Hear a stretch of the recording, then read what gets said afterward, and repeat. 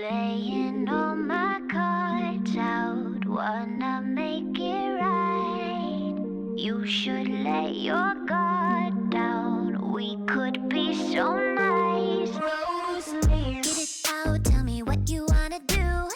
You're tongue-tied, but can we make it two? Like, I know you said that you stay here with me, then why you shoes still on? You hate me, I knew it. Don't do it, don't run and tell your man. The truth is, I couldn't ever stand a chance, but talking to you's like poetry. Yeah, I'll never leave you, Rosalie. I've been putting in time, I've been working all night. Get close to me, turning water to wine. I can show you that light, oh Rosalie. You know she catching my eye when I'm passing her by at the grocery. I've been putting in time, I would do it all night for Rosalie. Yeah, girl, I know that we just met, but I can't get you out my head. Want you to tell me I am yours, 'cause you're the sweetest thing I ever saw. Got me on Sunday singing, oh my God, but I'm confused, don't know the truth. Is that your dude, is he good to you? Rosalie, I've been putting in time, I've been working all night. Get close to me, turning water to wine. I can show you that light, oh Rosalie. You know she catching my eye when I'm passing her by at the grocery. I've been putting in time, I would do it all night for Rosalie.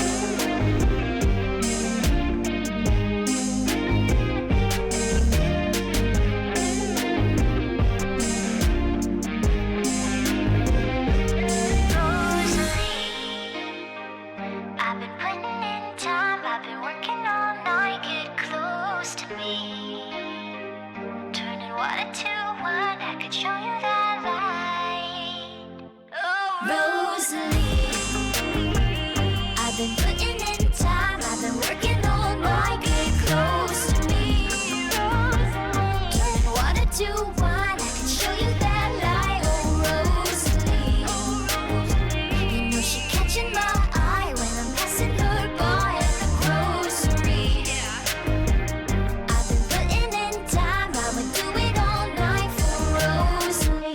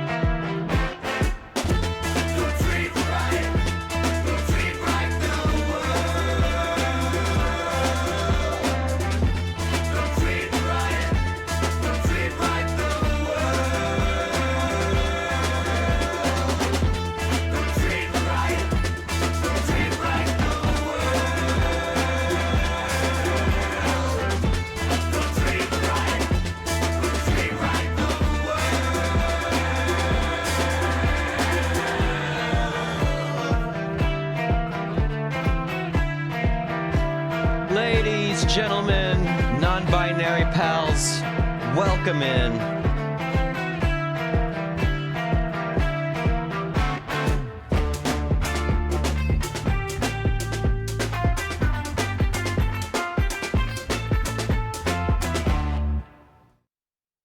Oh, welcome everyone. It is, what is today's date anyway? Jesus Christ. 29th of April, 2024. It is almost 8 o'clock Eastern time. Let's go. Well, I'm back. I'm back streaming. I've got all my shit figured out now. I've got my new mic set up. It's all good now. Hell yeah. Hope everybody's having a wonderful Monday. I think Monday. Yeah, I think it is Monday. Oh my god. Yeah. We're gonna be doing just kind of a little bit of everything today. I don't really have a plan. I think those are the best streams, honestly.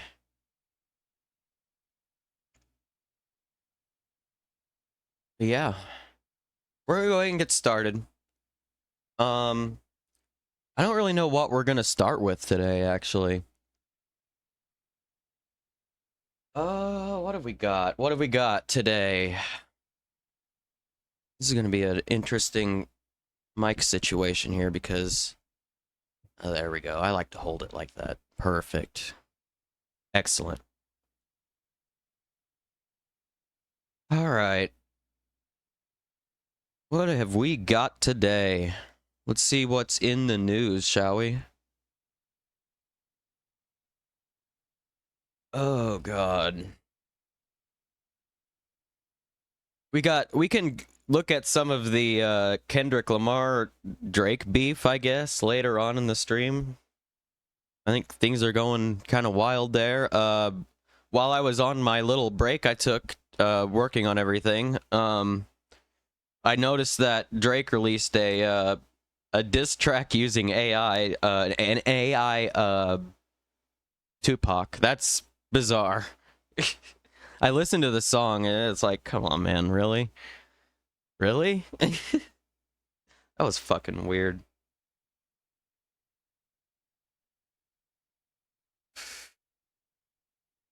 Anyway. We are here. We are here, and we have arrived.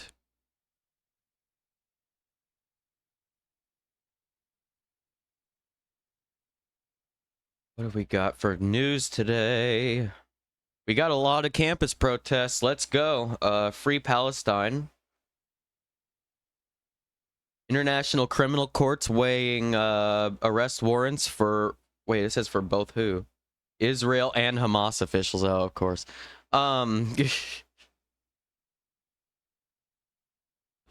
Pro-Palestine... Oh, they're near the White House right now? The pro-Palestine protests? I didn't know that. I just woke up, so I am getting all the news right now. Let's see. Let's see. Oh, that's a 2-hour live from yesterday. Oh, that was yesterday. That was the White House protests. Okay.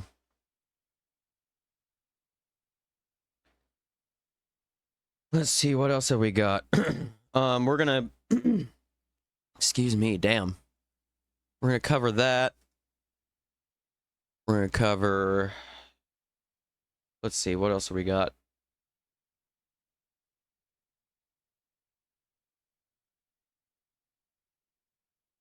Oh, I don't know. Let's see. News again? Show more. Did Christy Gnome shoot a puppy? Probably. I saw this, or I was hearing about this over the past couple days about Christy Gnome. We'll be probably going into a little bit of that. I don't know. Okay, that's a wild story. Holy shit. Oh, fucked up. It's not really giving me a lot of news videos.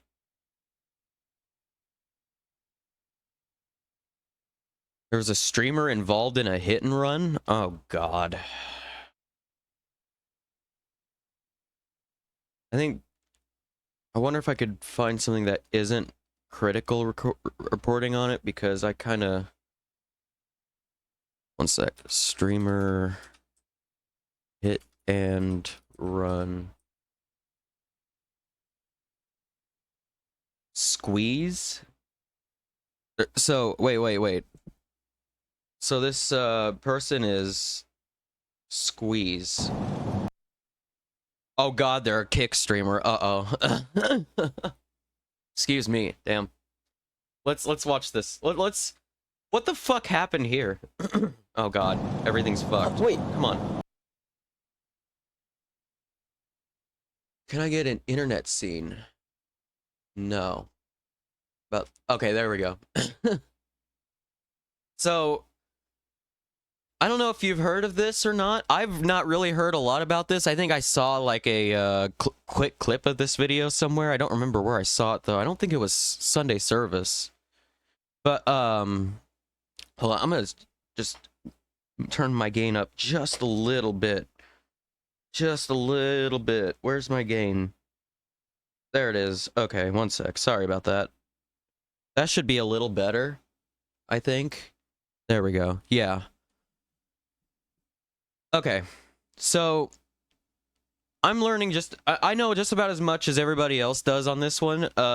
There's two streamers on Kick named Squeeze and Neon, and apparently they went on a little drive together on stream. And all I want to say is that like I will be doing IRL streams here at some point. We'll be going to different places in Indiana, just checking out shit for now. We might do other states later on. We'll see. But this is an example of why I take safety during driving streams so fucking seriously. And even then, I'm still not as satisfied with the safety protocols I've taken on stream. I'm going to continue to try and make it better. So, including like having a having a handle or a thing that holds onto my phone, a phone holder, so that I don't know. There's a lot of things that I need to do on that end, but we'll figure out things like TTS and stuff. But this is why I very much stress safety when doing driving streams. Let's take a look. Oh shit. Wait. No, actually, no. It's calm. I like it. I like it. It's calm.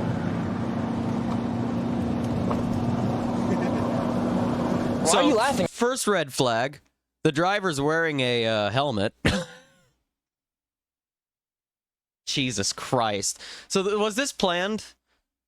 Were they planning on being dumbasses? I feel like if you get into a car wearing a helmet, you expect things to happen, right? Or are you just doing it for the meme? God damn. This is weird. Am I getting trolled? It is funny. Am I getting trolled? Oh, this is cool. Why are you laughing, man? You're a dick.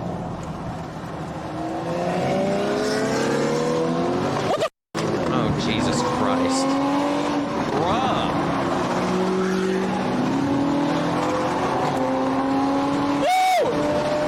Are you fucking kidding me right now? What the fuck are you doing? Squeeze! What's wrong with me? Stop! Stop! Stop! Stop! Stop! Stop! Whose idea was this?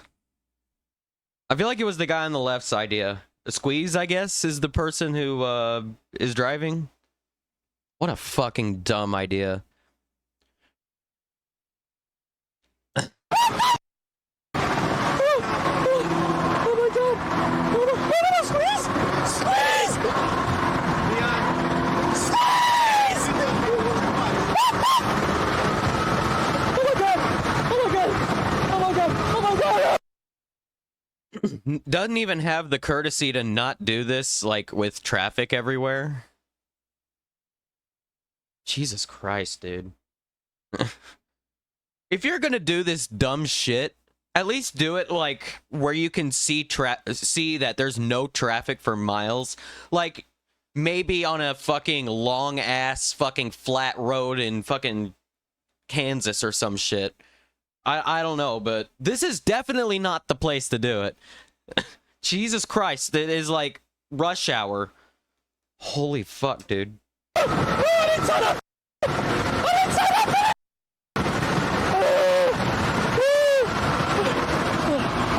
my god! You liar! You fucking liar! Yo, no! Oh my god. Listen, tell me if enough is enough and we'll stop. Okay, no, that's enough, I think. Look, I'm not gonna lie, this highway right here is a beautiful highway. Hey, man. Yo. No, I can't do this. No. I'm out. Let me out! Oh my god, this guy's motherfucker! Don't try this at home. Just don't. It's not gonna go well. It's gonna end up like this is gonna end up. Just don't do that. Oh, no. I feel like I'm in a video game. I'm in GTA! You're viral, baby. What the fuck? I feel like I'm on GTA. Jesus Christ, man. Oh boy. Squeeze!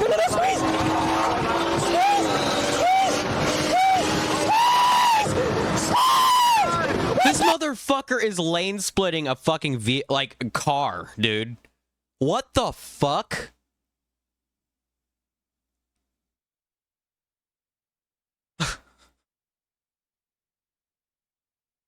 What even is this shit? Why? What is going on Kick? What the fuck is happening on Kick right now, dude?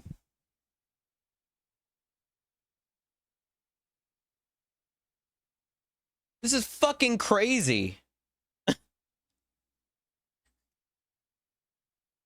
Are the rules on Kick just so lax that you can get away with doing like straight up like dangerous illegal shit on the road? I mean, goddamn, dude, that's crazy. Hold on a sec. I'm making my bowl. One sec. Let's see. Please!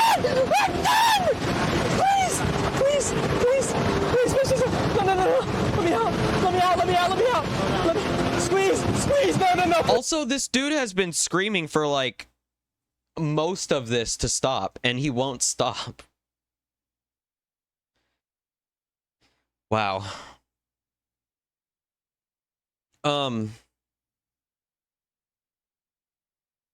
Jesus Christ. This is the same video, right? This is 23 hours ago, yeah. Okay. Please. I'm just making sure. I'm gonna jump out! Squeeze! Oh, Jesus Christ, dude. These near misses are crazy, okay? What the fuck? Hold on. Please! Look at this. Please! No. What the fuck? Let me out! Squeeze! No, please! I'm gonna jump out! Squeeze! Please, bro! This is he's like saying to quit, and this motherfucker just won't stop, no matter what.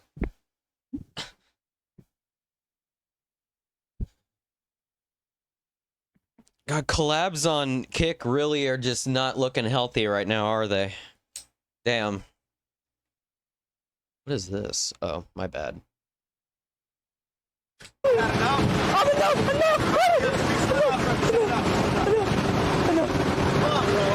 on, bro. Please, dude.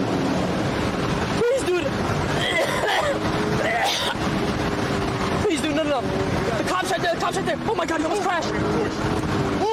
Chill. Stop. Stop. You're tripping. Squeeze. That's a cop. Squeeze. That's a cop. You're tripping.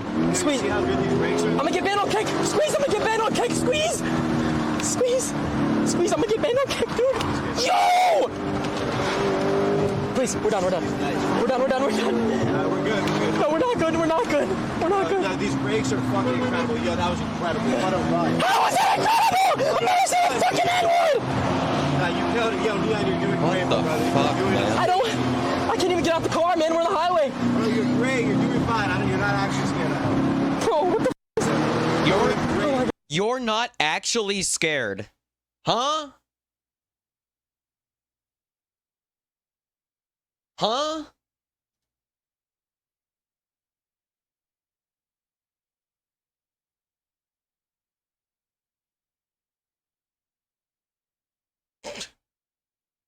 Jesus fucking.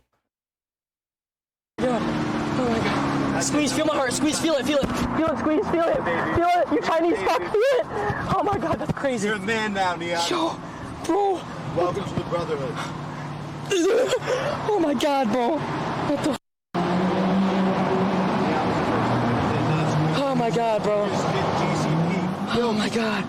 Yo, the Done? dude in the back are mad chill, too. I'm not gonna lie, bro. What the what's You guys see how nice he is, alright? Yo, Squeeze, bro, the chat's going crazy for you, Squeeze. The chat's going crazy for you, bro.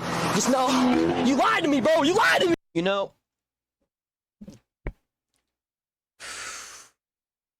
I didn't even realize that someone would have been recording this. So there are also people in the back seat while he's doing this shit, dude. How many people? There's like 4 people in this car. The chat's going crazy for you, bro. Just know, you lied to me, bro. You lied to me. Yeah, you just went viral. Bro. Yo, my reaction from the front was insane, bro. Holy bro. We got the GoPro footage, too, so You gotta drop that bro. Holy bro. W Squeeze in the chat, bro. Eddie, I had nothing to do with that, bro. I'm a hostage, man. I'm a hostage. Squeeze Benz, ladies and gentlemen. Squeeze Benz, bro. Shout out Snow. Becoming a hostage to a kick streamer for clout. I shouldn't say that because I don't know how this even came together, this fucking idea. Like, it seems like I don't know, Neon does not seem to be into this at all. Was he kind of forced into this? Or like, were they like peer pressuring him to do this? What the fuck, dude? Well, I don't even know the full story here. I wonder if somebody can, or if there's a video that goes over it. Well, maybe we can watch something later on, but we're just going through like some dumb shit that happened while I was gone. So, but yeah, we'll see. If maybe there's like a video or something on this. Oh, right there, the white BMW. Squeeze Benz, bro. Squeeze Benz in this bitch. Leon, you did great, my boy. I'm very impressed. I with you, Squeeze. Leon, you did You amazing. do Yeah, like Mark, the let's show unthinkable, this. bro. You do the unthinkable, bro. Good, bro. Wow. Oh my God, man. Yo, Neon, your camera Was that is beast, bro. the end? You're so chill in the back, bro. Yo, bro, how did that look? Chat, how did that look to y'all, bro? How did that look? It was looked that, fucking bro? terrifying They're saying and more. bad. It It looked yikesy. Yo! What? Yo! Put the window down, JCB. Yo! What the fuck, Squeeze? Squeeze! Oh my God, you have such a hard name too. Everything about you, bro. You're a hard Chinese. I love you, bro. I love you. I hate Chinese people, but now I love them, bro. Konnichiwa, my brother.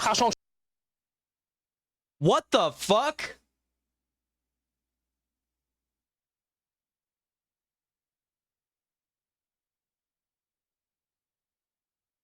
All right, well, I think we're done with this video. Why am I surprised that ended up going that way? All right. Jesus Christ.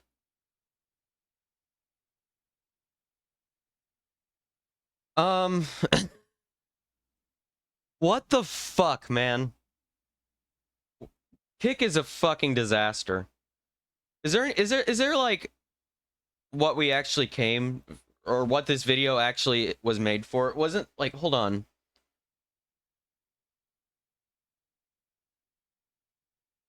Hold on a sec.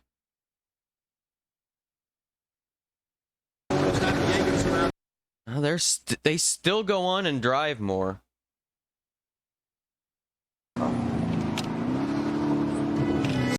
Okay, here it is. Here's the fucking reason I even pulled this fucking video up. I think. Oh, sweet God. I can't even figure out where I am now on this. Oh my God! Oh my fuck! Oh, what the? Oh shoot! And if you didn't see that, Calm.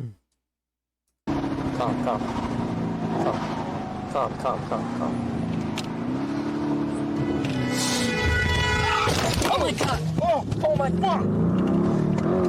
Oh, what the? Oh shoot! they hit a truck and then they floor it away. They're also driving a Lamborghini, which is like, yeah, like classic getting a Lamborghini and crashing it the first time you put it on the road or some shit. Absolute classic. So yeah, it looks like some dumbasses filmed themselves doing a crime on Kick. Doing many crimes, but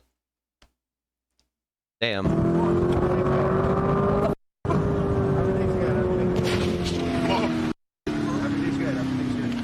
Oh, shit. Everything is 100% good. Drop me off. We're good. Everything's fine. Yeah, that's it. Drop me off. Drop me I need to get off. dropped off, bro. Anywhere. He's dropping you off right now. You guys are good. Drop me off. You guys are good. All right, right here. Drop me off. All right, thank you, bro. Thank you. Bye. All right, thank you, bro. Bro, that shit's Come on. crazy. Come on, give me my phone. No, come on, bro.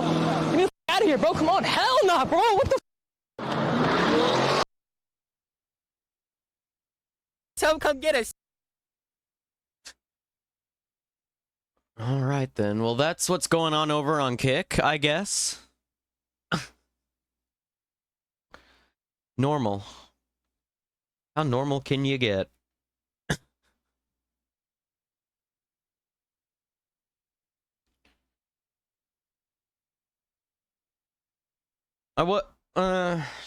Should we watch the critical video on it?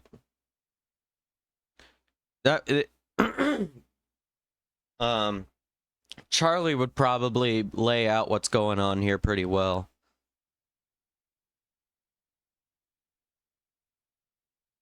He's usually pretty good about laying out internet drama shit. Another day. Let's watch a quick Charlie video and then we'll continue.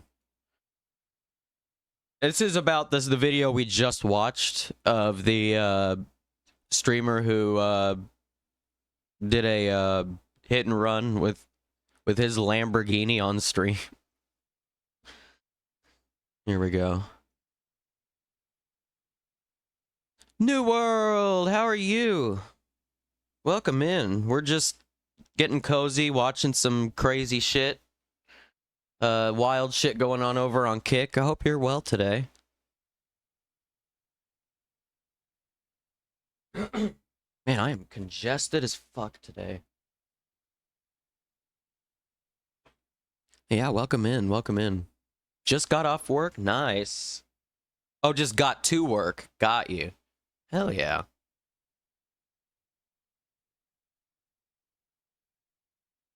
Alright, let's see what Charlie has to say about the hit and run stream.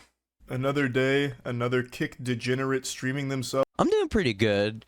Just getting back into the swing of things with stream here. We're going over some internet drama before we hit the news and weather, and probably do some reacts and chill today. It's going to be a pretty chill stream today. We might go over some Eclipse stuff. I've got my brand new mic. I think it's going pretty well with the mic. Hell yeah. Stream match? Hell yeah. I'll join you. I've got my green crack today. I think it's a sativa strain. It's a classic strain, actually, I think. Yeah, let's see what Charlie has to say about the hit-and-run streamers on Kick. Committing crimes. I swear, there's more crime on Kick than there ever was in Gotham. And today's Kick crime comes from a familiar face that only a mother could love, and I guess OnlyFans girls that are using him for his money, Neon. He recently got released from jail to everyone's dismay, and he is already back on the grind producing content for the weirdos that no one really likes. Yesterday, he came up with a banger idea for his content where he actually linked up with a criminal who is somehow a bigger loser than Neon, if you can believe that. His name is Squeeze, and he's considered the most dangerous driver in New York. He rents supercars. The most dangerous driver in New York. Well, I would say if you're signing up to be on a stream with someone called the most dangerous driver in New York, you're kind of asking for something to happen, something to go wrong. I don't know.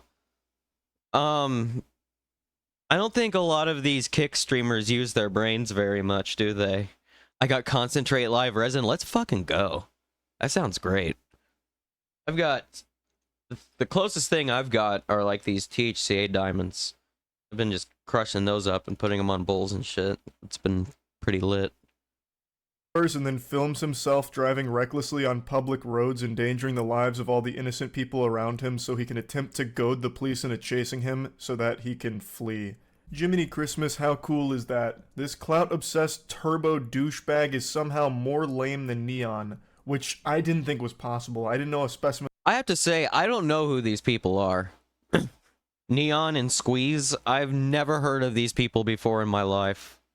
Is this like the group that hangs out with fucking Aiden Ross and all those, like Sneeko and all those pieces of shit? Oh god, I bet that's what it is, but I'm sure there's a lot of other Aiden Rosses on Twitch, on Kick though. Hell, there's a lot of Aiden Rosses on Kick, on Twitch too. Something like that could exist in this realm. So the two of them together, that was a match made in heaven. If they weren't streaming, they probably would have been fucking each other. Two ultimate losers coming together to commit crimes. So they streamed on Kick, of course, driving recklessly, and then it ends up with them in a hit and run. Okay, alright, we're good. Calm. Oh yeah, and if you weren't here for it, when we were watching the full video, they did a racism, so we pretty much cut the video. We stopped watching the actual full video, and we just watched the part that happened. This is what happened to these streamers. Calm.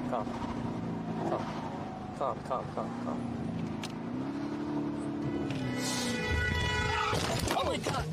Oh my fuck! What the fuck? Yeah, they hit a yellow, like, work truck, and then they run away. What the fuck? You got Red Rust on the other tablet? Oh, we're both streaming? Hell yeah, let's fucking go. They're still streaming after I'm done. I'll probably raid into them. But Neon I might be begs going to a be while, let out though. of the car, and his wish was granted. They let him out, and then he starts running away, saying that he needs to get inside and off the street. He starts treating it like he's trying to lose stars in Grand Theft Auto here. Trying to lose he is stars in clearly- Grand Theft Auto. That's exactly what the fuck he was doing, because as soon as he bolted... It's like, bro, you put that on Twitch. This isn't... You put that on Kick. It was live. You can't... This isn't GTA. You're gonna go hide in a corner for like 45 seconds and get away completely scot-free. That's not how that works, friend. Freaked out by all of this. He also just got out of jail, and now he could be looking at some more problems. Now, granted, he wasn't the one driving, so I don't think he'd face any serious repercussions, though I imagine maybe they could come after him for setting this up, because this was clearly the idea behind the stream, is get together with the most dangerous driver and do some dangerous driving for Neon's stream to entertain his audience. So it'd be like premeditated crimes, pretty much, for the sake of Kick streams. Now, Neon has been banned for this, and I know it's not going to be permanent because nothing on Kick ever is. They are a platform that is impossible to take seriously because it is pretty much used by a lot of people as a place to just broadcast actual illegal activity, and Kick still does really nothing about it except give them a 72-hour ban at most. Which always makes me laugh because a lot of Kick streamers, as well as Kick themselves, would talk about how Twitch is so inconsistent with their rules, which they are, don't get me wrong. So like a girl spreading her butthole live on camera, or I mean, okay, I don't co-sign a lot of what Charlie says about like hot tub streamers and stuff. I very much disagree with what Charlie says about hot tub streamers. Who cares, man? Like, who gives a shit? It doesn't affect anything. I don't know. Jesus Christ. I just feel like people kind of jump to... I feel like it's very much misogyny laden when people come after hot tub streamers. even having full-blown sex on cam on Twitch only resulted in a 3-day ban. Meanwhile, Kick still does the same... I mean, like... I don't know, man. I don't fucking know. ...kind of shit for similar content like that, as well as actual crimes that are being broadcast there. They are still guilty of... I'm much more concerned about people doing hit and runs on stream than I am about hot tub streamers. I don't know. Is that a hot take? I don't think it is. Is that a hot tub take? Oh shit. Doing exactly the same shit of terrible enforcement of their rules, and it blows my mind that they don't see that. Like, for some reason it's different when Kick only gives a 72-hour ban for someone having sex on stream, or not even ban them for having sex on stream most of the time, and also only gives like a 72-hour ban for fucking criminal activity. It's laughable. But anyway, after the hit and run and the adrenaline started to wear off, Neon did a bit of reflecting. Hey, Jazzy John, welcome to the stream. Thanks for the follow. Hope you're doing well today. They should just do a hot tub stream and shut it. I'm doing pretty good. Just getting ready, or getting the stream flowing, and just getting started here. We're gonna be going quite a bit, or quite a while today. I can't even talk. But I'm only 50 minutes in and I can't talk anymore. Great. I hope you're doing well, Jazzy John. Welcome in. In a very somber mood about how everything went awry. I was there to do a Q&A, sit in his car. We agreed and handshaked only 10 over the speed limit, and this retard just went crazy, and I can't do shit. I'm sitting there. I did not actually hear what they said, but I think they may have said the thing. My audio's way low. Hold on. My monitor. Did this streamer say the thing? I kind of picked it up with my ears, but I couldn't really tell. In the car, what the fuck am I supposed to do, bro? I can't just jump out when it's going 100 miles per hour, bro. So, it is what it is, bro. It is what it is, bro. Don't tell me to shut up, bro. Don't tell me to shut up, bro. The fuck? Shut up. I like how even his own chat is bullying him here. Like I've always said, if oh shit. Oh my god, dude. You imagine just totaling a fucking rental Ferrari for your like 20,000 viewer kick stream, and then you're just getting fucking roasted for it. Oh my god. So I don't know how it works, but wouldn't that streamer have to pay off that damage, or buy out the car outright if it's totaled? I don't actually know how renting vehicles works. I've never done it, and I don't ever plan on doing it. A rental Ferrari, or no, it was a Lamborghini, my bad. A rental Lamborghini, which I don't know, that kind of the same thing, I guess, in my brain, but yeah, you go out, you rent a Lamborghini, and you just drive like a maniac on the highway for clout, and then ram a work truck with it and drive away. That's how this works. That's how Kick works. Oh god. If he wasn't a streamer, he would probably be a professional swirly victim. Like, his face would know the inside of a toilet bowl better than anyone else on the planet. Professional swirly. Oh, well, look. I don't think you can come back from this. As a streamer, if you do that, yeah, your community's just gonna dog you for that forever for that. It's over. It's done.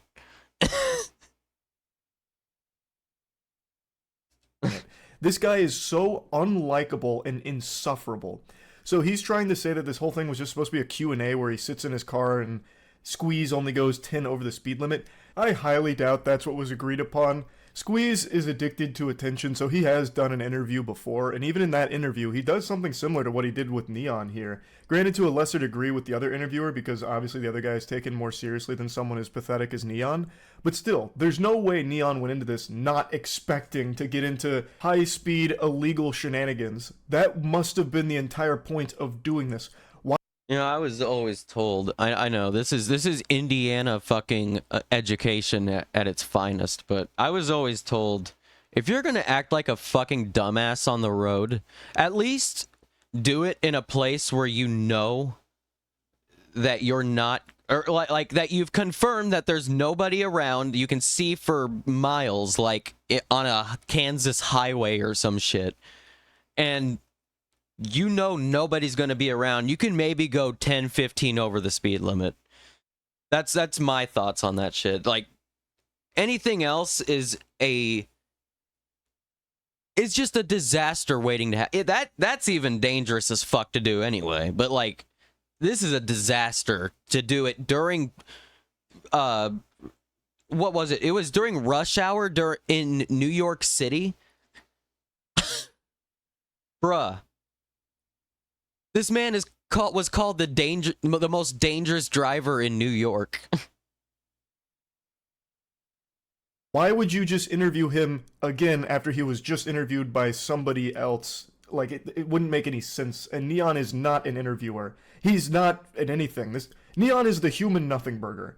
So the only thing that he could have possibly concocted here for his stream is to excite them with Squeeze driving recklessly as Neon screams like a bitch in the passenger seat. That had to be the entire purpose behind it, not some kind of fucking Q&A with Neon at the helm. That sounds like the biggest snooze fest of all time, and he knows that. Also, like, there's you're a fucking streamer. You could go to a racetrack and, like, yeah. Like, you could rent a racetrack for like 3 hours to do a fucking couple laps in your rented Lamborghini on your stream. You could do that. Like, there are ways to do shit like this in a responsible manner, is what I'm trying to say. In a way that's controlled and safer at least. I went 200 Canadian speed on the back roads. Well, I mean, I don't know. Like, that's just my approach to it. Like, I don't know. I'm not gonna be like, how dare you or anything. Like, no, that's just the way I approach that kind of thing. Like, I'm not a speeder. I'm really not. All my speeding is done in iRacing, so I kind of get that out of me. I guess, like, I don't know, I don't speed when I'm on, when I'm doing tornado spotting either, actually. Yeah, I don't really ever speed, that's right, on the back roads to be safe. Yeah, that's responsible. At least, yeah. Yeah, it's not rush hour New York City. That's a lot better, I would say.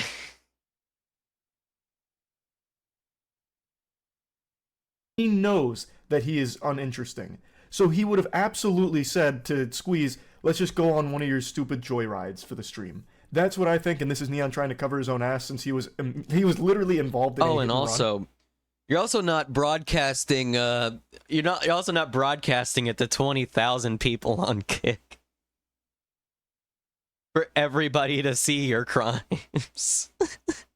Who would have thought this was ever a good idea? Like, I'm doing it on Kick, so that means it's safe. Mm-hmm. If I do it on Kick, that means I can't face consequences.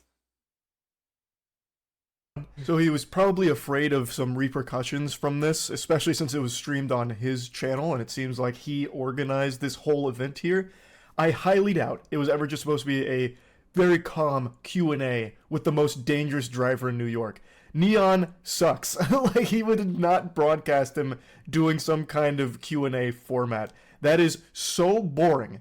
I would rather listen to a 2-hour audiobook lecture on the Krebs cycle than ever listen to Neon interview someone. And I know his fans feel the same way. Like, his view bots, they don't really care. They're gonna be there regardless because Neon's paying for them. But the ones that actually watch him are like the perpetual jingling keys addicted children. And they are not gonna just watch a dumb Q&A with Neon. So he would have absolutely said, just go crazy and I'll stream it. That's what I think. Squeeze!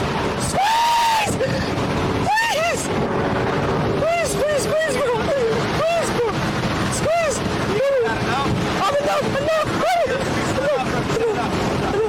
Bro, this is wild. Come on, bro! Please, dude!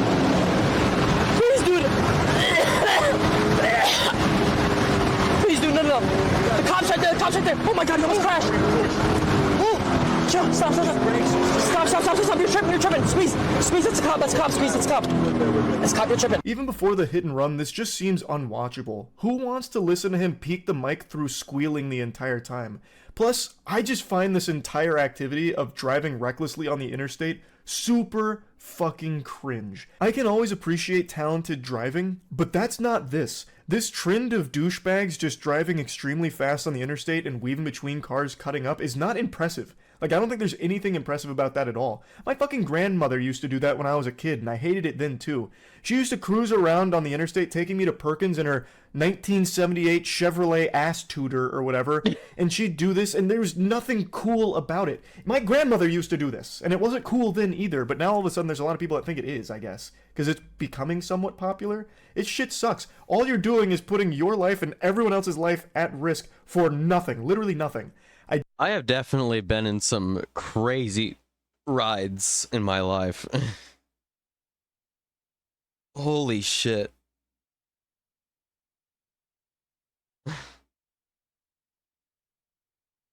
There's a lot of times where I've been in a car with a driver who probably should not have a license. I did do a bit of a deep dive on Squeeze in particular, though. He does seem to be a pretty talented driver, especially when it comes to drifting. But all he uses it for is this, illegal criminal shit, and putting people's lives on the line for nothing. Why not actually do something cool with that ability? Why use it for this garbage? It's fucking frustrating, it's infuriating. And the best case scenario is, when Squeeze inevitably does crash doing some of this content, he doesn't... Like, if you want to be a race car driver, bro, like, you are, like... you gotta be making that that kick money. Like, buy a fucking sprint car and get out there on the racetrack. Like, hell yeah, do that shit. Don't do it on the highway. On rush hour. Damn. Yeah, that was just fucking wild. Take anyone else with him. But yeah, anyway, just wanted to talk about this a little bit. Another classic kick crime. Classic. So yeah. Absolute classic. Oh shit.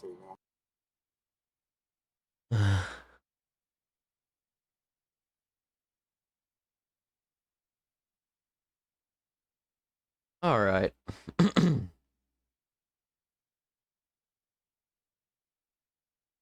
What have we got today? What is on the... Oh, I do want to show you all footage from the latest tornado outbreaks.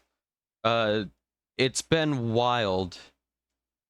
Get on the back road. Yeah, at least do that. Like, for real. It's so wild to be doing that with, like, nearly, like, there was a lot of fucking traffic in that video. like a lot, and they were just like lane splitting and shit to get through it. Like, holy fuck, that's terrifying.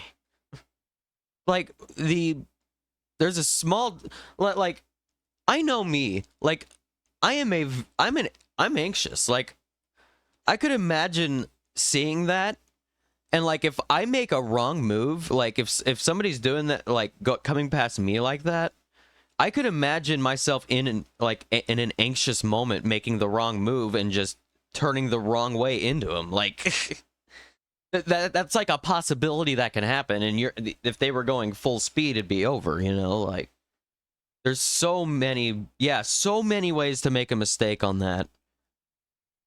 Shit. I think we were talking about that on Gwen's stream like about a month or two ago. Yeah. There was they were covering fucking something similar to this. I don't think they were streaming it or anything, or the person driving was streaming it or anything, but yeah, we were talking like one little mistake and it's over. It's all fucking over.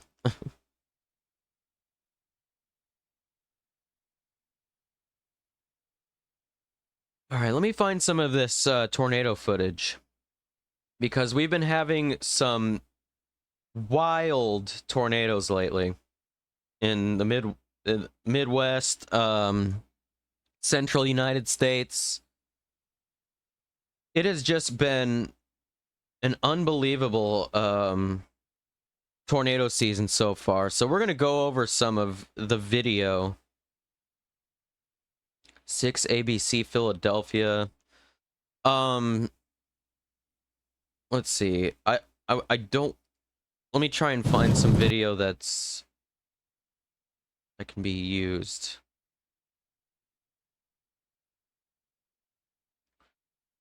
There's a multi-vortex tornado in Iowa that I wanted to show. We have to do a documentary watch for multi-vortex tornadoes, because holy shit, they are terrifying. Absolutely unbelievable phenomenon. Oh shit, here's a good one. This was from Harlan, Iowa. This is I say this is a good one. This was a enormous fucking tornado that happened a couple days ago in Iowa. I just wanted to show this. This is from Storm Chasing Video.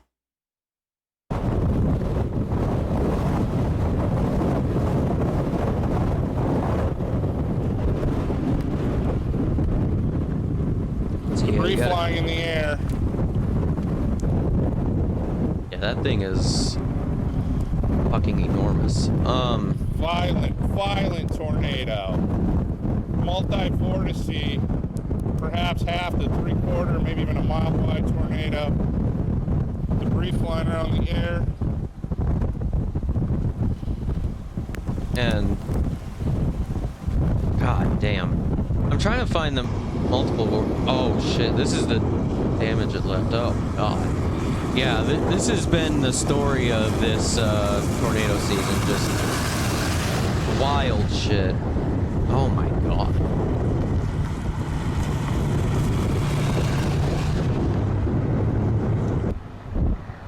Yeah, look, there's a fucking car on its side over here. Holy shit.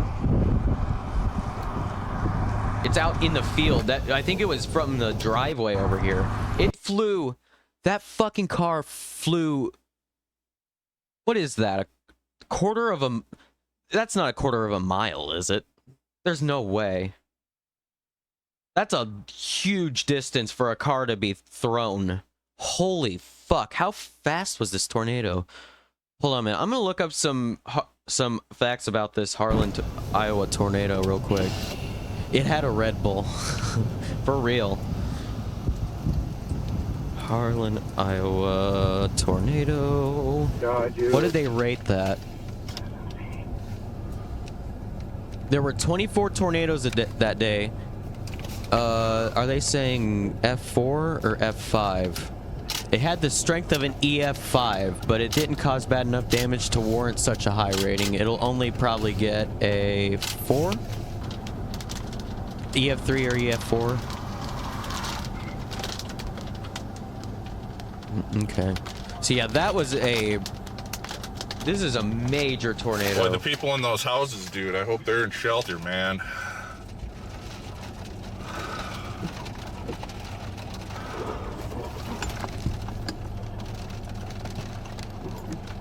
Take a look. We're gonna take a look at the actual live radar here in a There's bit to see if definitely all anything's sorts of going on. debris in there. Because it's just been daily. It has just been absolutely daily that we've just been seeing this shit. Yeah, I mean, they'll figure out the rating from the damage it caused. It tends to be F5 tends to be reserved for when homes have been completely like erased off their foundations.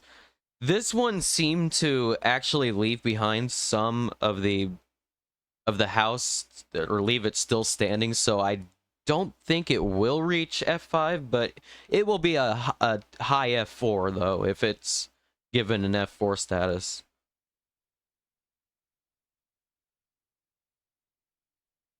We have a wedge tornado from Blair, Nebraska on the 26th.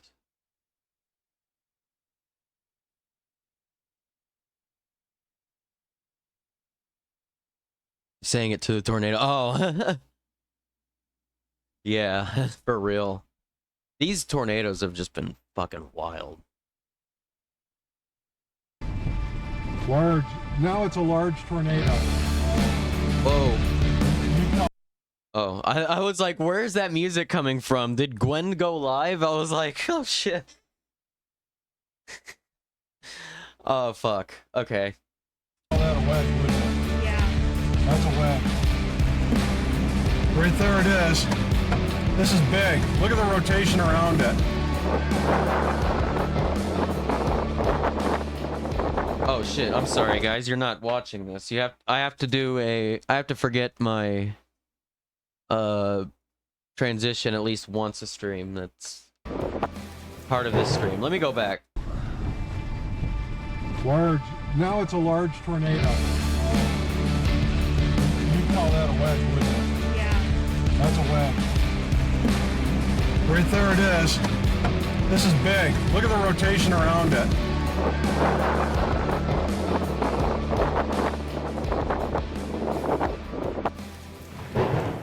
South of Blair, Nebraska. Okay. I do want to say, before we get started with this video, I'm gonna post a link. I'm gonna post a link to this website here. You can buy weather alarms for your home here. It's quite important to have a tornado or a storm alarm in your home, like a weather alert radio. Academy Sports sells them.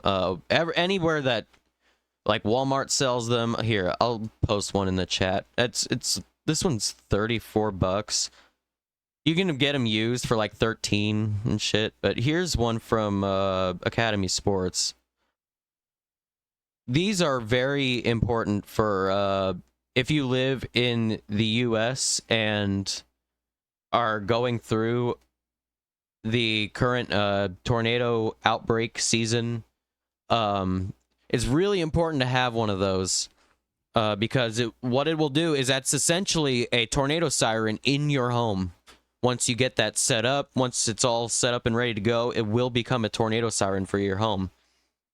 So if you're like, if you might not be able to hear the tornado sirens from where you live, or sometimes even these weather alert radios will even go off before the actual tornado sirens go off. So there's a lot of good reasons to have a weather alert radio if you are in Tornado Alley. So that's one you can pick up. I think that one's $31.99. There's cheaper ones. There's definitely more expensive ones. You can get the ones with all the gadgets and stuff if you want.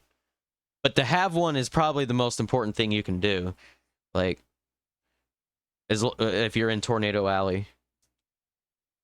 All right, let's watch this. Let's watch a little bit of this. We're starting to close in now. Hey, what are those other two storms doing? Remember that we were... Oh, yeah. When we were debating to take this or... This other one? Yeah, is it falling apart? Down there.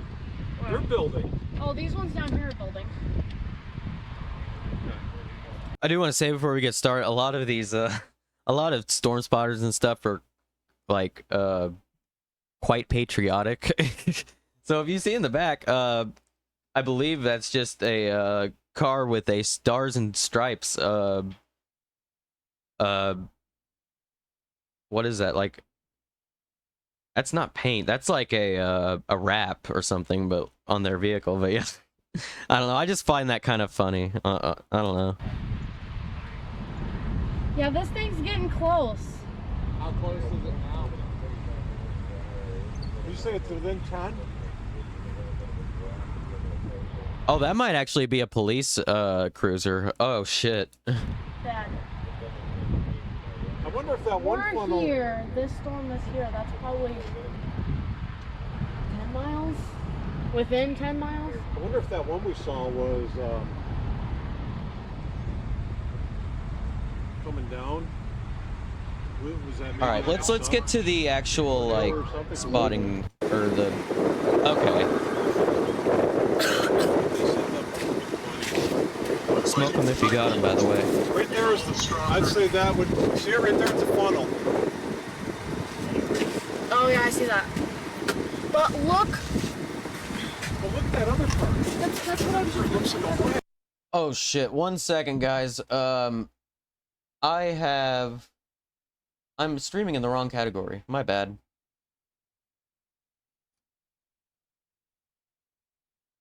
I forgot to change that when I woke up. There we go. Oh, it is. It looks like it. It looks like it. Oh, power flash. Power flash.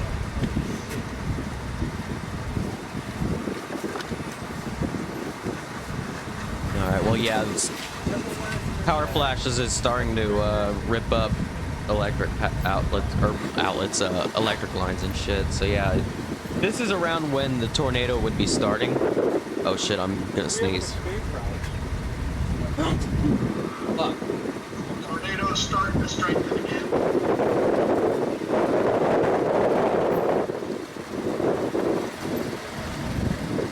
All right, I'm back. Yeah, here's the. It's currently forming. I guess there's something on the ground, but it might be rain wrapped, which means you can't really see it.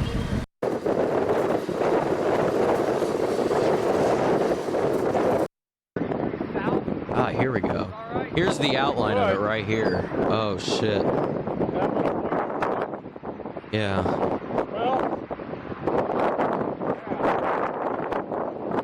Blair, Nebraska. If you're in the path of this, you need to be underground. We got everything, right? Yeah. I got the cameras on top rolling. Yeah, this was a few days ago. Towns affected immediately would be Bennington, Washington. I think this is Hey, the Dale. 26th. We're probably best going south here, aren't we? Sorry, let me find a interesting spot. Oh, maybe they have shit. an elderly. Yeah. There it is. Yeah. Okay. Yeah, it's. There it is. That's the debris. Yeah, There it it is is. a tornado. Yeah. This was 4/26/24. Can they see it on the... Can they see it on the... You guys see it on the... Let me turn the truck a little bit here. This is a wedge slash stovepipe. Right there it is. This is big. Look at the rotation around it. And it's heading right for that town. Shit.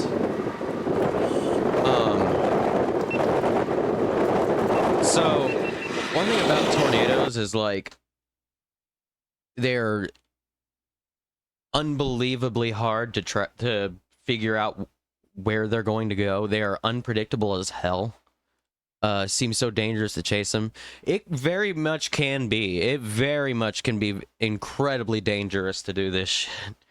I've never actually gotten the chance to see a tornado in my life. I've seen funnel clouds or like, let me see. I've seen like a forming tornado that still had not touched down. It was literally about to come down on my apartment, actually. But that would have been like a very that tornado would not have been hardly anything. It probably would have been like an F-0 or something. But like, yeah, it's just. It's incredibly dangerous if if you actually don't know what you're doing. If you know what you're doing, a lot of the danger is mitigated by just having the right equipment, knowing where you are at all times. Doing it during the day is a lot safer than doing it at night, because at night you can't see where the tornado is, and you're very much up to the whim of radar at that point. And radar is also kind of unpredictable. It doesn't really give you the whole picture. Sometimes it can give you a skewed view of where things are because of the way radar works. It's like, it's not a perfect system, so you're really taking a lot more risk at night than you are during the daytime. These guys are actually pretty safe. I would say they're about 1.5 miles away from the tornado. Maybe. No, they're probably like 5 miles away. They're safe. The only thing that could, yeah, I would say, is like if it were to turn their way, but you'd probably know if it's turning your way from that distance. So you got a lot of response time. So yeah, they're pretty safe where they're at. Yeah, this tornado is in this video heading towards a town. We got this camera on it.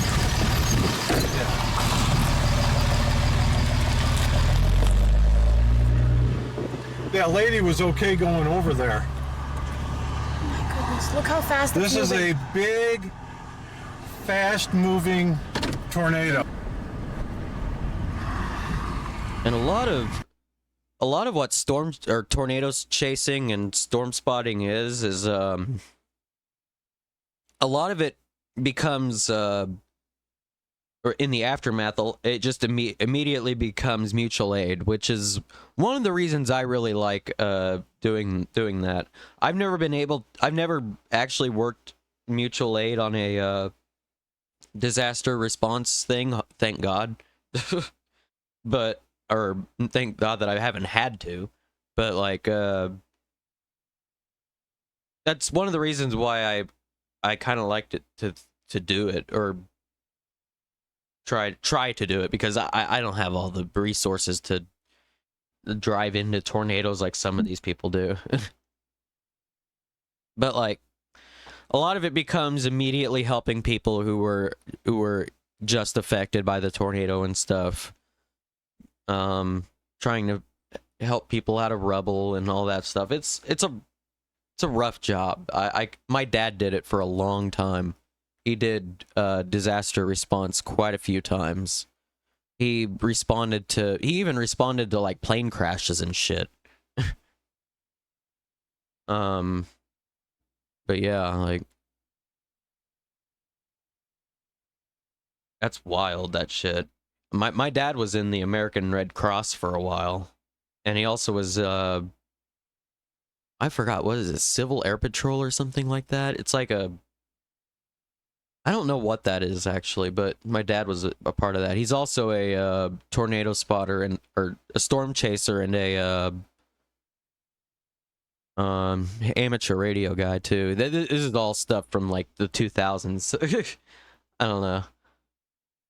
Yeah, I haven't been out to do storm spotting in a long time, but I'm just now this season starting to get back out and doing it. I went on my first run about a week or two ago. I didn't really see anything, but that's most of what storm spotting is literally not seeing shit. And that's usually the good days because, you know, nothing bad's gonna happen that day, so hey, there you go. I don't travel for my shit. I tend to stay in my region, so I don't. Some storm spotters will travel over states. Like, some of them will be based in Ohio and they'll go to Kansas for the big outbreak planned in the next, or that's going to happen in the next few days. They'll go out there and do all that stuff.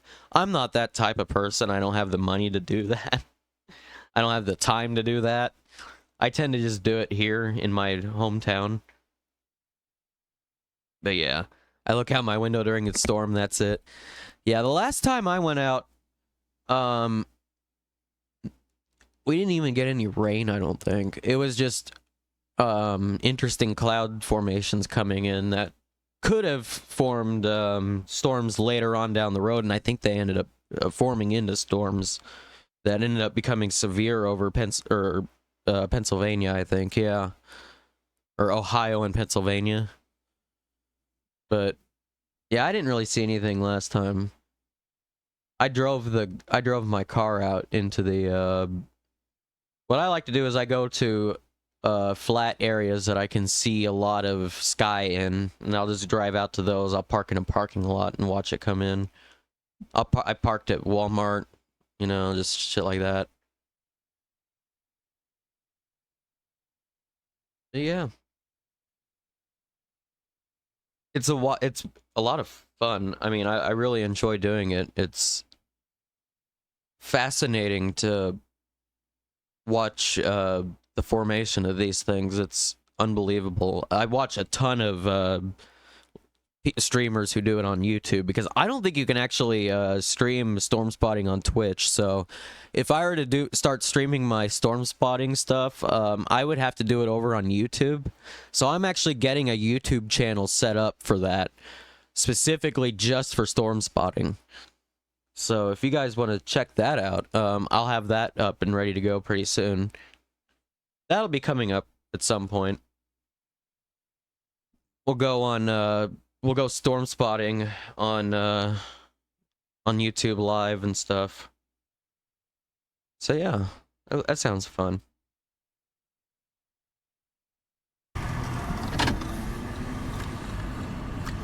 Keep this on the... Yeah, honestly, you can see a lot just by looking out your window during a storm, though. Like, you can see a lot of interesting shit. If you've got, like, if you can see, like, or if you're not in the woods, kind of like I am, but, like, yeah. Okay. Well, look at that. Now it's gotten really big.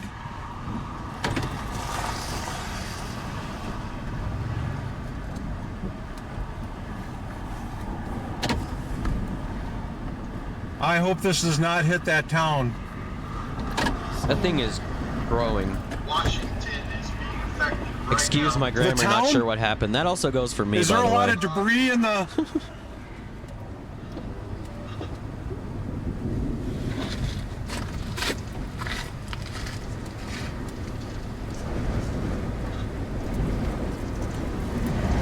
Wow, the inflow into this is super big. Absolutely wild how big that fucking thing is. This is another... No, Yeah, this is a different tornado than the one This we watched is, before, and that was we're right here. also We are- about.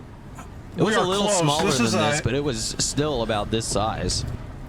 At the one point over there, yeah, EF3. This is a dangerous tornado right now. You're seeing a very dangerous. Tornadoes can. Let's take a look, because I do want to show y'all how absolutely wild tornadoes are. Tornado top speeds. Hold on.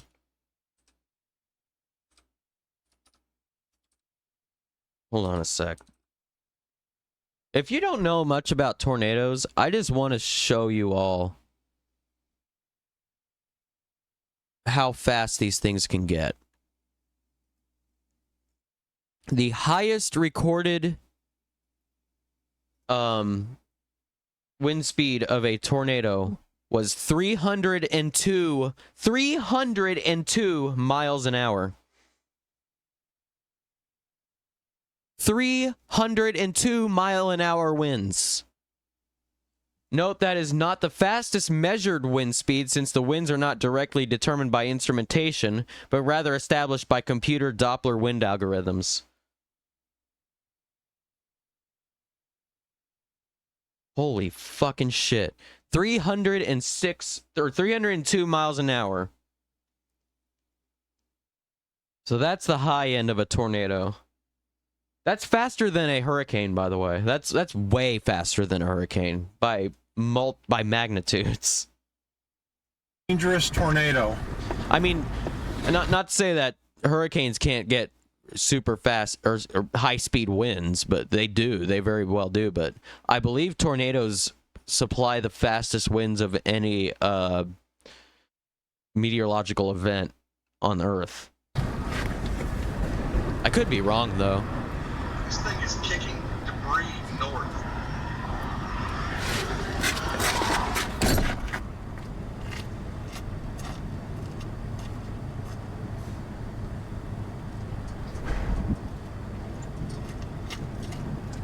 Give me my phone.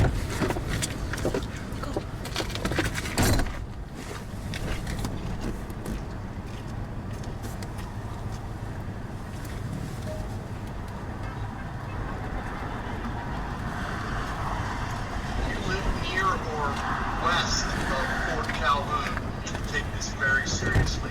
Okay, grab my camera. I would say... Sorry, I would say the winds of this thing are probably in the 250s. Maybe 250 miles an hour. Get it. This thing's a huge tornado, but I don't think it's gotten to record-breaking speeds. Okay, now it's rain wrapped. You cannot see the vortex in there, but you can see the way the rain is going, that there is an active tornado right there.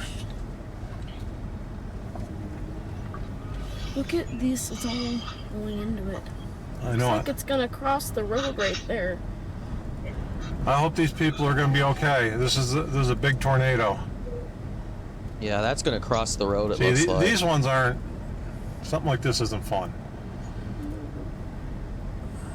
Yeah, this shit like this is like all hands on deck. We're about to go into mutual aid mode.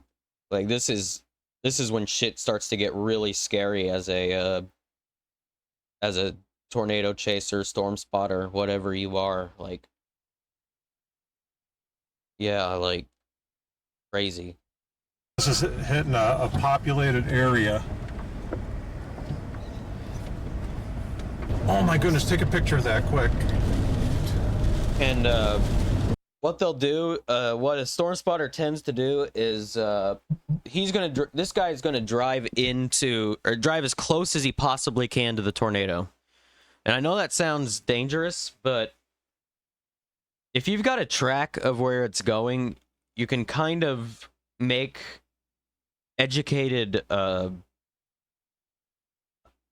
you can make an educated decision to where you're going to put your vehicle. I would say he's probably got a half mile between him and the tornado. It sounds dangerous as heck, but I get it. Yeah, it can be. This is when shit really starts to hit the fan and get incredibly dangerous. Yeah. Welcome in, Jellyfish. Hope you're doing well. We're watching the recent tornado outbreaks and how bad it has just gotten this season. It is just a horrible tornado season. Let's take a look. Let's see what happens here, because there's only 4 minutes left, but let's see what happens.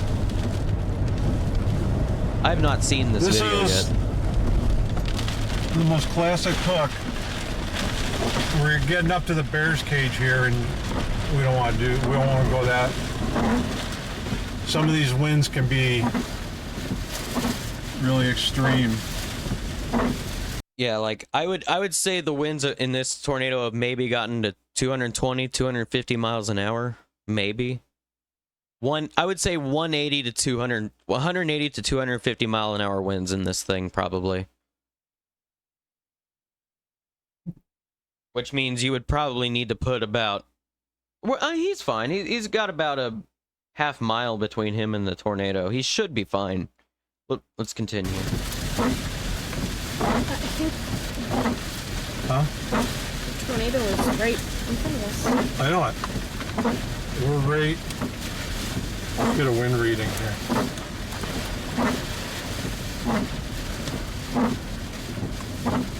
There it is. Oh shit. Yeah, it looks like he's gonna drive further into it. It looks like it's slowed down in speed though, so it's either slowing down in speed or it may have changed direction a little bit, which isn't good.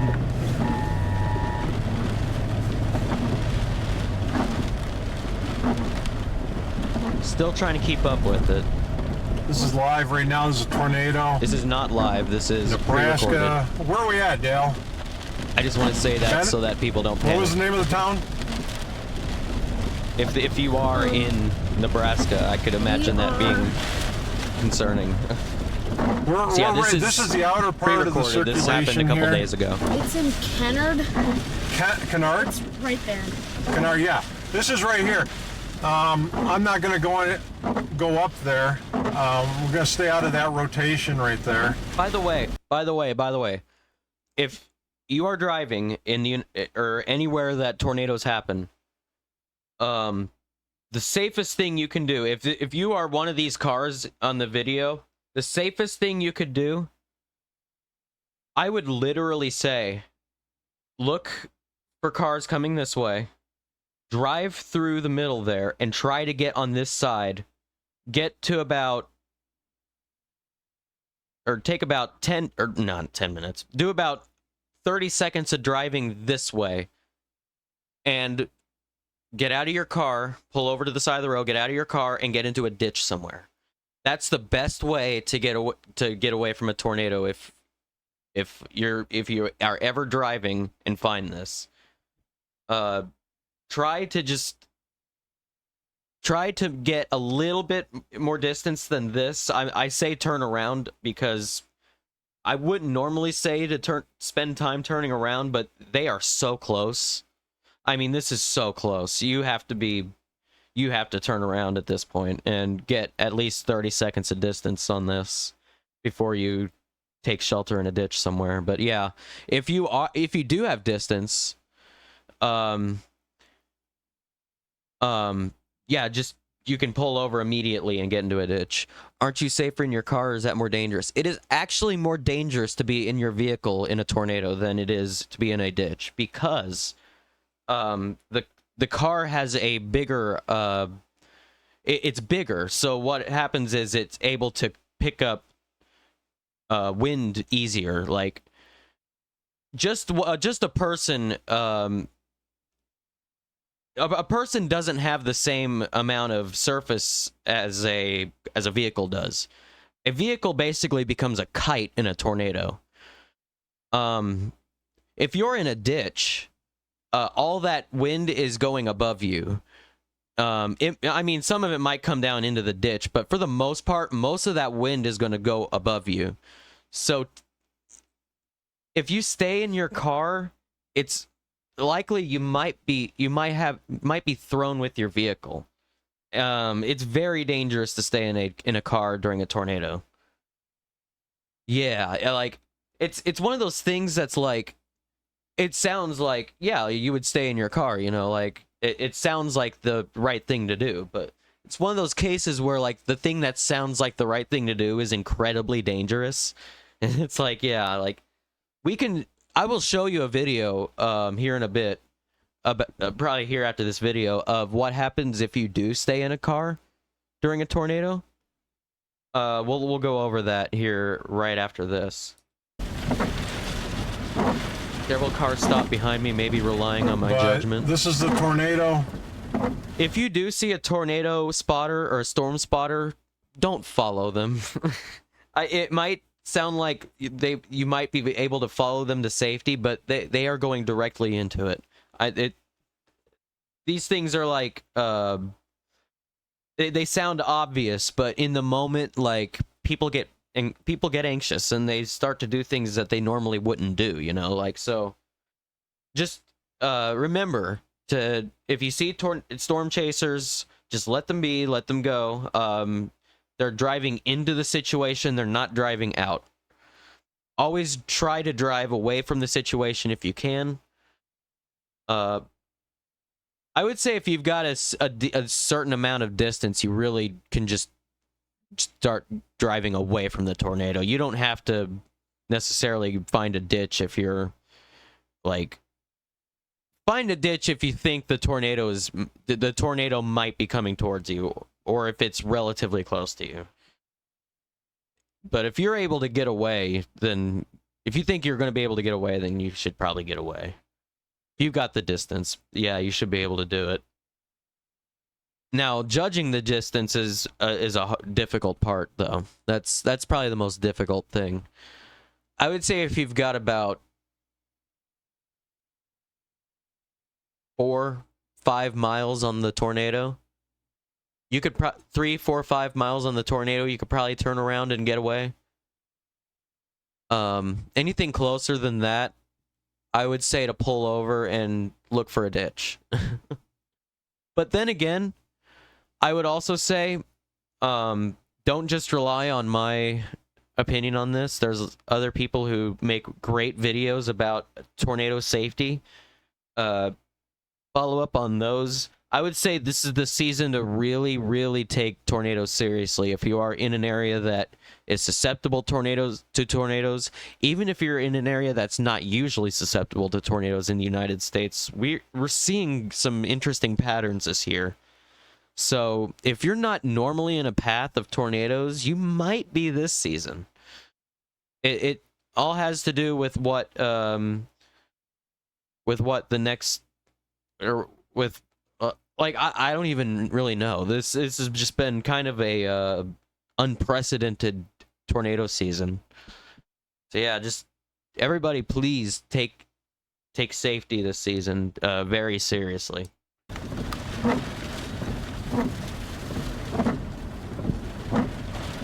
It's a very large tornado. Tornadoes passing between Kennard and Fort Calhoun right now. Yeah, it looks like it's about to cross the highway. Where is it heading? Any large towns or?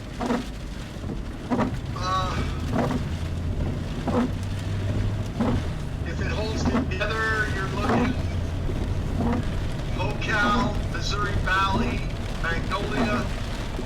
If they extend the warning. Okay.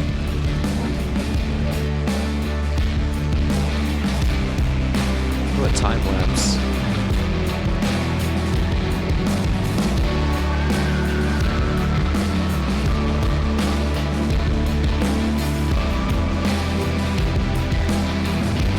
You can just see those clouds of gold.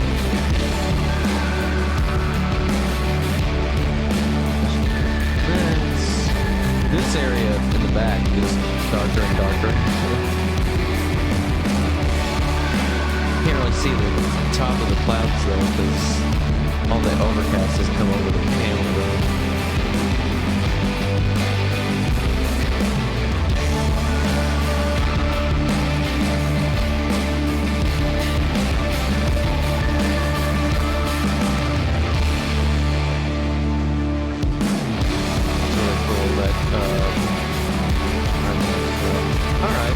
Interesting.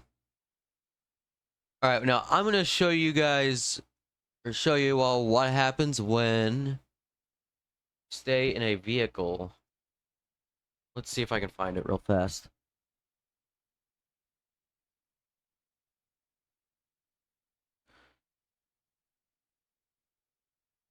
Where is... And not to mention, staying in a vehicle... Well, I'll show you all. It's also incredibly dangerous for one reason, because, where am I? Where the fuck am I? Who the fuck are you?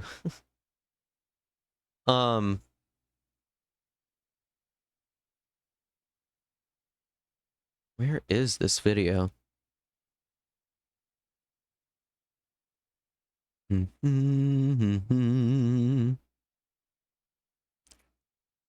I cannot find the video. I forgot what outbreak it was, so I can't really search it by the outbreak. So that's a problem. Texas and Louisiana chase? No. Winterset, Ohio wedge tornado. It was from March 5th.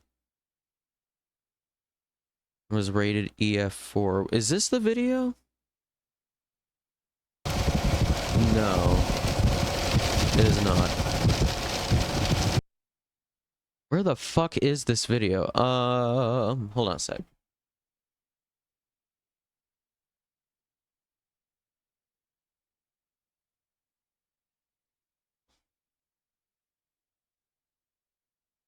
Hold on. I have to have seen this. Or I have to have, Oh, here's an interesting video, actually. NWS Norman. Oh, this was produced in 1977. Hold on a minute.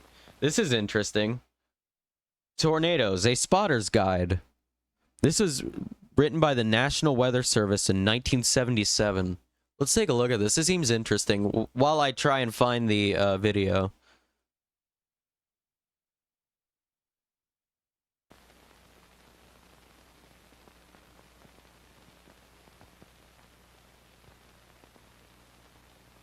Oh, shit.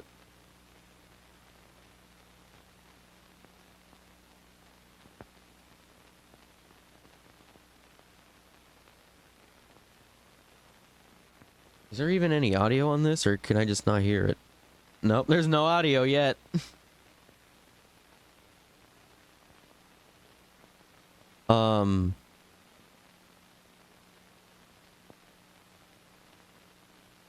Let's see. We will get past the tornado stun lock here in a bit. I just want to find this video because it's insane. May 26, 1976. A massive storm system is moving into North Texas from the southwest. A tornado watch is issued. At 2:25 p.m., large hail is reported as the storm moves northeast towards Dallas. 3:15 p.m. I found it. Tornado spotters are out in radio communication with the National Weather Service in Fort Worth. Here, reports from spotters are checked against radar reports from Stephenville. Radar is tracking the storm, shows nothing dangerous at this time.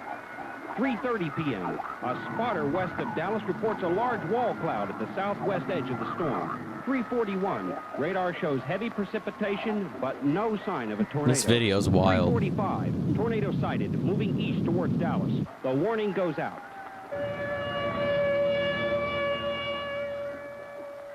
4:25 p.m. Spotters track the tornado over North Dallas as it tears up trees, roofs, homes, and buildings. Over $1 million in destruction. Yet, because the warning went out early, only one reported injury. While radar is indispensable, it does not always indicate a tornado. Trained spotters can. Spotters tracked this tornado from start to finish, while radar never showed it. Spotters, they are the most reliable source of information we have about tornadoes.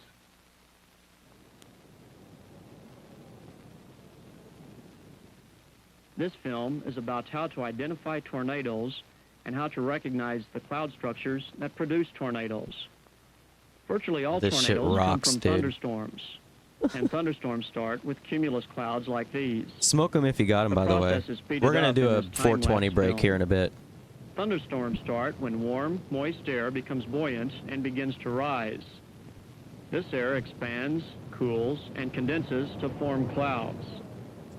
The cloud towers you see here are updrafts of rising air. You can see these updrafts grow to higher altitudes as they build in columns several miles in diameter and over 10 miles high.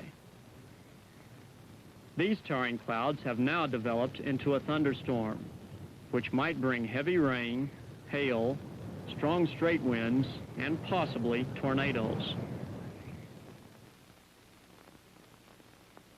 Here is a representation of an entire thunderstorm. Yeah, if you've ever to seen help a you cloud pick out like that this, part of the storm that's is when most shit's likely about to get produce a real. tornado. We are looking northwest. These sharply outlined and rapidly ascending towers locate the storm's most intense updrafts. The storm has reached its peak altitude and is being blown downstream into an anvil by high winds aloft. The cloud base under these towers is generally free of rain. Most of the precipitation falls out here to the north and east of the rapidly building tower. The tornado will most likely develop underneath these towers to the southwest of the main precipitation area.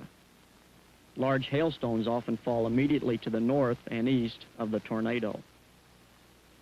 The tornado usually comes out of a cloud formation called a wall cloud. You may see rotation in the wall cloud prior Hell to yeah, the let's tornado. fucking go, New World. This thunderstorm, seen from about 30 miles away, draws air from miles I'll smoke around with into you. its updraft. A tornado would come out of this part of the storm directly below the building towers. The rain and hail fall here to the northeast. Another storm speeded up again. This one is about 10 miles away. Time lapse again. This approaching storm is even closer. Notice the absence of rain below cloud base and the updrafts above. Live view Now we're of looking under New the World's cloud office base. right now. It's dark here because there's a 10-mile thickness of cloud above. You are looking west. Looking west again, at the right, to the north, rain. At the left, a rain-free cloud base at the southwest edge of the storm. This is the part of the storm where tornadoes are most likely to form. Most tornadoes come out of the formation you see here, the wall cloud. This is The wall cloud close is to an what isolated lowering of the cloud base. as far as I've seen with It marks an tornadoes. area of strong updraft and should be watched carefully. It may produce a tornado. Maybe a little more Even than without this. a tornado, winds beneath the wall cloud may be extreme. Large hail may fall from beneath or near the wall cloud. See if it shows Here a to funnel the right of the cloud. wall cloud is heavy rain. From a distance, you can see vertical cloud towers rising above the wall cloud. I'm sure it will show a funnel cloud. I mean, that's the Looking west, formation rain to part the of a north, tornado. Rain-free base to the south, wall cloud silhouetted against the sky. Wall clouds can take on different shapes and forms. They are typically 1 to 3 miles in diameter. They're always connected to the cloud base, usually just outside the rain at the southwest edge of the storm.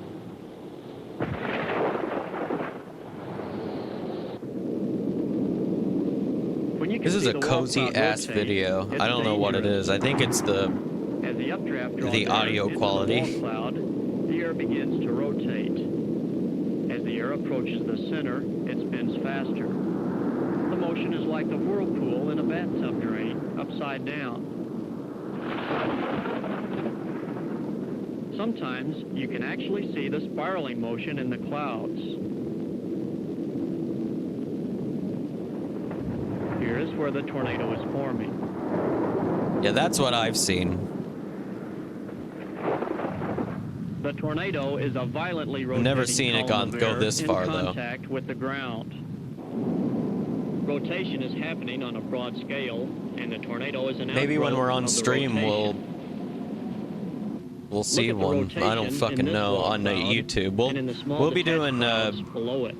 if you're just coming in, we'll be doing storm chasing streams on YouTube at some point because I can't do them on Twitch because I don't think that's actually I think that's against TOS. Up to 70 miles per hour. So we'll have to do it on Here's YouTube. Cabot, Arkansas.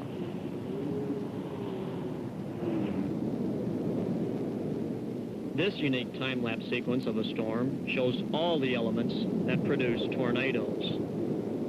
Updraft, rotation, and, below the base, a wall cloud. Out of this wall cloud forms a tornado.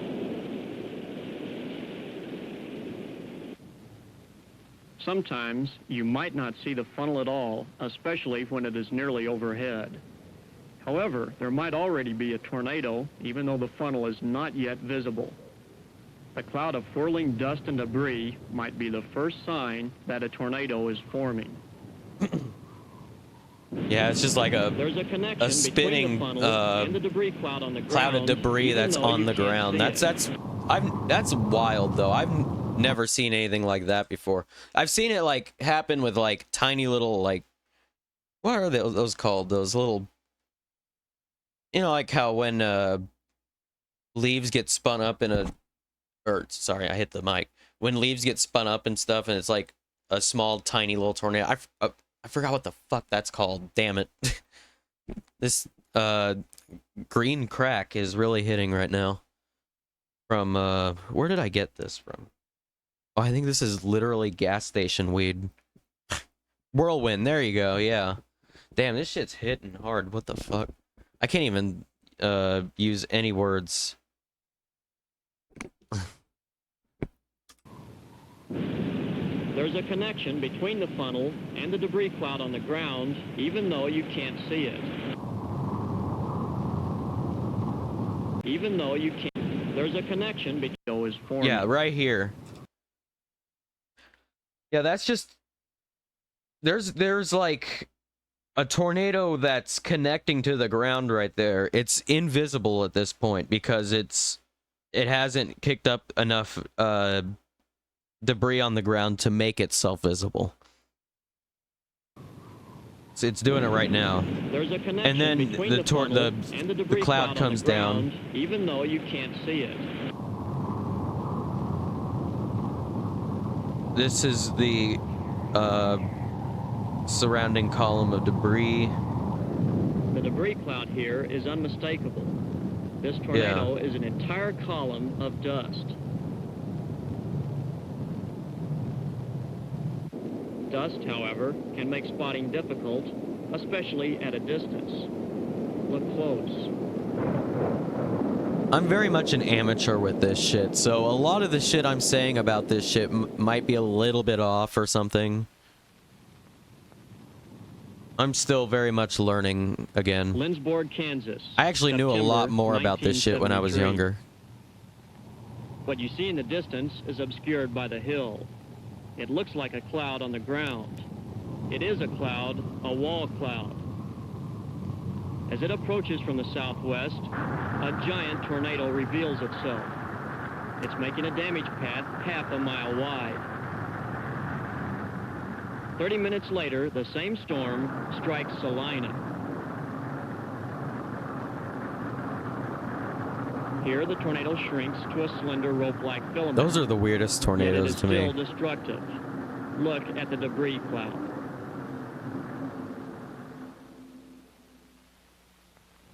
This monstrous tornado is half a mile wide at the ground. Imagine this tornado with trees and hills in the foreground. It might be very difficult to identify. Shit. That's enormous. Oh shit, here comes night spotting. It's difficult to spot a tornado at night. This is when shit starts to get really dangerous, like I was talking about earlier. This is like... This is the danger zone. You may hear the sound of a tornado at close range. Remember, if you're in large hail, the most dangerous part of the storm is very near. Sometimes lightning... Yeah, you pretty much just have to, You pretty much just have to go, oh shit, is it hailing? Let's get the fuck out of here. That's pretty much how it goes when you're doing this shit at night. Cloud features, such as this wall cloud.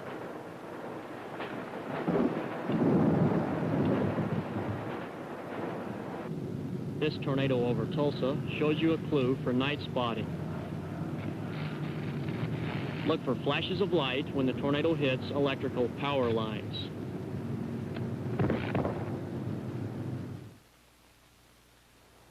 A tornado embedded in rain. Yeah, this is a rain-wrapped tornado. Tornadoes in the southern states are often hard to spot because they are embedded in heavy rain. And in my area, too, it tends to be this way as well. Yeah, it's like once it's just a huge wall of rain, and the tornado is no longer visible to anyone. So that's another time when spotting and chasing start to really get dangerous. Tornadoes in the south may resemble this one, where low clouds, rain, and trees hinder the spotter.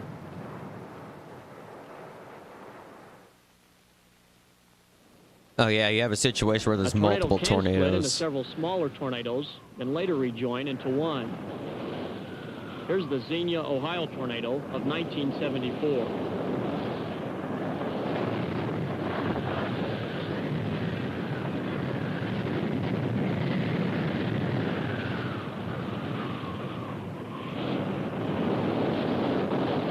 God damn.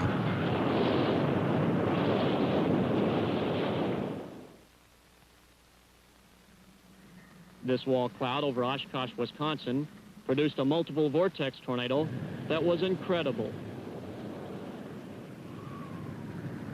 Look at that thing just kind of appear out of nowhere.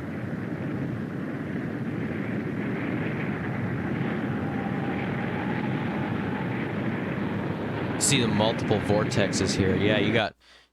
Hold on. Let me get a better view. Like, you got this right here. You got this. Got that. That's like a... These are kind of like tornadoes within tornadoes.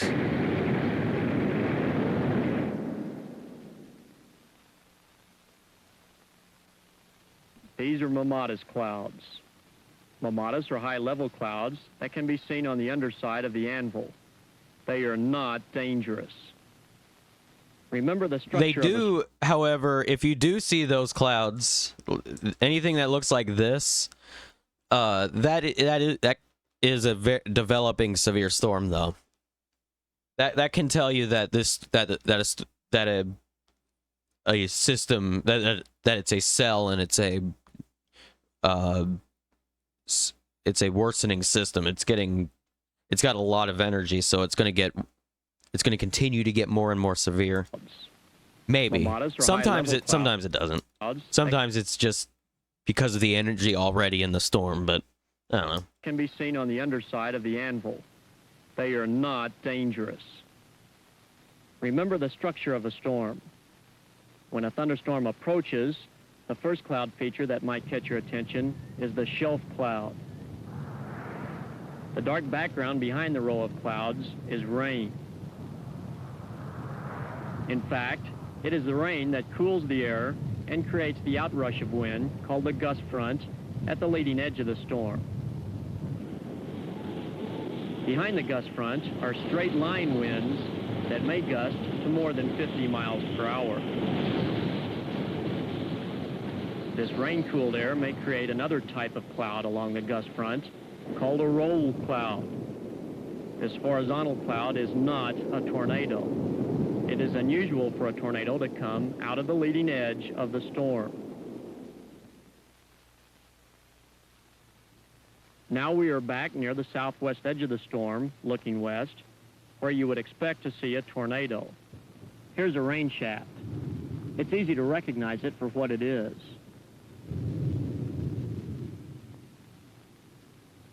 This one's tougher. It's the same rain shaft 10 minutes later.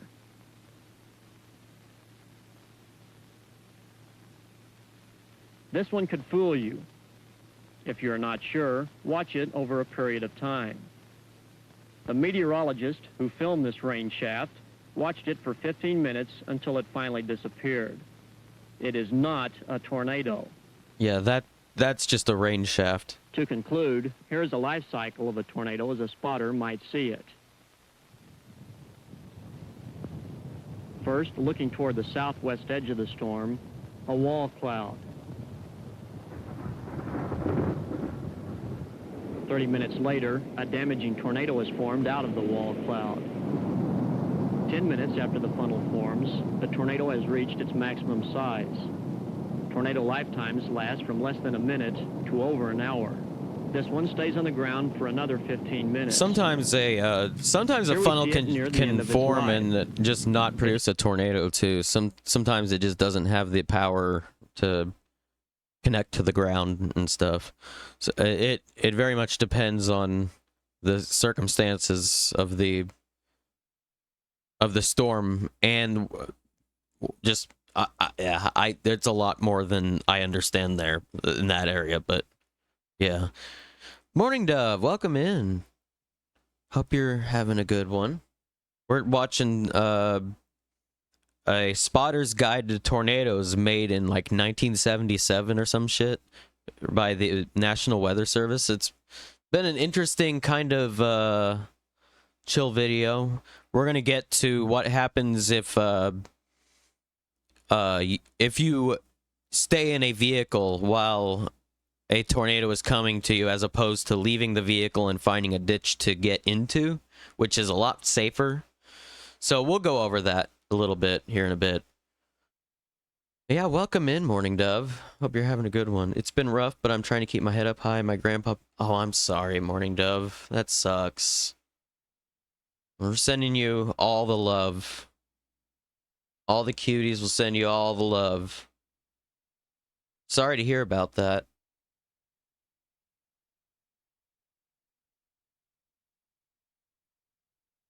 Hope you're doing as well as you possibly can be right now. Trying to keep your head up high. That's good. I'm doing pretty good. Just, finally getting back into the groove again of streaming. I've got my new mic set up. We're all ready to go. I feel like the mic is working pretty well. Can y'all hear me pretty well? How's the quality?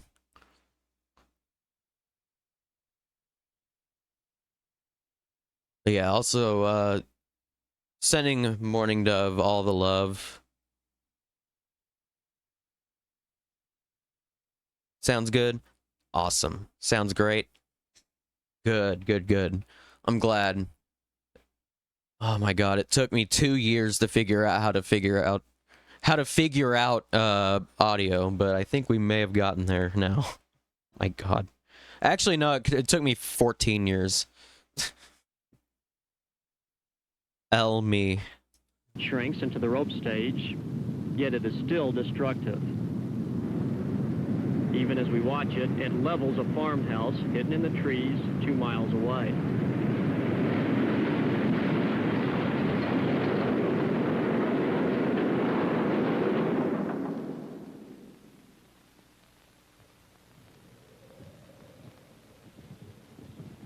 We can't prevent tornado devastation, but with early warnings, we can save lives.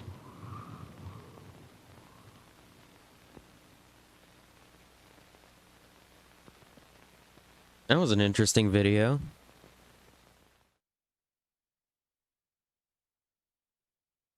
All right, now we're gonna watch what happens if you stay in a vehicle during a tornado. This is wild. So, okay. To give a little backstory to this video. Hold on a sec, This is the El Reno tornado of 2013. This was 11 years ago, I guess. Wow, that's crazy that the El Reno tornado was 11 years ago. I'll probably never witness a tornado because I'm never going to live in the South unless you count Cali. Honestly,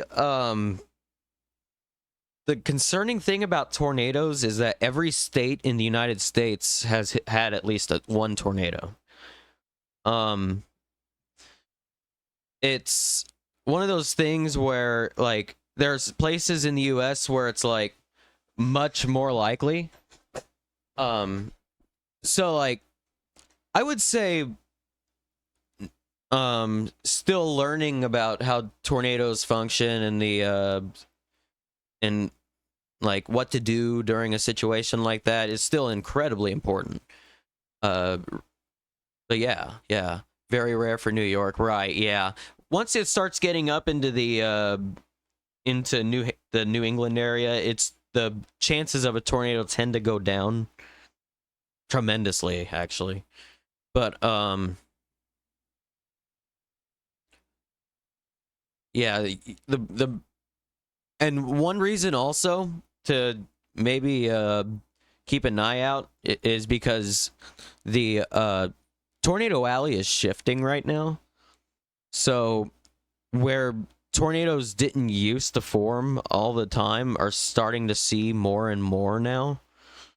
So it might be climate change related. I mean, it probably is. I mean, it has to be at some point, right? I mean, it can't have had a zero sum effect on tornadoes, right? It doesn't make any sense to me personally, but like so yeah, what I would say is like, yeah, it's probably since climate change is going to be a major problem. I really believe that tornadoes are going to get bigger, faster, stronger. They're going to be in many more areas than they used to be.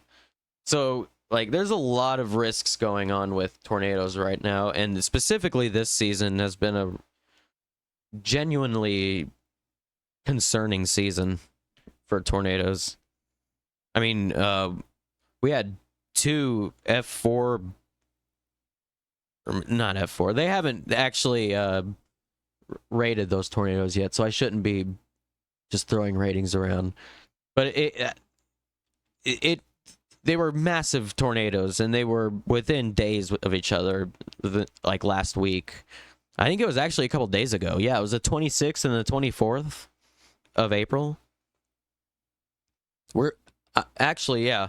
After this, we'll check the actual radar and see what's going on. But right now it's 9:36, so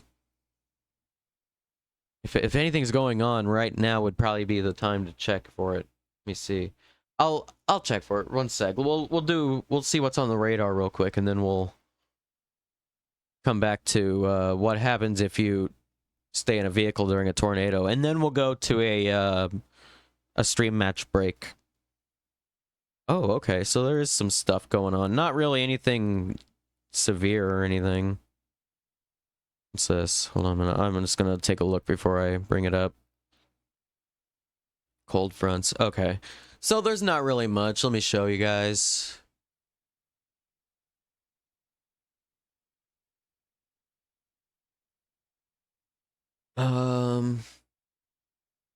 Yeah, there's a band coming down. This is all just rain and like light storms, I guess. Like thunderstorms and stuff. Nothing like none of this is producing anything dangerous right now. There are spotters out in Iowa still.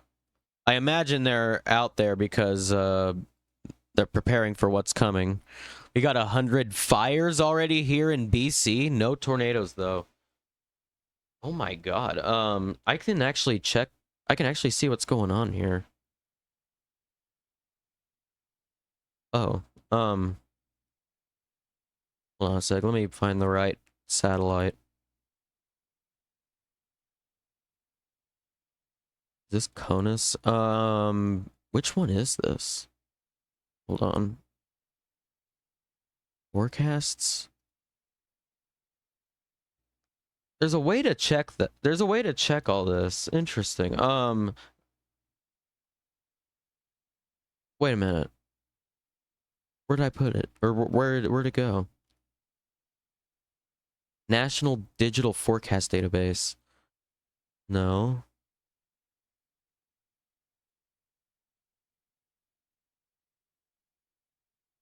Huh.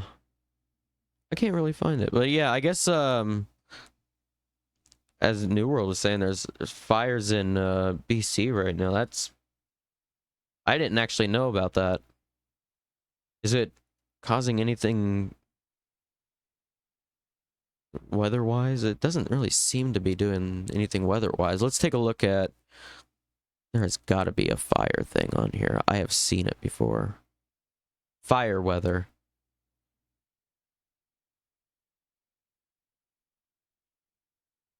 I don't even know how the fuck this works. I might not be able to get Canadian stuff, actually. Oh, okay, yeah. Well, this definitely tells me. Yeah, there's a lot of... There's extreme drought in this area. There's moderate drought, abnormally dry, severe drought. Yeah. So there's definitely the conditions for it. Absolutely. Fire season starting early and getting no rain. Oh, God. Yeah, this is going to be a really scary weather season, I think.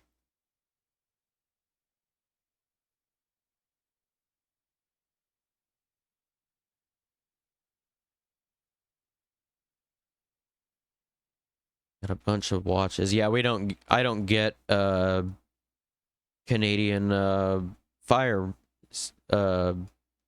information. Damn. Okay.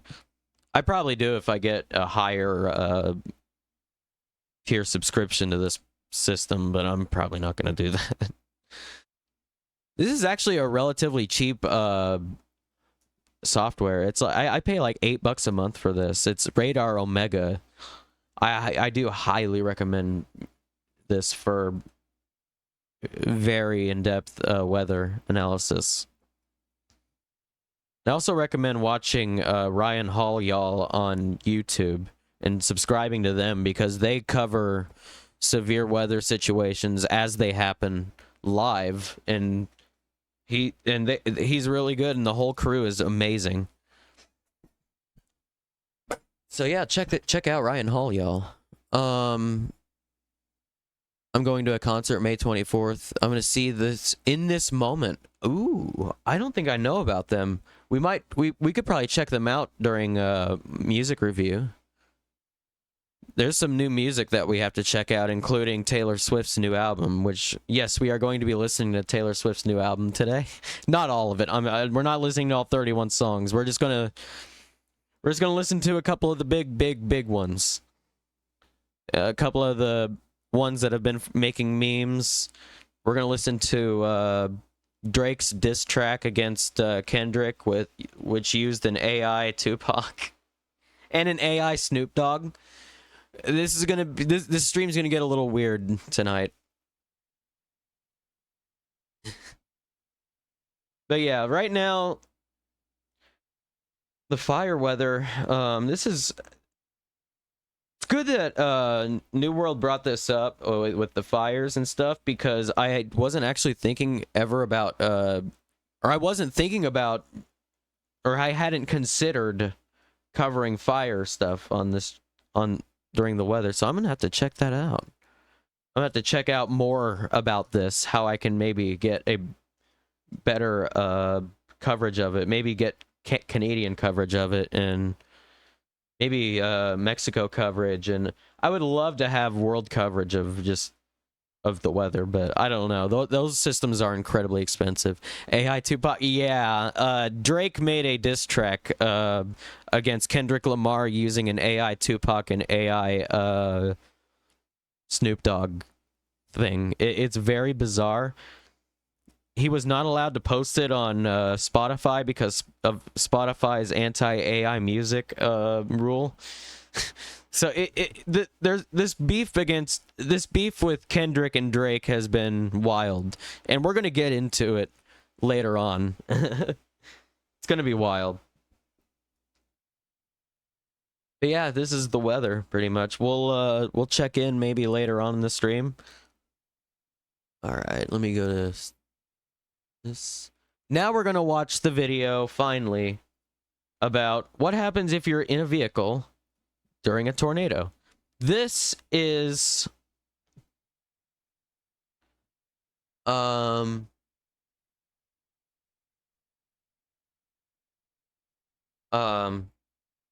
yeah, I do like that rule too, honestly. I actually had to think about what I was saying, what rule I was talking about. Man, this stuff is just blowing me away. This I think it's green crack is what it's called, that this strain I'm smoking. It's fucking, I can't keep my thoughts together anymore. Yeah, this is El Reno 2013. A tornado which is dubbed the world's largest tornado. This spotter did not know that this was the world's largest tornado on the ground ever, I believe, at the time, when he was driving, thinking he was driving parallel with it. But he wasn't driving parallel with it, he was driving into it, and he didn't know. So we're about to watch, what's this person? Greg Ansel and Daniel Shaw. The experience they had on the 31st of May 2013. We're gonna watch the actual stream from this. This is some of the wildest footage I've ever seen. All right, here we go. Get this up. Yeah, 31st of May 2013, the El Reno tornado, the world's largest tornado at the time. I don't know if it still is. It might be. This is a huge fucking tornado. Some strains just fuck your brain. They really do. They really just... Yeah, I can barely put, like, sentences together anymore. Oh, shit. Yeah, big in my plans, last visual I got was some time ago, obviously. It's just one big bowl of wedge, I can't see anything there. I'm just going to safely track along the I-40, get well ahead of it, just so we can update the audience and tracking paths. Wait, El Reno, I'm going to check, I'm going to double check and make sure where El Reno was before I say. And south of it.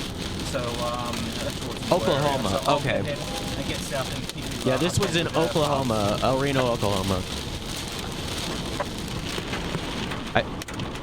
Oh shit. I didn't notice I-40 has changed direction slightly to the southeast, placing us closer to the tornado.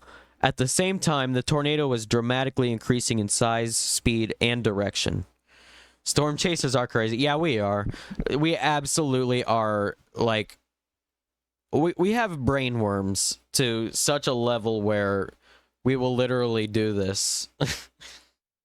It comes with being Midwestern, I think. Important question. 444-200 is the frequency I'm on. I don't know. Now. This dude is from Australia though, so this dude came from Australia to do a storm spotting session in America for, I guess, for training or something, or because there are exchange programs for storm chasing and stuff. But this dude just decided to come at this time, the world's largest tornado on the ground right now, forming and developing. And at this point, this dude has no idea what's how big this thing is at this point. This is in 2013 also, where radar technology that it was portable was also not as good as it is today. Not saying something like this can't happen again, but I really think storm chasers have, ever since this era of storm chasing in like 2013, they've really cracked down on safety measures and stuff lately, which is good to see, because I mean, you don't want to, when you're trying to help people, you don't want to become one of the people who need help.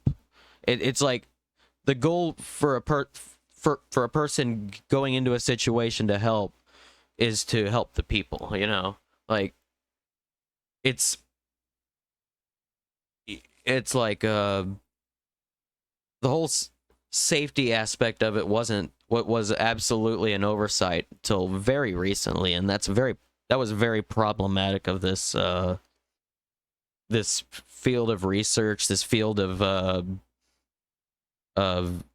public safety work and all this stuff. It's very wild.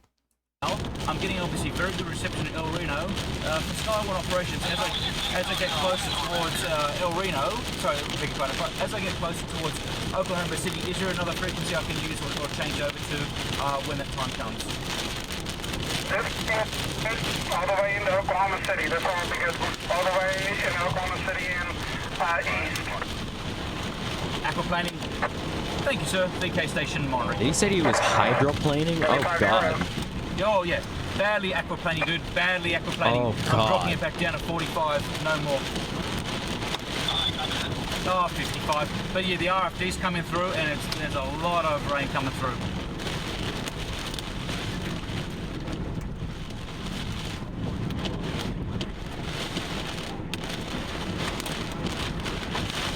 I think he's in contact with the National Weather Service or something.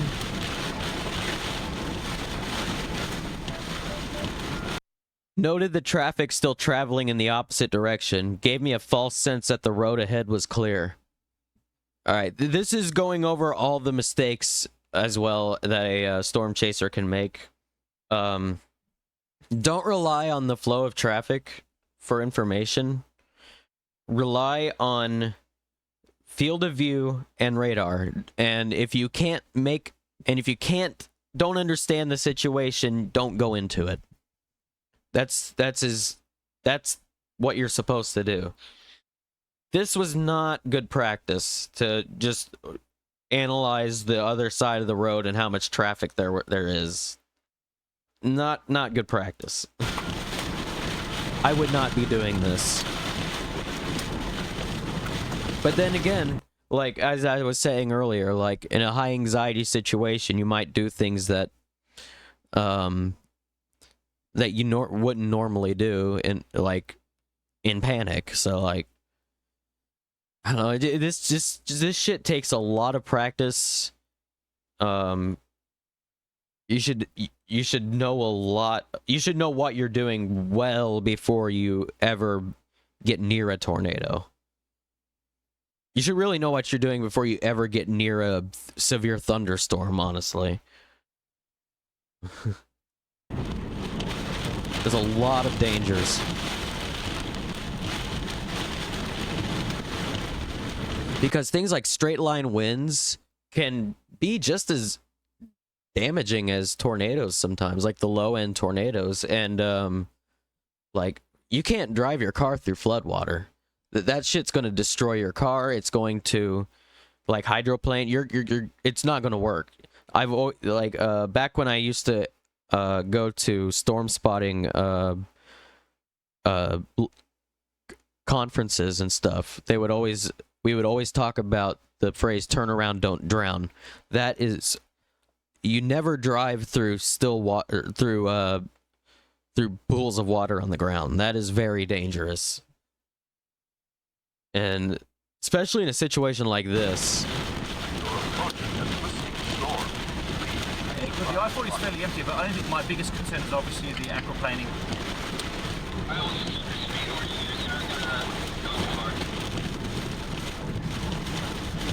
That's Cloud 9 tours. Okay, current speed of 52 miles an hour.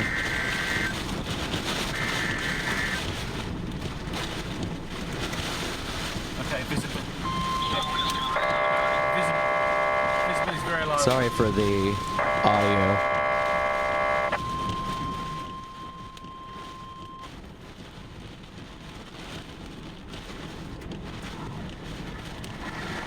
Tornado warning remains in effect until 7 p.m. for northeast gradient southeastern. 75 0 with 182. I'm gonna put it west across 240 and out 152. I've done this on the south side. Even though the limit was 70 miles an hour and I was varying my speed between 40 and 60 to factor for aquaplaning, which hydroplaning, yeah. I failed to allow a safety margin for both thinking time and reaction time. And this was what I was also talking about earlier. You got to have distance on a tornado or a system that's suspicious. Like, this is a really bad idea. This dude should have, I don't actually even know what this dude should be doing right now at this point. This dude is already in major, he's in trouble. I'll say that right now. 35 miles an hour. In addition to Currently, I-40 is closed. Currently, I-40 is closed. Heading westbound out of Oklahoma City. I just want to make sure we're not going to drive in. The visibility is non-existent virtually. You got about maybe, what, 15 feet ahead of you? Or in any direction, really? Do anything here? We don't have a visual on this thing, do we? West on 240. It looks like you got more from the back, I guess. Maybe that's just the quality of the cameras being different. This is 2013, so. It looks like it's tracking straight for I-240, I-40 junction area. I-44. Yeah, VK2 FSRV for a question. Go ahead. Can you give me a lot? Welcome back, Jellyfish. We're about to watch what happens if you're in a vehicle during a tornado. So, to catch you up, this dude is... this dude's not doing a very good job of knowing where he is. He has driven himself into a major situation. He lost track of where the tornado was on his radar, and he cannot see anything because the visibility is totally gone. And as I said, at this point, like, this is why I'm not a tornado chaser. I am a forming, like, I go out and I watch forming storms, or storms form. I don't do any of this shit yet because I'm not skilled enough to do it. But this is a situation that, like, what did he say? What did he say? It was like, I'll go back to it. Even though the speed limit was 70 miles an hour, and I was varying my speed between 40 and 60 to factor for aquaplaning or hydroplaning, I failed to allow a safety margin for both thinking time and reaction time between him and the tornado. So he has no idea where this tornado is, and this is utilizing 2013 radars, which he's using. Like, I guess he could be using a laptop or something, but again, you're gonna have a lot of things like network issues. You're not gonna have as fast of a network as you do now. Like, everything with this stuff is a lot safer, and something like this, it has a lot lower of a chance of happening again. It's not like it can't happen. I mean, last year there was a case where, I think it was last year, where there was a case of some spotters losing their lives over doing something similar to this. This person ended up being okay. I just want to put that out here. He's okay. But this is you don't want to be in this situation, is what I'm going to say. Currently, I-40 is closed. Currently, I-40 is closed. Heading westbound out of Oklahoma City. I just want to make sure we're not going to drive into anything here. We don't have a visual on this thing, do we? 240. West on 240. And I guess another thing to consider is, well, I don't know. I don't really know how I don't know of how different the systems that Australian storm spotters use is to the American storm spotters. I really don't think this Australian storm spotter knew what could happen in this situation, because I don't know. I think Australia gets decent sized tornadoes, but I I think the United States has the biggest tornadoes pretty much on Earth. There may have been a level of like not knowing what to expect in a situation like this, which could have led him into this very dangerous situation. I'm just trying to think of how this could have happened. Like, I mean, there's a lot of reasons how it could have, or how it could have gone down, but like, I don't know, it's weird. And South 152 is trying to get to us from the south side. I'll get an update. I'll try and find out. You're going to be going right into the cell, so it looks like it's tracking straight for I-240, I-40 junction area. I-44. Yeah, VK2 FSRV for a question. Go ahead. Can you give me a last known tracking confirmation on the tracking of that wedge tornado?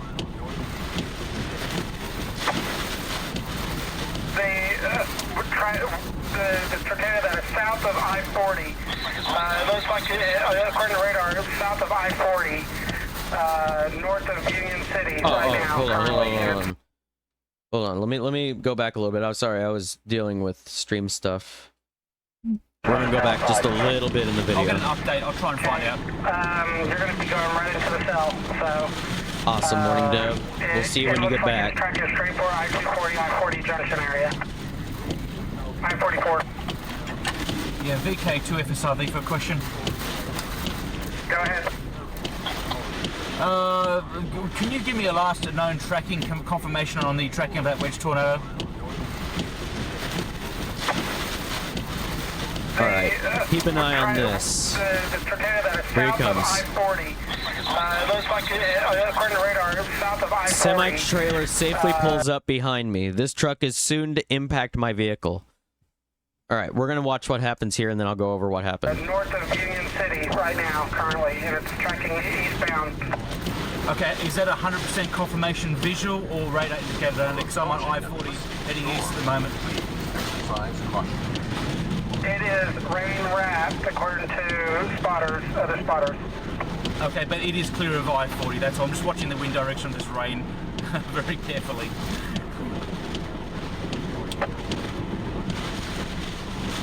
I'm still planning on the understanding that even though the tornado was sighted by me, traveling east less than 7 minutes ago, excuse me, I was never allowed enough variance to factor for the change in direction, speed, and rapid growth in size. So we are talking about the world's largest tornado in 2013. So this thing is growing so fast and enormous. And yeah, no idea what's about to happen. This dude has no idea what's about to happen.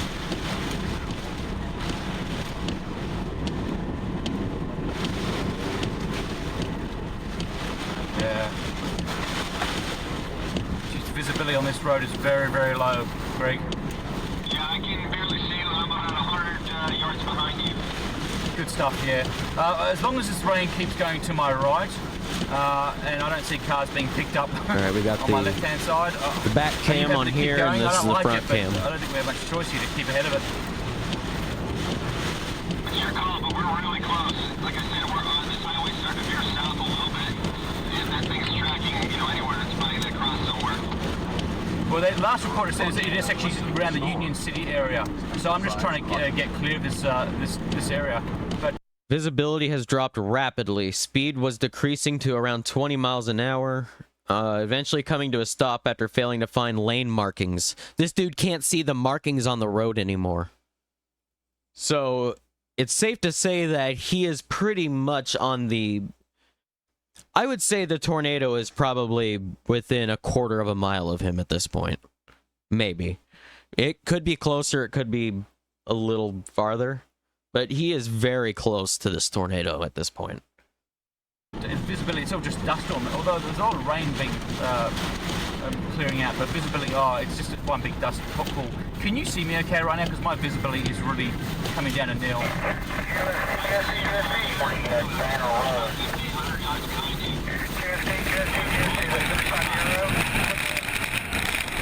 I think he stopped. Yeah, he stopped on the road. Here comes the semi. The semi hits the back of the SUV. And now,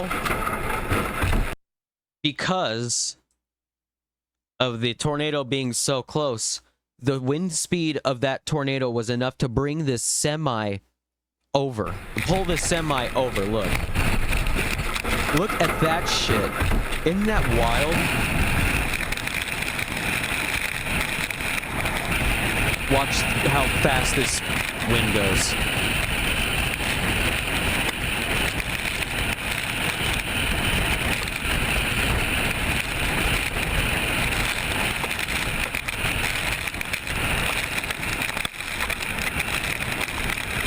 So, I believe he's okay at this point.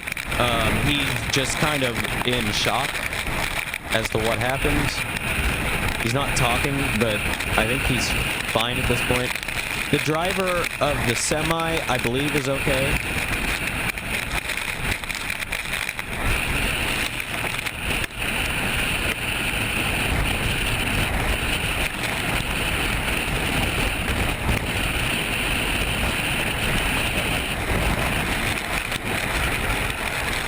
So yeah.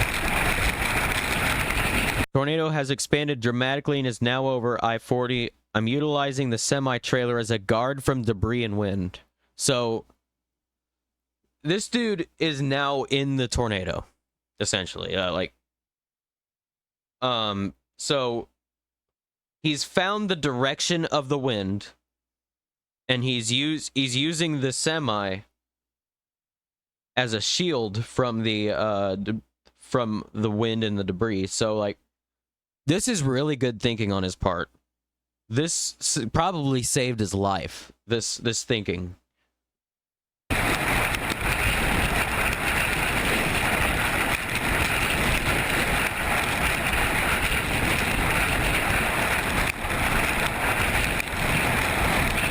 This is the front camera. Yeah, he's pulling back. This is him trying to get to behind the trailer here. This is the tornado. It's over him now. Tornadic wind shifts semi-trailer even after being overturned. So this trailer is actually moving on the ground.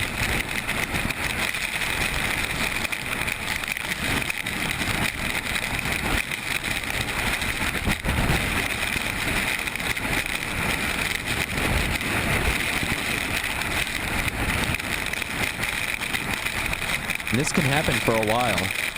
This can go 4-5 minutes, depending on the speed of. That's a long. That would be a long time for the tornado to be over you. That's a huge tornado. So I would say, yeah, you might have 4 minutes of being in that tornado. He's lucky as a motherfucker.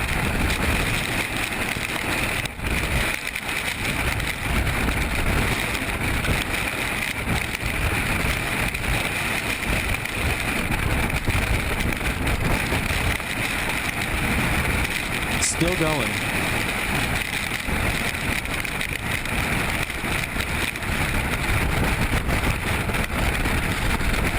Oh, I think this is the full part of the tornado here. You might be like near the debris zone.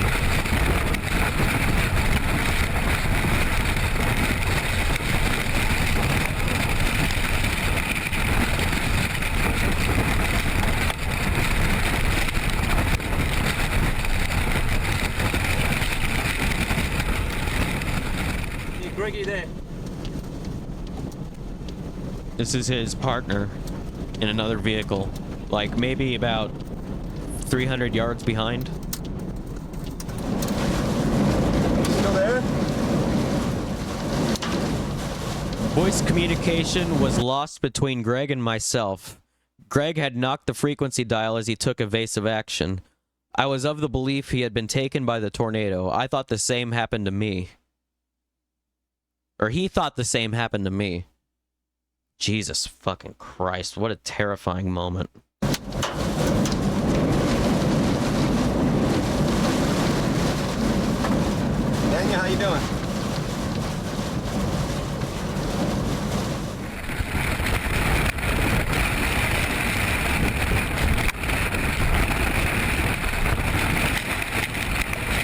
Yeah, he's still in the tornado as that was happening. Still going through it.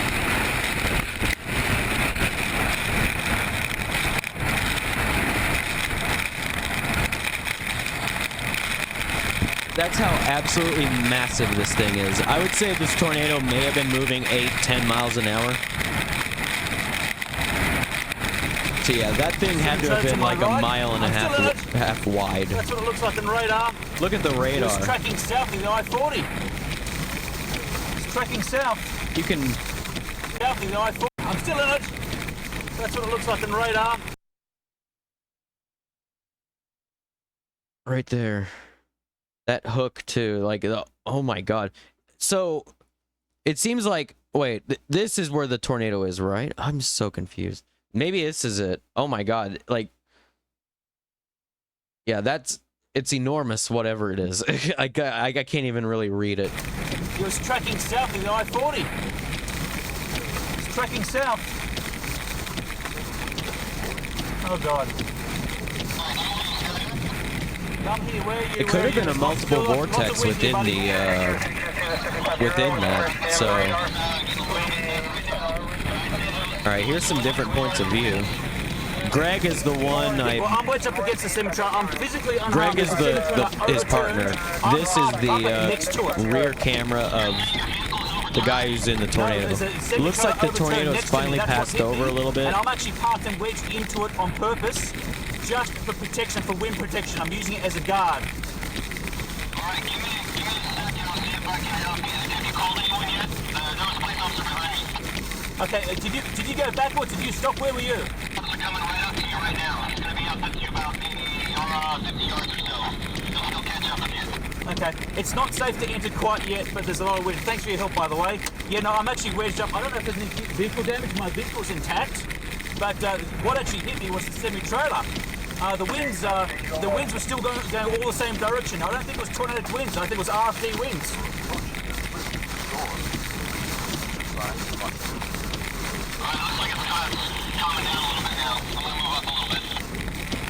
Thanks. Yeah.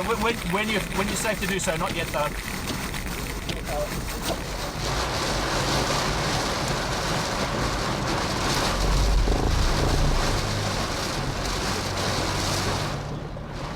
He's driving up to meet with them after all of that.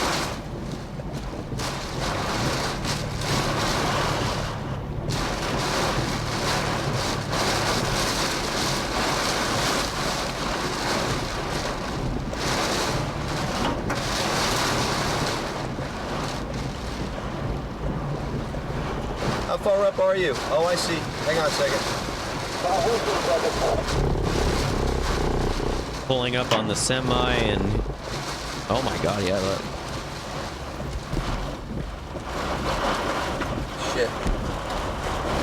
Are you okay? Is your vehicle?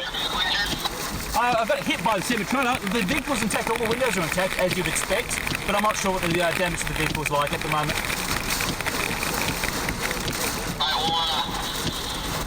We'll wait till it calms down, see if we can get inside there and help the guy out. Thanks, man. Yeah, VK2FSLA, thank you for your support. Still subjected to pretty high winds here. Police are behind me at the moment. I don't believe I was hit by the tornado at all. It was just a very, very, very strong back-end winds. And a semi-trailer decided to keep going through. And I've got another spotter with me now. A semi-trailer has overturned. We'll be assessing him for any injuries. I have not sustained any injuries myself, other than my car when the semi-trailer has flipped over. So we'll be helping out with that. Safety film was installed on every window except the windshield. This is likely the reason why the windows did not explode into pieces.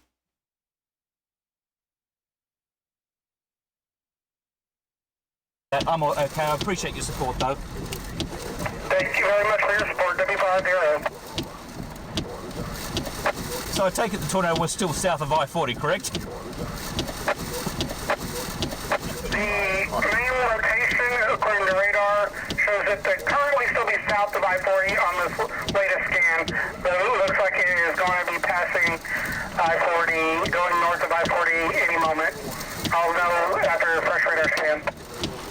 Yeah, no, yeah. Look. No vehicles were picked up. It just got windy. Wind speeds were about 120, 130 miles an hour. I was hit by the semi-trailer when it overturned, and I've got a friend assessing me now. So we're going to assess for any injuries with the EMS. VK2 will be on the side for a moment. Do you need medical? No, I'm fine. I'm about to get my EMS kit out to make sure the driver's okay. I'm fine, a bit shaken, but you do this, you expect it. So, but I wasn't expecting the semi-trailer to come through at speed in that sort of wind. So, no, not to worry, but I'm okay. Thank you very much.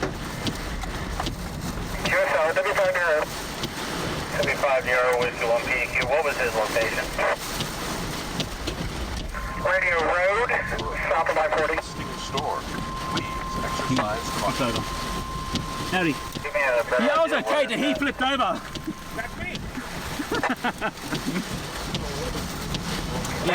Yeah, South Radio Road. I'm on I-40, about half a mile to South Radio 40. Have we got EMS running for the truck driver at all? I'll try to place exactly where you're at. If need be, I can push north to you. Currently, I'm at Council Road and Highway 152 looking north, and I can't see anything from here, so I'm going to have to push either further west or further north. Okay. I advise probably not to go in for the moment, just for safety, for your own safety. There is another hook forming back I can see on the other part of the cell. This little cannery build. So I'll try and do EMS and assess the truck driver once it's safe to get out of the vehicle. Approaching a twisting storm. Please exercise caution.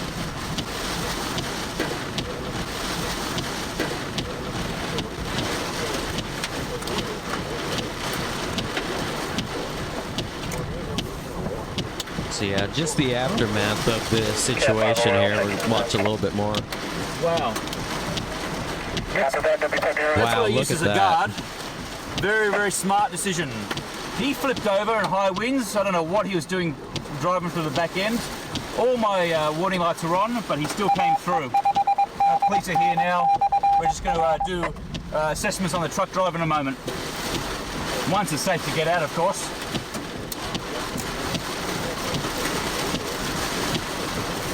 Yeah, you still really don't know where that tornado is at this point.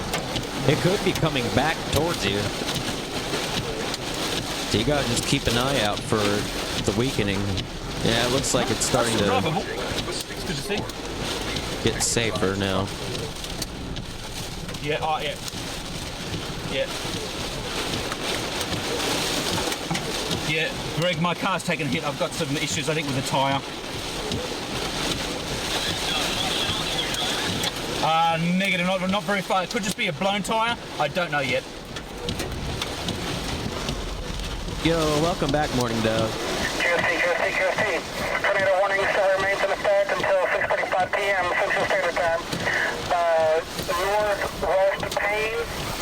Northwest Payne County, extreme south central Noble County, and north central Logan County. At 6:37 p.m. Central Daylight Time. So, okay, let me pause here. Confirmation received that the truck driver is unharmed. He is with the highway patrol, so, yeah, that's good. That was good that everybody got out of this situation completely, or not completely. Maybe someone got injured, but unharmed, and dude was unharmed too. So no, nobody got injured. So that fantastic. That's the best situation, the best outcome that could have happened, and that pretty much happened. But they were damn close to having a major disaster on their hands. Even worse than what they went through. The meteorologists concluded to detect a severe thunderstorm capable of producing a tornado. This dangerous storm is located near Lake Hall, Blackwell, moving east at 35.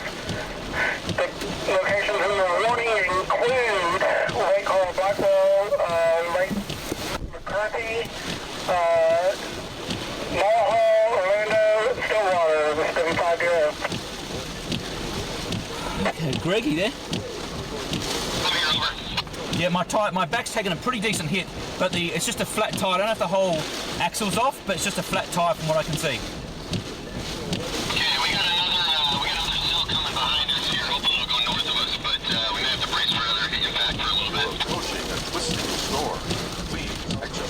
Right. What's the safe option right now? South. How did we get south? I just got an update, by the way. I see the first way swing exit south. Yeah. South for about 10 miles. Pick up your vehicle. Yeah, I think let's get to the way station. It's 3/4 of. Should we just park this car somewhere and then just leave it? Okay, well, follow me. Go ahead. Well, I've got a flat tire. You go ahead. I'll see how far I can drive. If I can get to the way station, go ahead. I'll see how far I can go.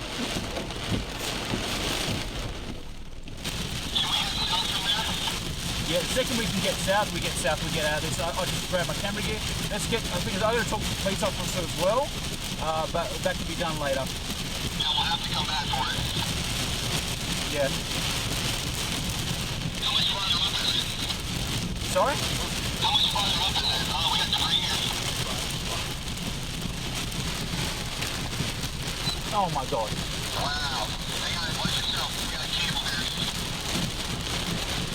Power line. Oh, the power line's down.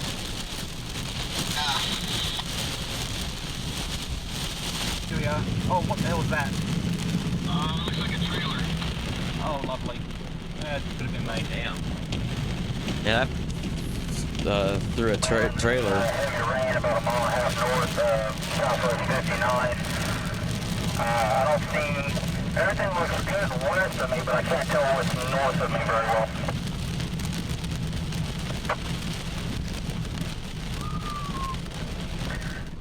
Well, QST, W5, yeah, it looks like it's headed for Midwest City area. I'm gonna have to go mobile here in a moment.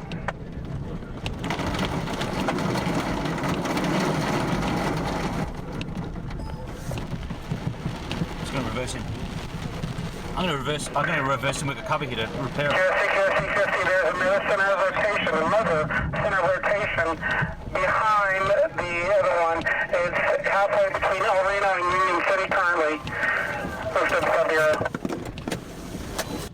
The National Weather Service in Norman has issued a tornado warning for central Oklahoma County. So they're getting another tornado warning while they're dealing with what to do with the car. Go ahead now. More tornado-warned storms were soon to arrive. It was unsafe to complete a tire change, so both Greg and I fled to the north in his vehicle to escape the incoming storms. Flash flooding hindered our safe return. Yeah,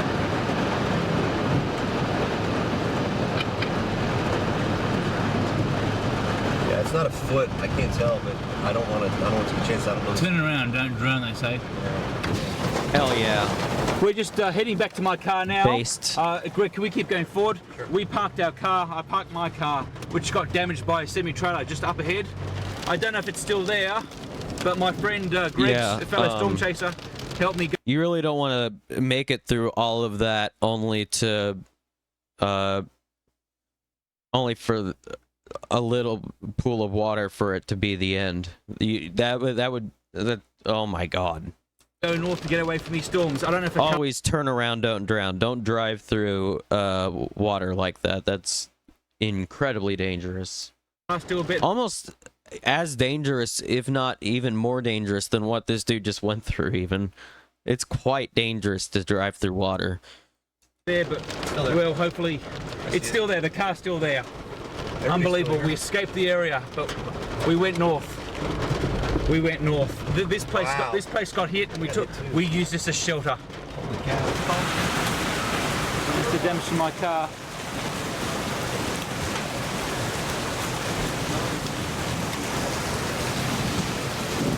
After Greg and I arrived back at the gas station to fix the car, we were alerted by an EMT that people were inside needing urgent access to medical aid.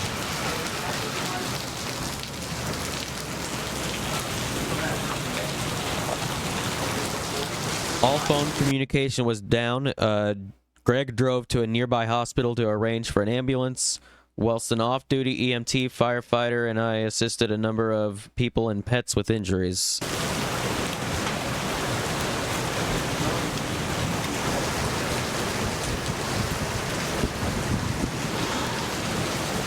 First aid working conditions were terrible, with broken glass shattered over the seats and floors along with roofing material hanging by only threads.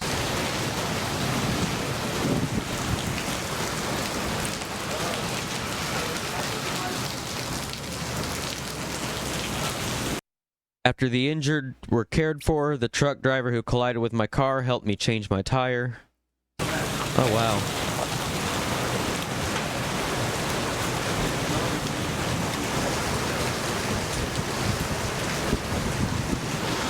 The semi-driver Chucky was taken home by both Greg and I. He was reunited with his family in Moore, Oklahoma.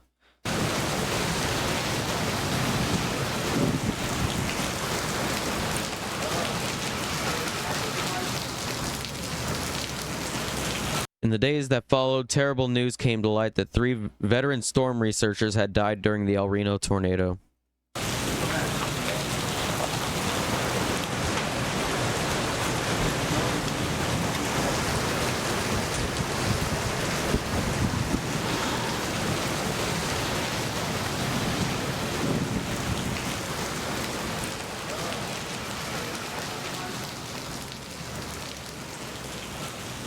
Well, damn.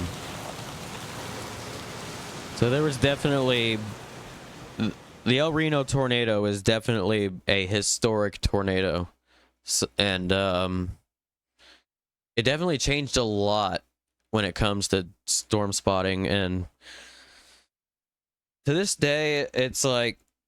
It's still a very dangerous hobby or even job. Some people do this for pay. Other people do it voluntarily. But so good that today we have much better radar technology. We have better communication. We just have a lot better. We have a lot of better things to use nowadays to make sure that things like this never happen again. Sadly, they probably will end up happening again at some point. And the goal is to just make these things happen as little as possible, if not fully actually get rid of the risk of doing these things, you know. It's a very risky world, storm chasing.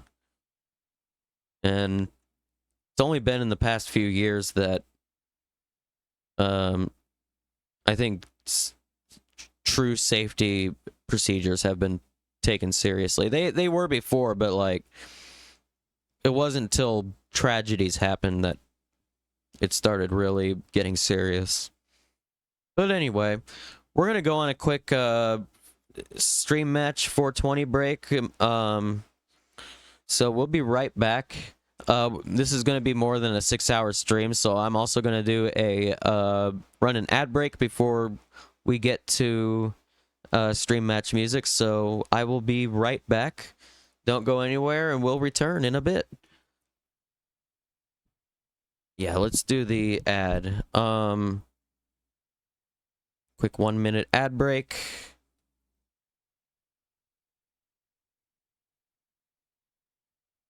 That'll also disable pre-rolls for 21 minutes. So we'll just sit here and we'll just wait for all the people who are not subscribed to come back. And we'll start up music.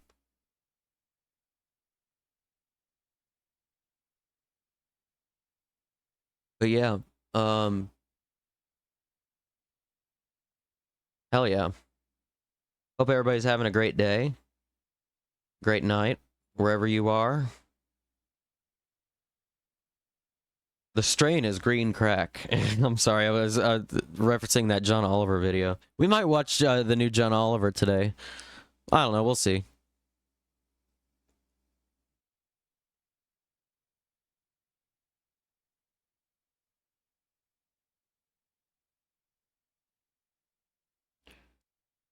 And I think we're back from commercial break.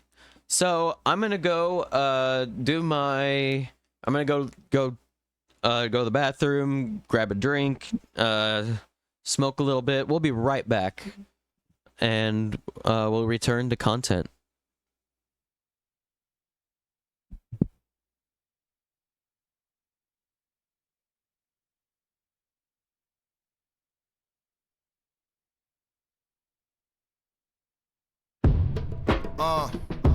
Yeah. Yeah. First things first, been ripping, get it in cutter. Niggas know the name is none other. I know you know me, the double O rapper. Two-stepper, gun total nana, smoke pusher. I know you loving how I do it when I switch up the listen. Skinny niggy diggy in your city getting change. Like I'm Carmelo, meet me in the pisane. Yamming on you sucker niggas, yamming on these hoes. Roll switches in the whip, flip it so quick as mail. Whiskey motherfucker, we up in this bitch. Hoes love Kuda, smooth duder, coudoir. I'm climbing, and I know why. Y'all know I keep it funky, motherfucker. Better get it right, better get it right, get it right. Yeah. Now be rocking along, zoning in, moving along, zoning. Yeah. Hey, doing what I want, no need the front, skinny and tatted the fuck up. They pass me the blunt, baby, get up. We in this bitch Lexin', Dennis know the game. He in the crowd mackin', all up the dome. No need to pin it, friend. Me and my niggas be getting ends again. So my man playing bad dog ever since day one. We gon' get it poppin', that's what I'm in for.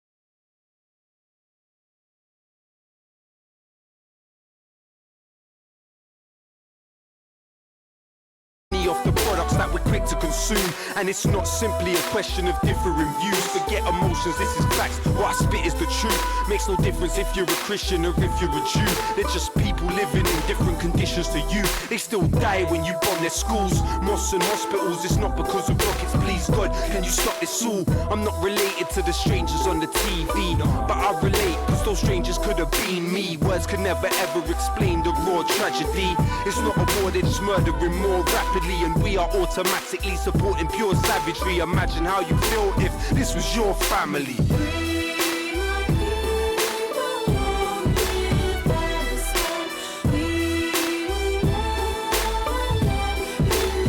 Sing it with me now. Free, free Palestine. Free, free Palestine. Free, free Palestine. Free, free Palestine. Free, free Palestine. Free, free Palestine. Free, free Palestine. Free, free Palestine. Palestine remains in my heart forever. We stand for peace times of war. We shan't surrender. Remember, it didn't start in this dark December. Every coin is a bullet if you're Marks and Spencer. And when you're sipping Coca-Cola, that's another pistol in the holster of them soulless soldiers. You say you know about the Zionist lobby, but you put money in their pocket when you're buying their coffee.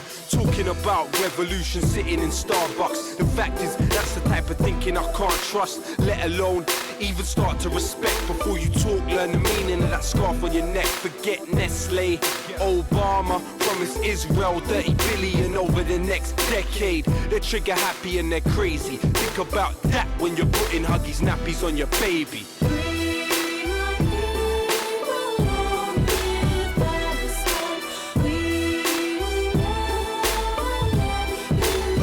Sing it with me now. Free, free Palestine. Free, free Palestine. Free, free Palestine. Free, free Palestine. Free, free Palestine. Free, free Palestine. Free, free Palestine. Free, free Palestine. This is not just a war over stolen land. Why do you think little boys are throwing stones at tanks? And we'll never really know how many people are dead. They drop bombs on innocent girls while they sleep in their bed. Don't get offended by facts, just try and listen. Nothing is more anti-Semitic than Zionism. So please don't bring bad vibes when you speak to me. There's plenty of rabbis that agree with me. It's your choice what you do with this message. Don't get it confused, I view this from a human perspective. How many more resolutions have to be violated? How many more children have to be annihilated? Israel is a terror state, they're terrorists that terrorize. I testify my television, televise, I'm telling lies. This is not a war, it is systematic genocide. But whatever they try, Palestine will never die.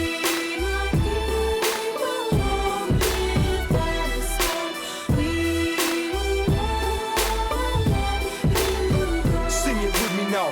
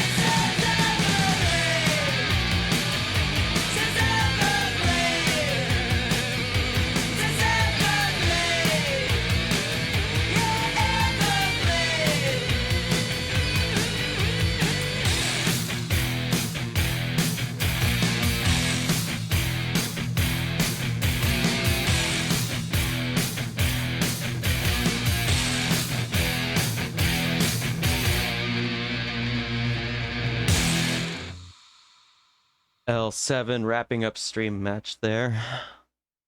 What is up, everyone? We're back.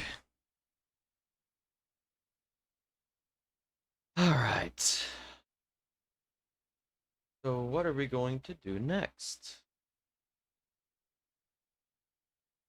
That is the question. We could cover some news, some actual news. I kind of went on a 3-hour stun lock, so let's see what's going on. I'm headed to bed. This was so interesting and fun. Jellyfish, you have a wonderful night. Hope you sleep well, and I'll see you around. Thanks for hanging out.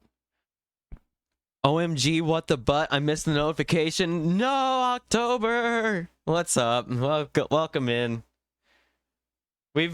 I've been on a 3-hour long stun lock anyway. It's not really been. We were just watching like tornado stuff and what else was it? What did we start the stream with? I don't even remember. Oh, the here we can go over a little bit of what we went over. Let's do a quick recap of what we went over so far. Hi, Gay. What is up? Yes, welcome in. Quick recap of what we've gone over so far in the stream. We watched 2 kick streamers doing illegal shit on stream. Let's see. Wait. Demon, bro. You're a demon. No, you are, dude. No, you are. No, stop. No, I want to suck your dick. No, you, dude. You're. Oh my god. Wait, what? What was being said here? Okay.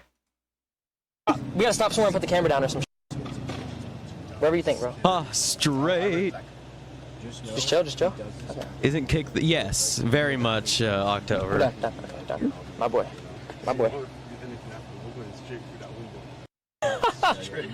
If anything happened, we're going straight through that window. Right, we're gonna go up here. So basically, what happened here was some people on Kick decided, hey, let's do street racing on a New York City highway during a rush hour. Felt like a great idea, fantastic idea. Yeah, great idea. Let's do it on Kick to my 20,000 viewers, so that all of the evidence of my crimes is all over the internet. Fantastic. Yeah, so we're about to watch what happens. No way. Okay, wait. So, what the? Oh, we're good. All right, lock this in with me. When he reveals his identity, do it Shit, on my it's a stream. little loud, my bad. Locked? On my end. Locked. I bet. There we go. Locked, chat. Throw away the key. What the f are you doing?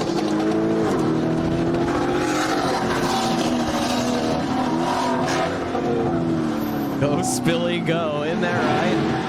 Jesus Christ. Oh my god, yo, you tweaked. You're tweaking.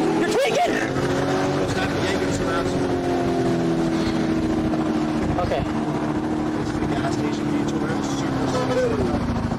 What the fuck? Okay, Squeeze. All right, wait, you don't lie to me, but we have to build a trust. Like, this is like you're cheating on me. You're getting by another guy. Dude, man, come on!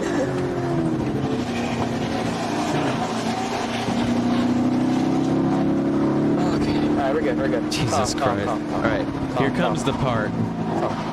Calm.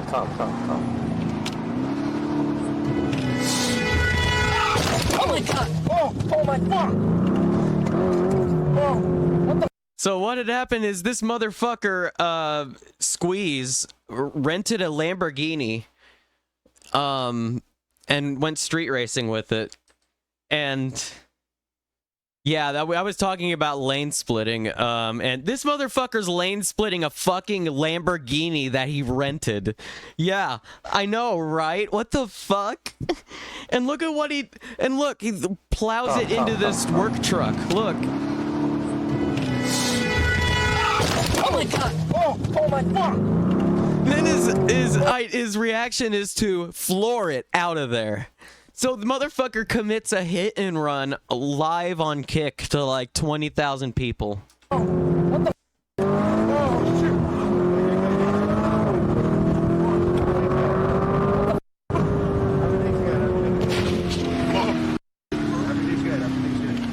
Oh shit! Oh, everything is 100% good. Drop me off, drop me off, drop me off. Good, we're good. Everything's fine. That's it. Drop me off, drop me off, drop me off. We're good. I need to get dropped off, bro. Anyway. Drop me off. He's dropping you off. Let me run away Drop me off, like drop me it's off. a GTA, a game of GTA. Yeah. Go hide in the corner for 45 seconds and lose all my wanted stars. Yeah. Drop me off. All right, right here. Drop me off, drop me off, drop me off, drop me off. All right, thank you, bro. Thank you. Bye. All right, thank you, bro. Come on. Come on, give me the phone. Yeah, like okay, and like what the fuck did you expect to happen now? Like you're probably going to get in trouble. They got banned off Kick for probably 3 days. Like cuz Kick doesn't really ever do anything like Charlie said when we watched his video on it. So it's like, yeah, what the fuck is going to happen to these people? I don't know, like, but they did record their fucking crimes on the internet live, so that interesting ideas here that these streamers are having. Come on, bro. Get me out of here, bro. Come on. Hell nah, bro. What the?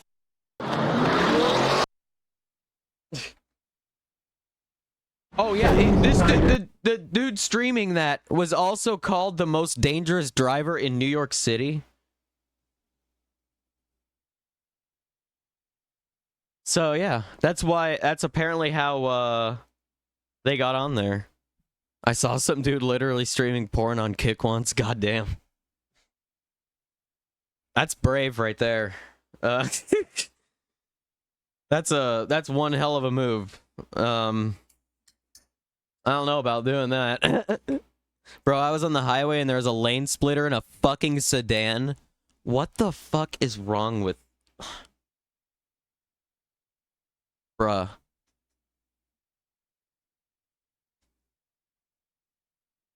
So like this dude then, what the fuck? Goddamn, October. Who the fuck are you? Yeah, like, I live here.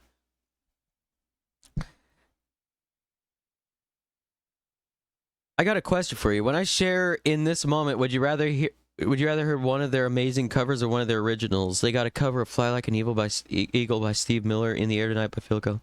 Oh wow. Yeah. You can go ahead and send me a cover and a original. We'll go over a couple of their songs. We'll probably look through some of their catalog and stuff too. So yeah. And then after that, we covered the tornado outbreaks in the central U.S. You're gonna see them on May 24th. Hell yeah, you were talking about that earlier. That's fucking sick. I was gonna go to a punk show over the weekend, but me and my friend just decided to just chill and listen to Spotify instead. But yeah. Yeah, you'll have to tell us about it whenever you come back. Oh, that's gonna be really awesome. Oh, the outbreak of tornadoes in the central U.S. It's been a lot. I'll show some of the footage again. We'll go over some of it. So this was a tornado on, I think, 2 days ago. This was the first tornado from Harlan, Iowa that we covered. The burb flu. Oh, I don't know too much about that, but I have heard something about bird flu coming back right now. So here's the tornado that was in Harlan, Iowa. This thing is enormous. And this was like 2 or 3 days ago. In the air.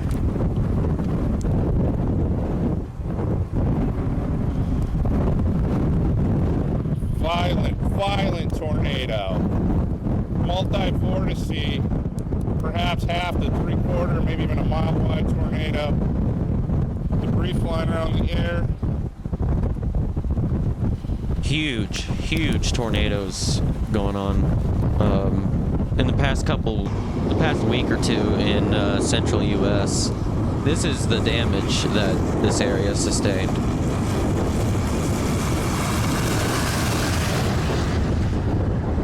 Oh my God! Of course, October. Oh God! Yeah.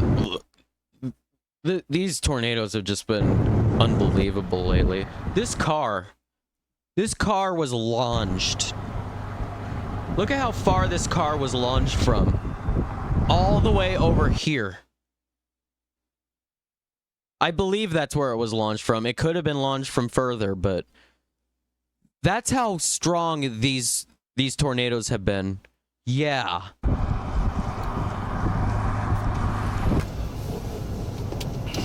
And we were looking earlier, the record speed for the record wind speed for a tornado is 306 miles an hour, which I think is faster than any hurricane has ever been. But I think tornadoes are the fastest wind speed disasters on Earth, but I could be wrong. But yeah, just unbelievable forces.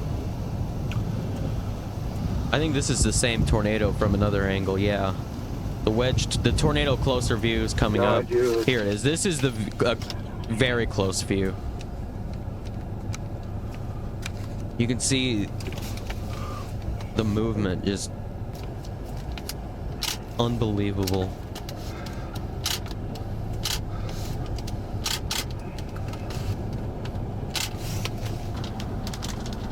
Multi-vortex. This is when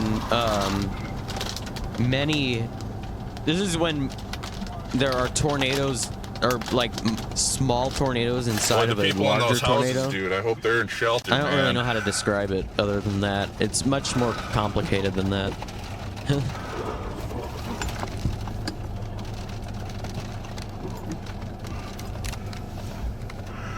So yeah, this is a... There's definitely all sorts of debris in there. Yeah. But yeah, that was earlier in the week. And this is the video that we watched earlier. The one that we watched before the Winterset, Iowa tornado. The Winterset, Iowa tornado, right, yeah. This was March 5th of... Oh, this was 2022. Oh, I thought that was 2024. That's my bad. We watched this storm spotter drive into the world's largest tornado by accident. We can replay it here just a little bit. We're gonna catch up and we're gonna do some new stuff, I think. I don't really know what we're gonna do yet. Yeah. This can just kind of... This is rare nowadays with storm spotting, but it's possible. So I'm just trying to get clear of this. So this dude got lost. He lost track of where he was in the storm, and he's now driving into the tornado. Can you see me okay right now? Into the track of the tornado. There's also a semi behind him.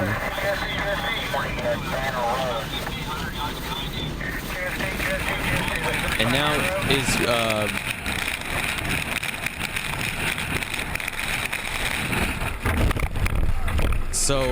he gets hit in the back. The car gets hit in the back, and then the winds from the tornado that is literally right beside him just knocks this entire semi trailer over. And it's moving the trailer. So we gotta have at least, what, 250 mile an hour winds going on? Or 180, 250 mile an hour winds. It could be in that range. And yeah, this goes for about 6 minutes. He's in the tornado for about 5-6 minutes. Tornado has expanded dramatically and is now over the highway. I'm utilizing the semi-trailer as a guard from debris and wind. So he's gonna pull back here. He's driving. He's trying to line himself up with the trailer to keep himself safe from the debris. Tornadic winds shift the semi-trailer, so the semi-trailer is still moving because the wind's going so fast. So it's basically... I don't know how... I guess he's got the brakes down, but like, god damn.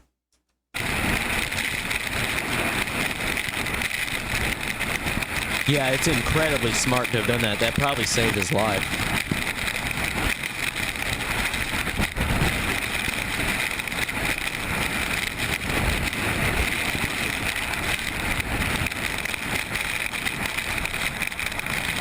So yeah, that continues. Goes on for about forever. What kind of car and brakes does he have? His car is like a Subaru Outback or some shit like that, or like a Honda, like it's like a really small SUV kind of thing. We'll get the view from it. So at this point, him and his partner have had their voice communications knocked out, and Greg, so they both had thought that both of them had been swallowed by the tornado at this point. They did not. They thought both of them had passed away at this point, which is awful. Daniel, how you doing?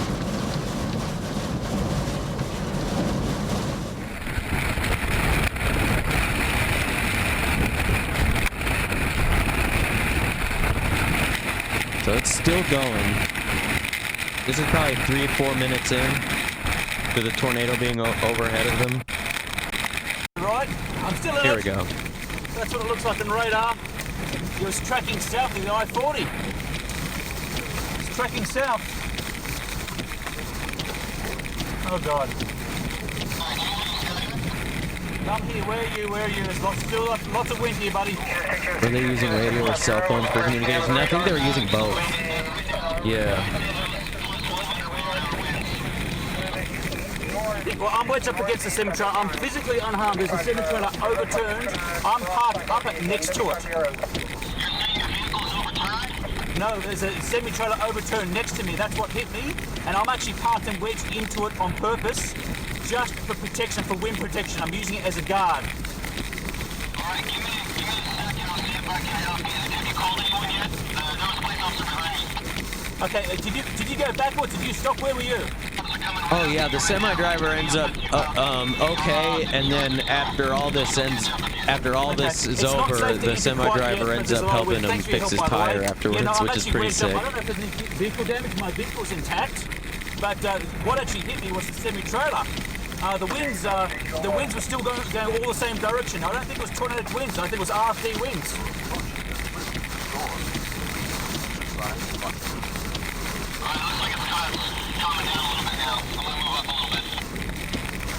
Yeah, everybody came out of this okay, but however, there was another group of storm spotters that also got stuck in this tornado, and they actually did not make it out of it alive. I think 3 storm spotters ended up dying in this tornado.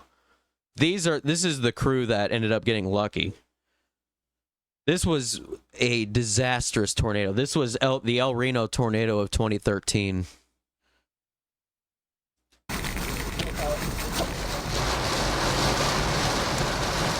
Yeah, I know, right? God damn, rest in peace, for real.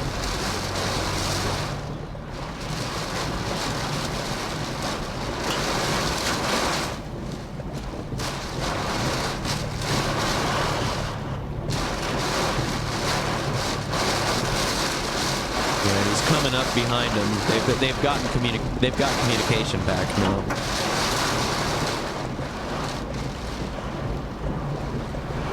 How far up are you? Oh, I see. Hang on a second. You sure vehicle? Expect, Yeah. but I'm not sure what the... You can see he's just wedged behind another that. spotter with me now. Back in winds, and a semi-trailer decided to keep going through, and I've got another spotter with me now. A semi-trailer has overturned. We'll be assessing him for any injuries. I have not sustained any injuries myself. One thing that helped them survive was safety film was installed on every window except the windshield. This is likely the reason why the windows did not explode into pieces during this. Other than my car, when the semi-trailer has flipped over. So we'll be helping out with that. I'm okay. I appreciate your support, though. Thank you very much for your support, W50. So I take it the tornado was still south of I-40, correct? Yeah, a lot of storm spotters, use like safety films on their windows to make like if they're the type that are the people that get near the tornadoes and stuff, they really need things like I don't know how it works, but they have like special covers for their windows and stuff that help keep them from shattering. Currently still be south of I-40 on this It's like a sheet or something. I don't know how it works. Passing I-40, going north of I-40 any moment. I'll know. I've never been one to drive into tornadoes before. All right, let's go to the end and let's see. A foot, I can't tell. So they had to abandon the vehicle at a gas station, and they fled up north to get out of the storm's path. Yeah, it's not a foot. I can't tell. They were stuck in floodwaters after all this. We're just heading back to my car now. Greg, can we keep going forward? Sure. We parked our car. I parked my car, which got damaged by a semi-trailer just up ahead. I don't know if it's still there, but my friend Greg, his car is still there. Helped me go north to get away from these storms. I don't know if the car's still a bit there, but well, hopefully it's still there. The car's still there. It's still there. Unbelievable. We escaped the area, but we went north. We went north. This place got hit, and we used this as shelter. The place they parked their car got hit by a secondary tornado that came in afterwards.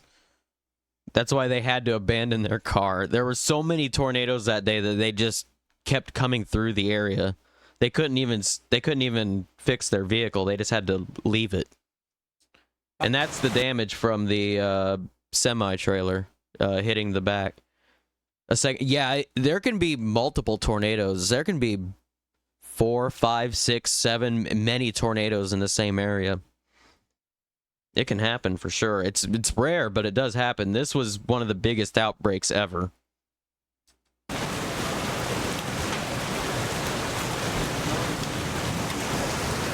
Yeah, that could have crushed them for real. I know, right? They really came out of that without very much damage on that car. So after Greg after him and Greg arrived at the gas station to fix the car, they were alerted by an EMT that people were inside the gas station needing urgent access to medical aid.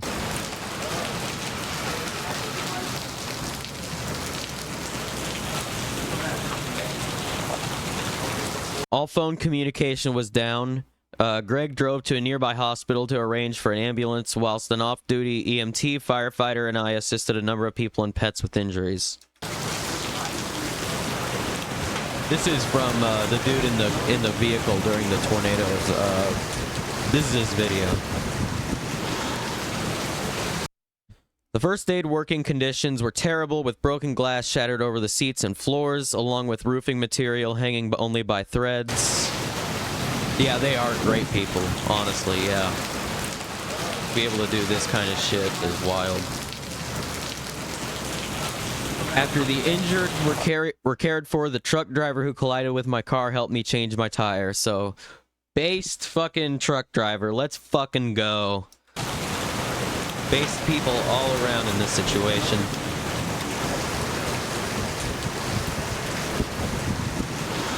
The semi-driver, Chucky, was taken home by both Greg and I.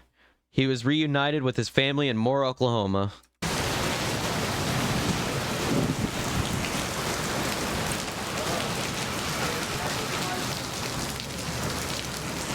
The days following, terrible news came to that 3 veteran storm researchers had died during the El Reno tornado.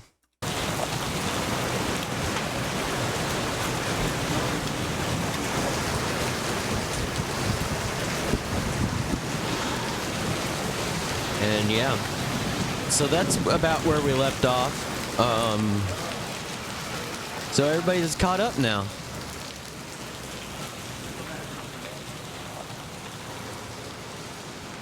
Houston Texan wide receiver Tank Dell was wounded by a 16-year-old gunman on Saturday. What the fuck? I didn't see anything about that. Hold on a sec. Let's take a look at some of that.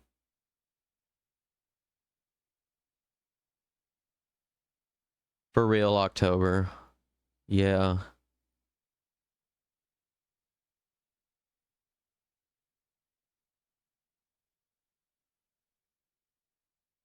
What the fuck? Let's see what's going on with Tank Dell.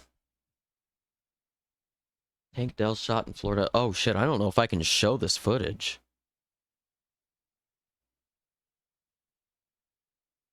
What the fuck? Hold on a sec. We're learning new. This is First Coast News. I don't know what that is. Oh god, I got one tiny look at the comment section and it was immediately racist. Of course it was. Why not? Thank you for covering that. I don't think I've ever heard of those tornadoes. Yeah, we'll be doing a lot of tornado content here coming up. We'll even be doing maybe some in-field work on YouTube. I can't do storm chasing on YouTube or on Twitch because I think it's against TOS, so I'll have to take it over to YouTube. So all my tornado spotting shit will be over there, or storm spotting shit. So yeah. Yeah, this is America, buddy.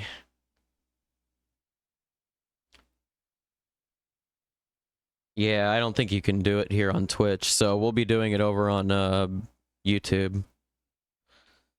I'll set up the channel and I'll be posting it pretty soon on here on the channel. What is there like a non-local news thing that covers this? Because all the local news stuff is I'm concerned. Tank Dell's a really good player too. I hope he recovers quickly. Yeah. For real. Yeah, I'll have to make that the command. Let's see, what do we got? I guess we'll just do this First Coast News video. They seem to be a actual news outlet. I don't know what's going on here. I've never heard of this before. Oh yeah, I do have a YouTube. That's right. I'll probably be using that one then. ESPN doesn't show gore, right? Yeah, I think we'll be fine. Let's just check this out. I don't think this one will either.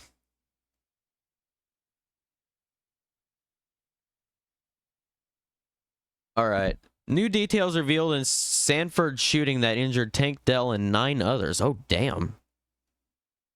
We're learning new details and seeing video of a shooting that sent 10 people, including an NFL player, to the hospital in Sanford. This happened over the weekend at Cabana Live. It's a venue in Sanford. 16-year-old Christopher Bowie was arrested in connection with the shooting and charged with attempted murder.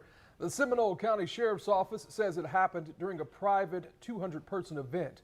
During the party, a fight broke out next to the pool. That's when the shooting happens and you see people run from the area. A security officer tackled Bowie, stopping the shooting. The sheriff's office also saying tonight the 16-year-old was not the only person who fired shots. God damn. I think that this is a little bit of a different narrative than what we initially thought, that one person presented a firearm, fired multiple times, injuring 10 people. This is a shootout that's going back and forth.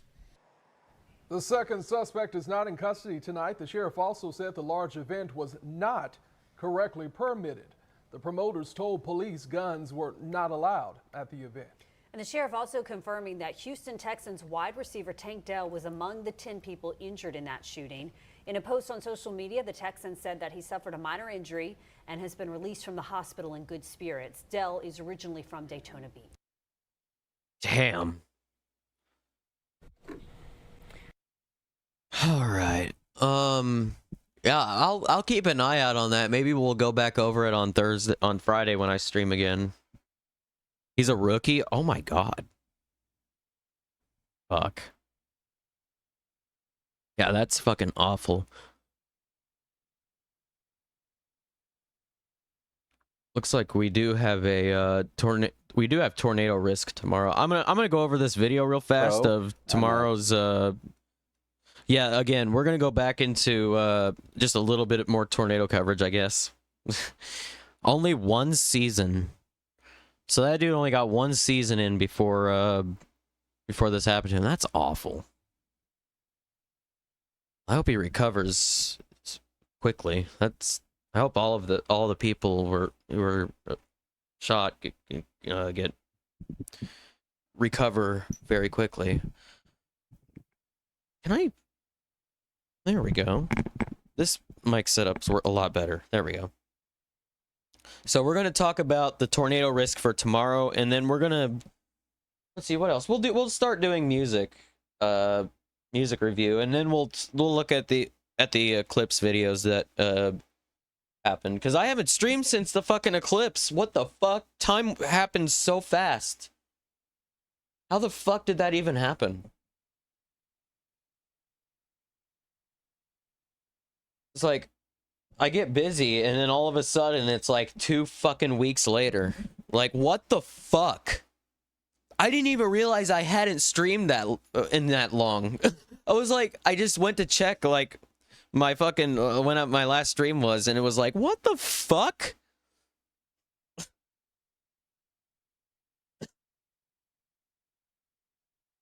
Time has eclipsed us. For real, what in the fuck is time? We smoke in the mall. Speaking of smoke in a mall, where did my lighter go? Uh-oh. Spilly, what the fuck? Oh, there it is. Spilly's trying to steal my lighter. I got it. Oh, that's a Lady Gaga reference? Oh, I didn't get it. Dang. Is that a newer Lady Gaga reference, or like a newer song reference? Dang. Spilly, yeah, for real, what the fuck?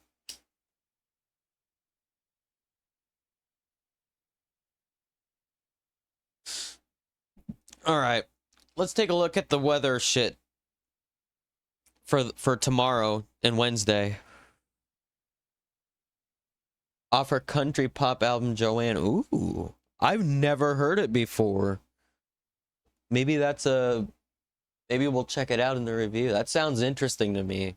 Country pop is kind of interesting to me. I'm definitely down for that. Let's take a look at what tomorrow and Wednesday brings. And tomorrow at 11 a.m. to 1 p.m., Superior Real Estate. Excited to get down there. Concordia at Cloud County Community College. Haven't been up to Concordia in a couple of years. I'm looking forward to seeing you guys up there. They also have a great weather camera up there. Program weather radio is 11 a.m. to 1 p.m. Oh, yeah, definitely get a weather radio if you don't have one. And you're in an area where tornadoes are common. Here, let me get this for you guys. This is one for $31.99. You can get them cheaper, used, or cheaper models altogether. Or you can get one that's more expensive with all the bells and whistles and cool little fun things on it. But these are very important. If you're not near a tornado siren, this is your in-home tornado siren. It will go off when a tornado warning or tornado watch is in your area, or a severe thunderstorm warning. It will let you know. These are very awesome tools. I admittedly don't have one right now because my old one broke, and I'm trying to find one. I might end up buying the one that I'm actually posting in chat right now. This one's $31.99. It's cheaper than... It's on the cheaper end. There's cheaper than that. I think, I don't know. There's like used ones on eBay for $13, you know. Very important tools. I definitely recommend picking one up. Or sometimes there's even giveaways and like events like this where they're giving away weather radios. I definitely recommend going to one and picking one up if you can't afford one. These days, as well as May the 7th, we may have more of these days coming up to add. Now, looking ahead to the next 7 days, we have widespread soaking rain likely. We've had flash flood risk for several days now from several rounds of rain, and these darker areas of purple indicate about 2.5 inches of rain. That covers most of northeast Kansas over the next week. And there are several storms in the way tomorrow, as well as Wednesday and Thursday looks to be a weather day as well, with possibly severe weather each one of those 3 days. This pattern will go on. But today is beautiful. The next few hours, all evening long, we have mostly clear skies. Humidity is low. The winds are light. Live look from Concordia right now. There are no rain showers in the area. Everything is nice and green from several rounds of rain. 78 degrees right now in Concordia. From Topeka, have our weather camera on the west side of town from Menninger Hill. I have a nice, great view to the south, to the west, to the northwest in case anything's coming at us. And right now, what I see is a beautiful day that we can enjoy. We are 75 watching degrees southwest. Kansas local weather because this is where a lot of the activity is probably going to be, and he's going to also show us where, like, the region and stuff too. 9 miles per hour in the capital city. The song Joanne is about her niece who died of lupus at age 19. Damn. Holy shit. I know my grandmother had lupus. That shit's awful. Fuck. Right now, nothing on radar, and temperatures are comfortable. Everyone in the 70s. Abilene is 81, is the warmest. Tonight we'll have 54, light winds from the south. There's no chance of any rain. Tomorrow, after 4 p.m., a severe weather risk. You're going to see storm chasers all over the place tomorrow. Folks like Reed Timmer have a bullseye in our area tomorrow. It's Reed not a Timmer. high-risk day. Reed Timmer is a Reed Timmer. How do you describe Reed Timmer? Reed Timmer is a tornado obsessed maniac. In some ways, I really like him, and in other ways, I'm just like, holy fuck, what are you doing, man? This dude is like the tornado cowboy. He will drive into these motherfuckers,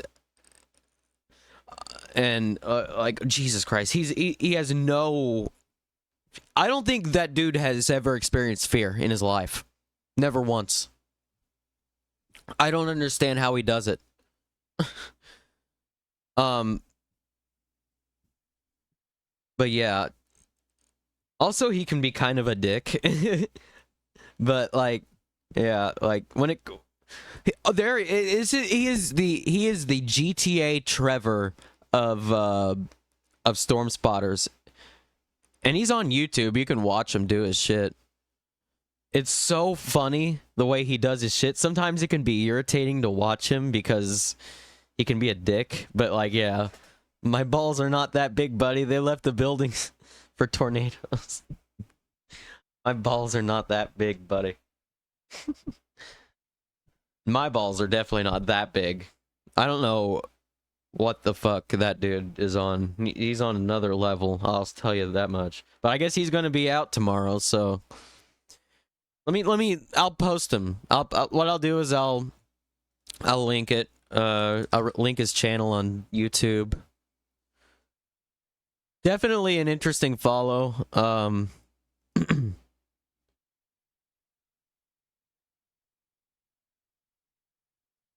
But do prepare for a man that might take himself a little too seriously, and is definitely kind of a dick, yeah. But his content is fucking hilarious. So, and it's unbelievable what the footage that dude gets.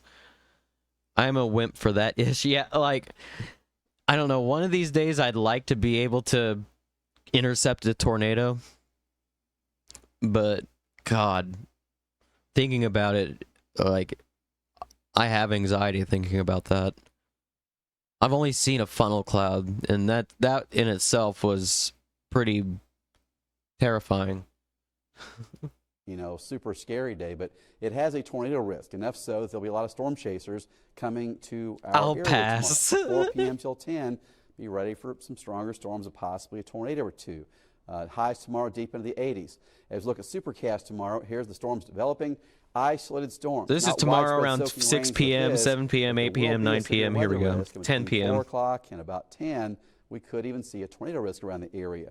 We have more So storms Tuesday likely around on 10, Wednesday. Those also definitely have if you're some in risk of the seeing some Midwest, Central U.S., keep an eye out on the weather. It's gonna get kind of bad tomorrow. There's been precedent for this being wild. I get scared sometimes during the yearly winter storms. Yeah, those can be pretty awful. Yeah. So yeah, there is going to be more activity weather-wise tomorrow. So yeah, keep an eye out, y'all. I shouldn't say that because that's Ryan Hall's thing.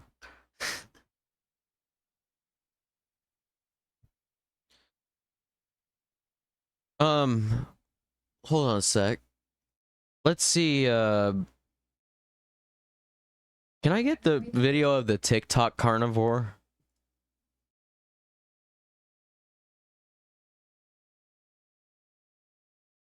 Let's watch this thing. Is this right?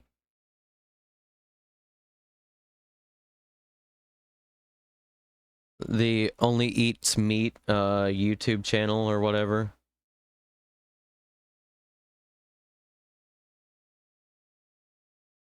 Vegetables destroyed my thyroid? Wait, hold on a minute. Wait. Hold on a sec. What is this? Oh, this is an hour and 46 minutes long. Ain't no way. Ain't no fucking way.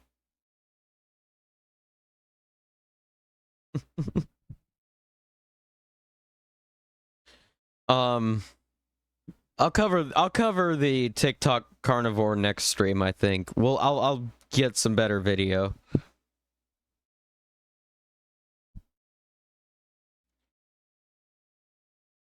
Oh, what have we got? What have we got? I'm gonna cover Palestine on Friday. Because I don't know, this week could be interesting in the way of updates in Palestine, I think. I always look at the time on videos and I'm like 1.5 hours. I know, right? Like, what the fuck? My attention span is small. Same. Absolutely same.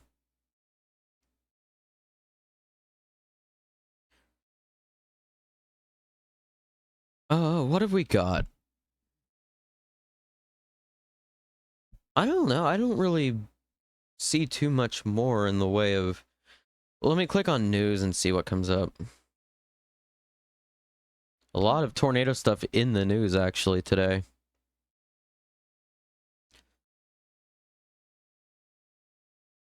We got encampments on universities.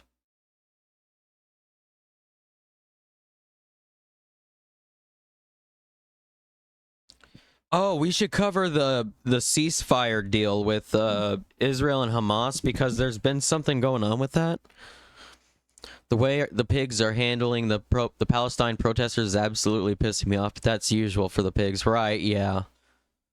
Yeah, I'm not surprised by their response at all. Like, this is just par for the course. I mean, they take the same playbook every time of just absolutely brutalize protesters that are left-wing and let neo-fascist Nazi groups march without any oversight whatsoever from anybody. It's ridiculous.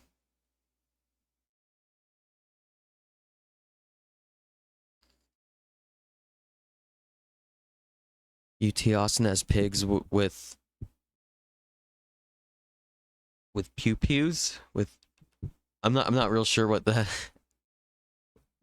What? Oh yeah. Oh shit! Thank you for following, eComposer. Welcome in. We're just kind of. I think we're about to cover some of the university protests here a little bit. Arrest peaceful protesters, don't do shit when a mass shooter pulls up to a school. What a beautiful country. Right, yeah. They show up in riot. Yeah, for real. Jesus Christ. Let's.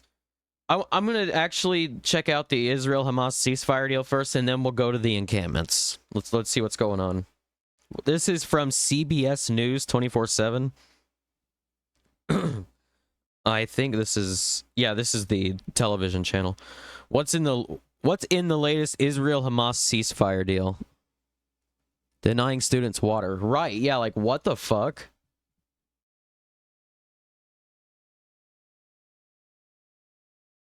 All right, there we go.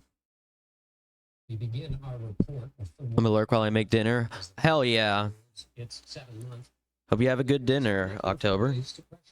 Israeli Prime Minister Benjamin Netanyahu. I heard they had a sniper set up at one university. Yep, and here in my town of Bloomington, Indiana, we also had a sniper set up on Indiana University's campus. Yeah, that's fucking wild. Oh no, you're fine.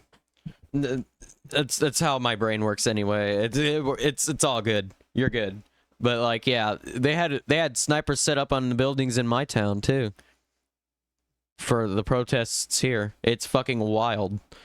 I was gonna go, but I was genuinely terrified of literally getting shot by the fucking police. So like, God, I don't know. These protesters are so fucking brave. Holy shit. I saw a grainy video of one. I saw a video of someone sneaking up low-key on the sniper undetected, not confronted. Oh. Damn. Holy shit. Agree to a ceasefire. Secretary of State Antony Blinken and the UK Foreign Minister flew to Saudi Arabia Monday to promote an Israeli truce deal and inject diplomacy. Head off the ever-present fear of the conflict spreading wider. A meeting at the World Economic Forum Monday, Blinken said Hamas has been given the power to end the suffering in Gaza.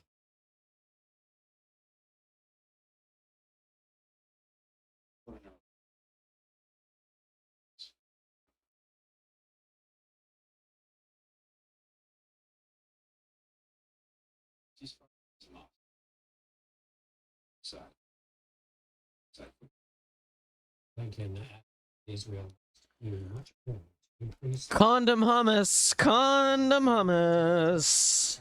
Everybody, come get your condom hummus.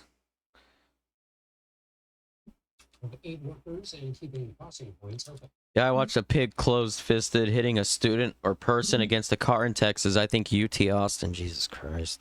Saw a video of some old dude filming the protest and the pigs tackled him to the ground with no warning. I think I saw that video too, yeah. Was that like the local Fox outlet cameraman or something like that? A professor got tackled? Jesus Christ, man. The fuck? We will have more on this story later. Washington is the senior vice president for strategic and international relations. John, thank you again for being. Sometimes this. Oh, it was just a regular civilian. Oh, it must have been a different video then, because I saw the Fox News or the local Fox reporter get taken down by the police. And it, like the camera, like basically crushed that dude. Like it was fucking wild. Saw a video. I saw a video of it from someone who was there. Damn. Is extraordinary generous. Is that?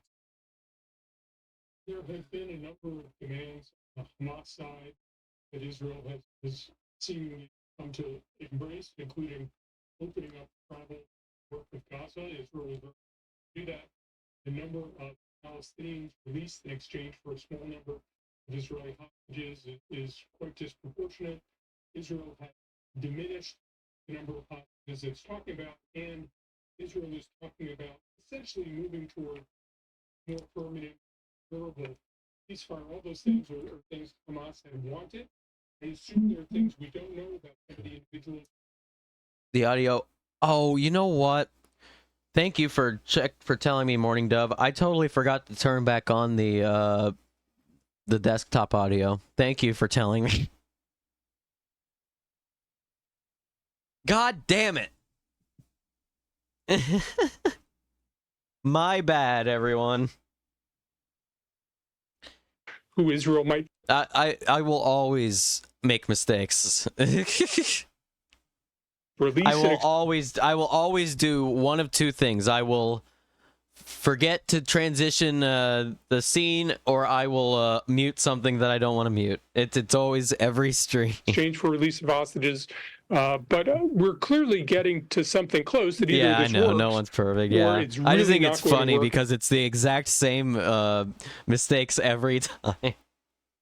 And it's going to be very, very hard to get any sort of negotiated agreement. The Secretary of State also said the only thing standing between the people of Gaza and a ceasefire is Hamas. Obviously, it seems to me it's obvious it's an attempt to put pressure on Hamas. But is that in tension with the fact that Palestinian health officials said that overnight Israeli strikes in Rafah killed more than 20 people? You know, in other words, if you're trying to get a deal, are operations being carried out a help to that deal or a hindrance? I don't think that the operations really, if this is something. Also, we will be going to Al Jazeera's coverage. I'm just kind of trying to figure out what American news media is reporting on right now. Larger, I mean, you had, as far as we know, more than 30,000 Palestinians have been killed so far in this violence. I don't think that Israel's actions right now are going to head off a deal. The real question is, each side wants to get the best deal it can get. I think each side is willing to walk away, and the hope of the United States and other partners, including Arab states, including the Brits, are, can we get over the hump and can we move toward something that looks like resolving this issue? I think we're very, very close. And frankly, this could go either way right now. Give me your take, finally, John, on the Rafah question. Obviously, if there's a ceasefire, that puts it in second position. But you have the president on the phone with the Israeli prime minister. Secretary Blinken said that that he does not want Israel to go in on the ground in Rafah. I ask you this, I feel like every time, but what is the level of U.S. leverage over the Israeli leaders? And can you help us understand that a little better? Because the assumption of U.S. leverage over Israel is behind the college campus protests and so much of the discourse here about this conflict.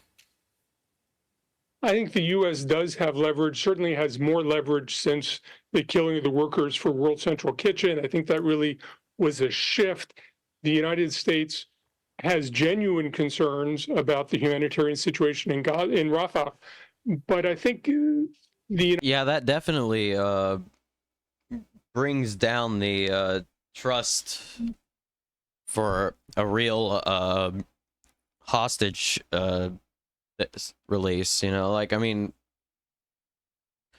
Israel's just gonna, I mean, Israel's saying, like, the Israeli government's saying, like, we're not gonna budge until we get our hostages back, while they bomb their hostages and all this shit. And it's like,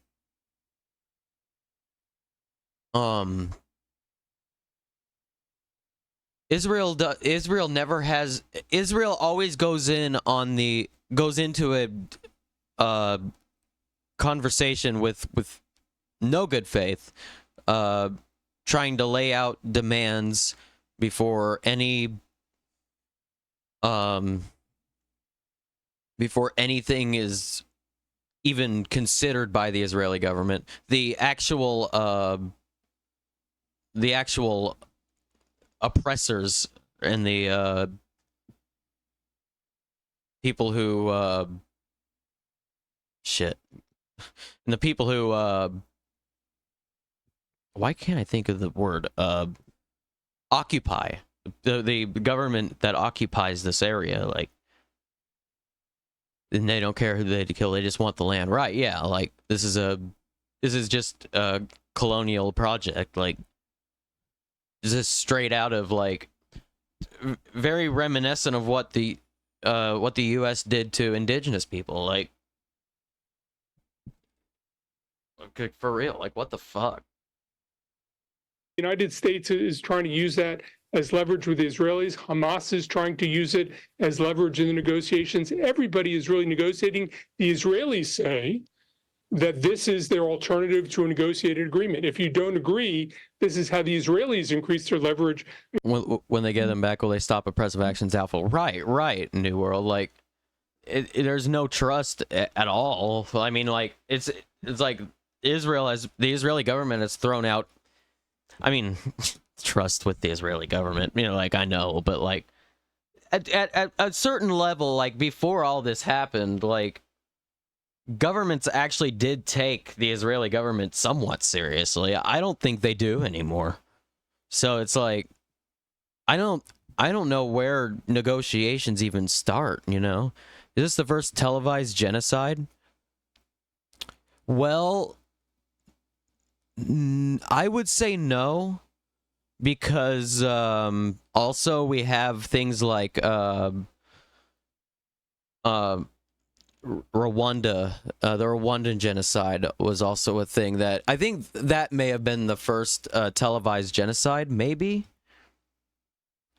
But yeah, like, this is one of the first, definitely. This is one of the first one of the first major high-profile ones, like the Rwandan genocide, or I'm forgetting a lot of them, sadly, but yeah, this is just more that most have happened. Oh yeah, that happened before. Why didn't that happen? When was? Let me Google it. When was the Rwandan genocide? It was like late 80s, right? Oh no, it was the mid 90s. April 7th, 1994 to July 15th, 1994. It was 1994. Damn. That's a lot more recent than I thought it was. I thought it was like 89, 90, but yeah. God damn. There's been a lot of, but yeah, that was like one. I feel like there's been quite a few now, actually. Now that I think about it, we had like the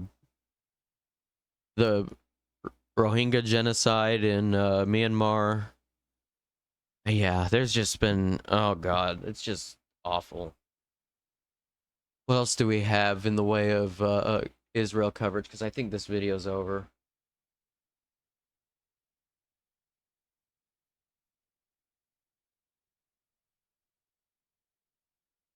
Let's go to Al Jazeera, because I wanted to see what Western media was saying about what was going on right now. What their spin of the day is. Let's see what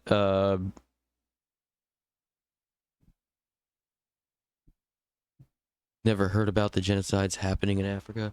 There is major shit going on right now in the way of like mass displacement in Africa right now, but like I don't actually you ever hear? Yeah, like I don't actually know too much about the situation. What I was actually going to do was actually research and research off stream here in the next couple of weeks and really understand it before we talk about it. It's a story of French colonialism up north. There's a lot of different things going on in Africa right now. We'll talk about France's neo-colonial project in northern Africa. We'll talk about the Congo. We'll talk about what's going on in Sudan, Ethiopia. There's a lot of shit to talk about.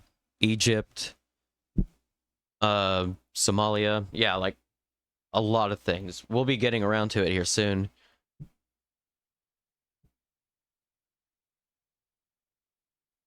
But for now,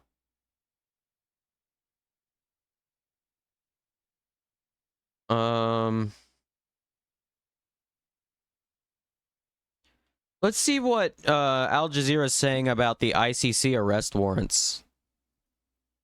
All eyes are on the International Criminal Court. It's investigating Israel's actions in Gaza and the West Bank. And Israeli officials fear it's preparing to issue arrest warrants against the Prime Minister and other senior figures. So what would legal action mean for the country and its leaders? This is Inside Story.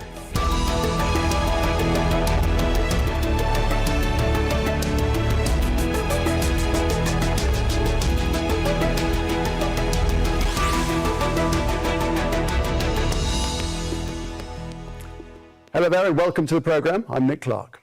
So, Israel's Prime Minister says nobody will stop its military actions, not even the International Criminal Court. The ICC is investigating the country's operations in Gaza and the occupied West Bank. Very much a and could different issue attitude warrants for than the arrest of Benjamin CBS had Netanyahu about this. and other Like, Israeli goddamn. leaders. He says such a move would be outrageous and set a dangerous precedent. And the foreign minister insists the country will not be deterred and will continue to fight. The court's prosecutor says anybody who breaks the law will be held accountable. But Israel is not part of the ICC and does not recognise its jurisdiction. Yet any warrants it issues could put its officials at risk of being arrested in other countries. So what does this mean for Netanyahu and his country? We'll put that to our guest shortly. But first, this report from Imogen Kimber. Israeli officials fear the International Criminal Court may issue arrest warrants for senior members of government, and Prime Minister Benjamin Netanyahu may be on the list. Charges could be over alleged war crimes committed during Israel's ongoing war on Gaza. Emergency meetings have reportedly been held by the Prime Minister's office. Under my leadership, Israel will never accept any attempt by the ICC to undermine its inherent right of self-defense. While the ICC will not affect Israel's actions, it would set a dangerous precedent that threatens the soldiers and officials of all democracies fighting savage terrorism and wanton aggression. The ICC is the only permanent international Can I get a fuck Netanyahu in the chat? court that can prosecute individuals for crimes against humanity, including genocide. Palestine was admitted in 2015. But Israel is not a member and does not recognise its jurisdiction. However, many Israelis are looking to the court in The Hague for justice over the Israelis who were taken captive on October the 7th real, by Morning Hamas. Dove, absolutely. Like it. Perpetrators should be held criminally accountable for the atrocity they committed. We trust that the ICC has the capacity to bring about justice for the hostages and their families. The visit of the prosecutor to Israel has reinforced our belief in the integrity and professionalism of the court. International Criminal Court prosecutor Karim Khan says the attacks on October the 7th come under the court's jurisdiction and are part of his investigation into crimes allegedly committed in Gaza. Laws of war must be respected. They can't be rendered hollow. They can't be interpreted so as to void them of meaning or to dilute or eviscerate any protective purpose that the Geneva Conventions and the law provides the most vulnerable children, women, people that are sick, or civilians. They must be interpreted with full protection. The prosecutor has expressed deep concern over Israeli incursions and its bombing of Rafah, where around 1.5 million people are sheltering. Possible charges could include acts regarded as collective punishment, including the deliberate starvation of Palestinians in Gaza and the withholding of aid.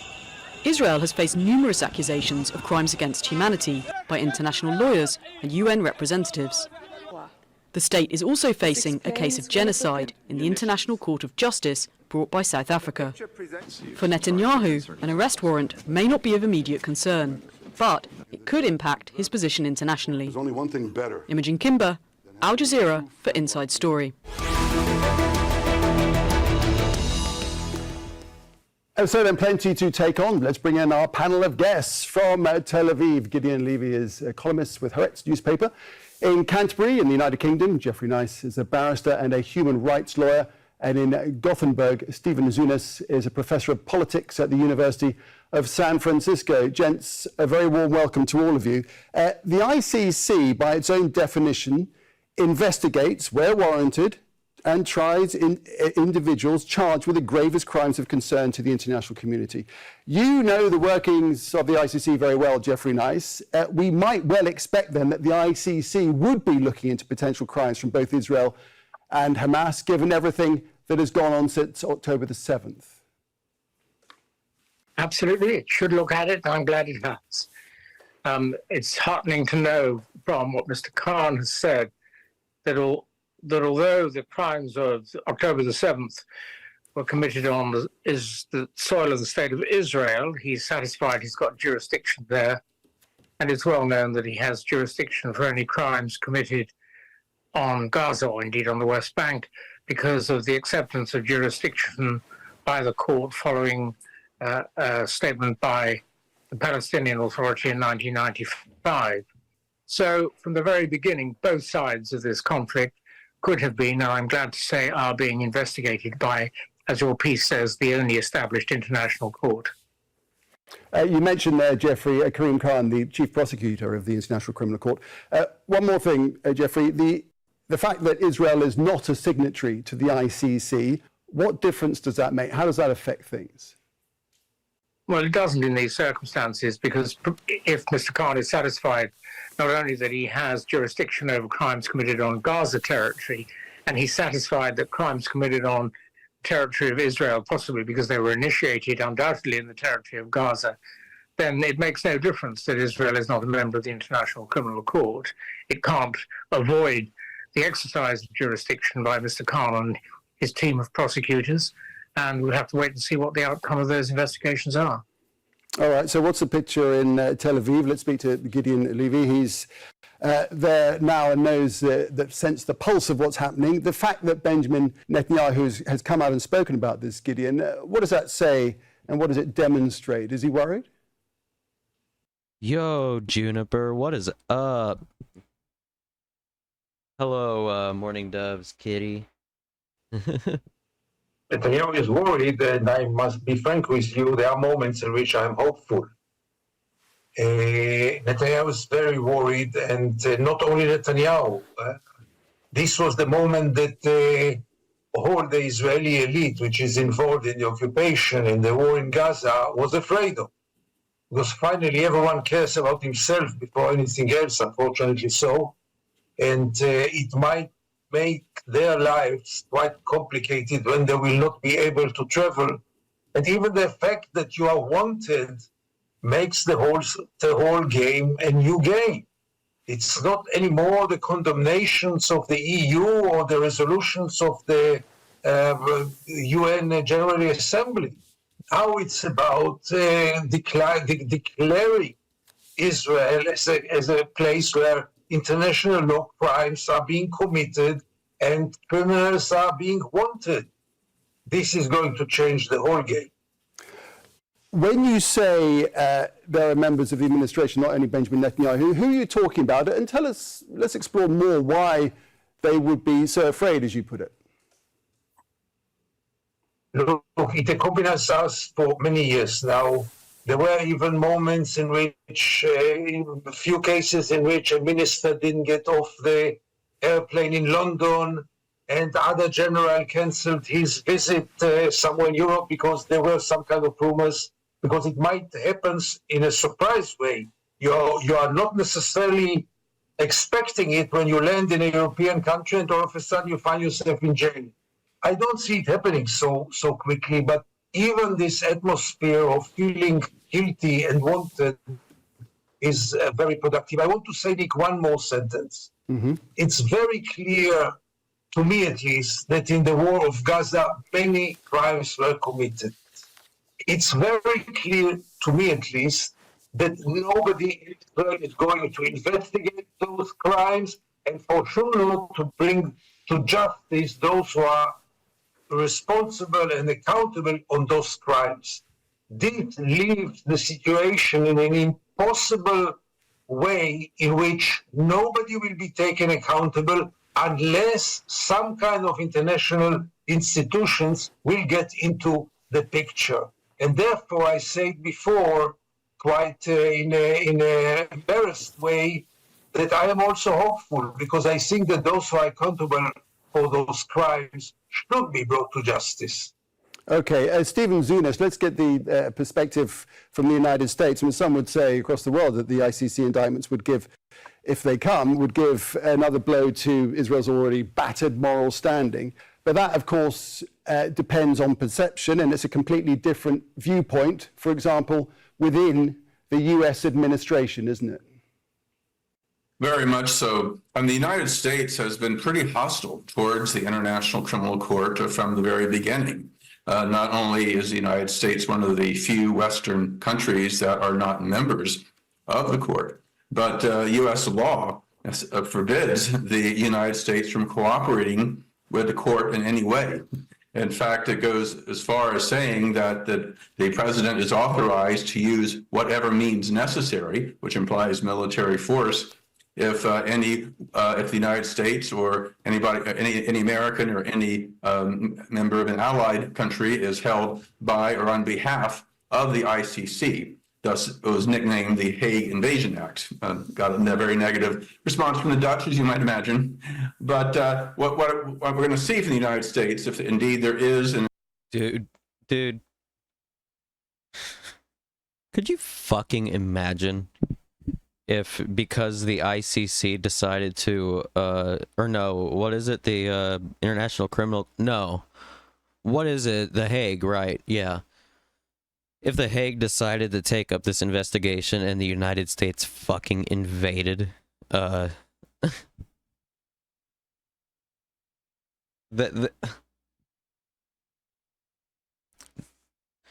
Dude, check out the Hague Invasion Act if you don't know much about it.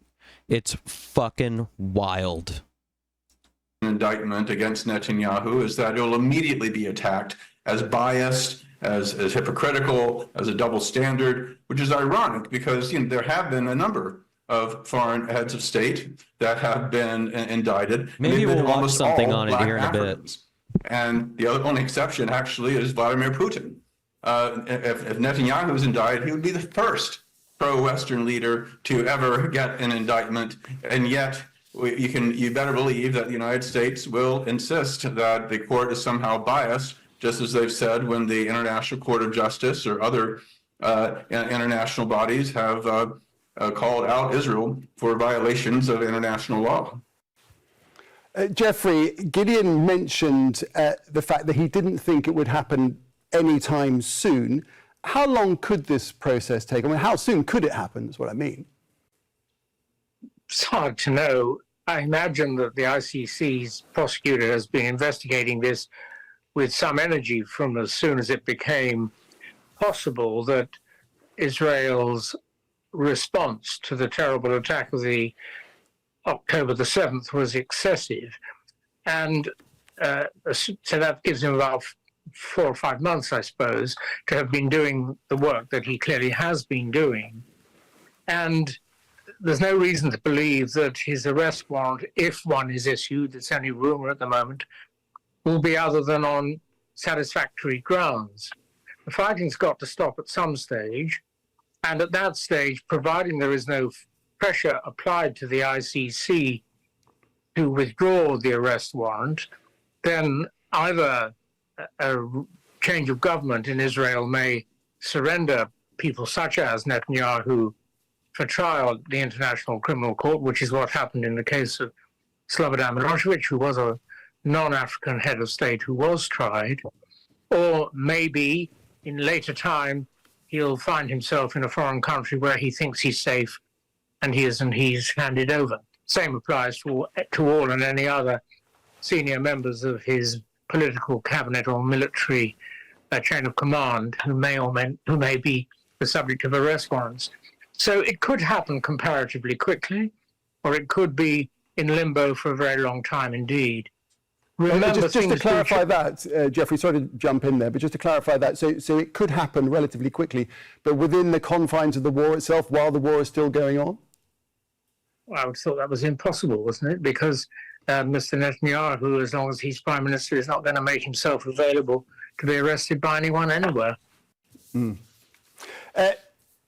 Gideon Levy, the perception within Israel will differ wildly, given the polarized view of the Prime Minister there. Just give us some idea of how it would be, because after all, this would put Benjamin Netanyahu in the same category as foreign leaders like Omar al-Bashir, the deposed president of Sudan, and indeed the Russian President Vladimir Putin.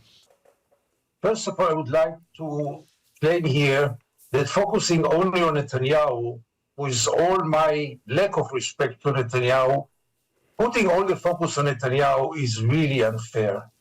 Because what we see now is an outcome of years of a very clear policy of apartheid and occupation. Netanyahu didn't start it, Netanyahu didn't invent it, including the incursions into Gaza. And to put everything on Netanyahu is very comfortable.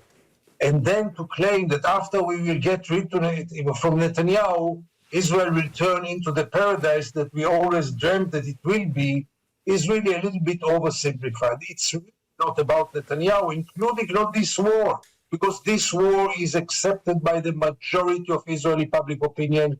This war was approved by the entire government, and most of the members of the parliament are supporting this war and supporting continuing this war. It's not like one dictator here took his whole state into a war and now he is responsible.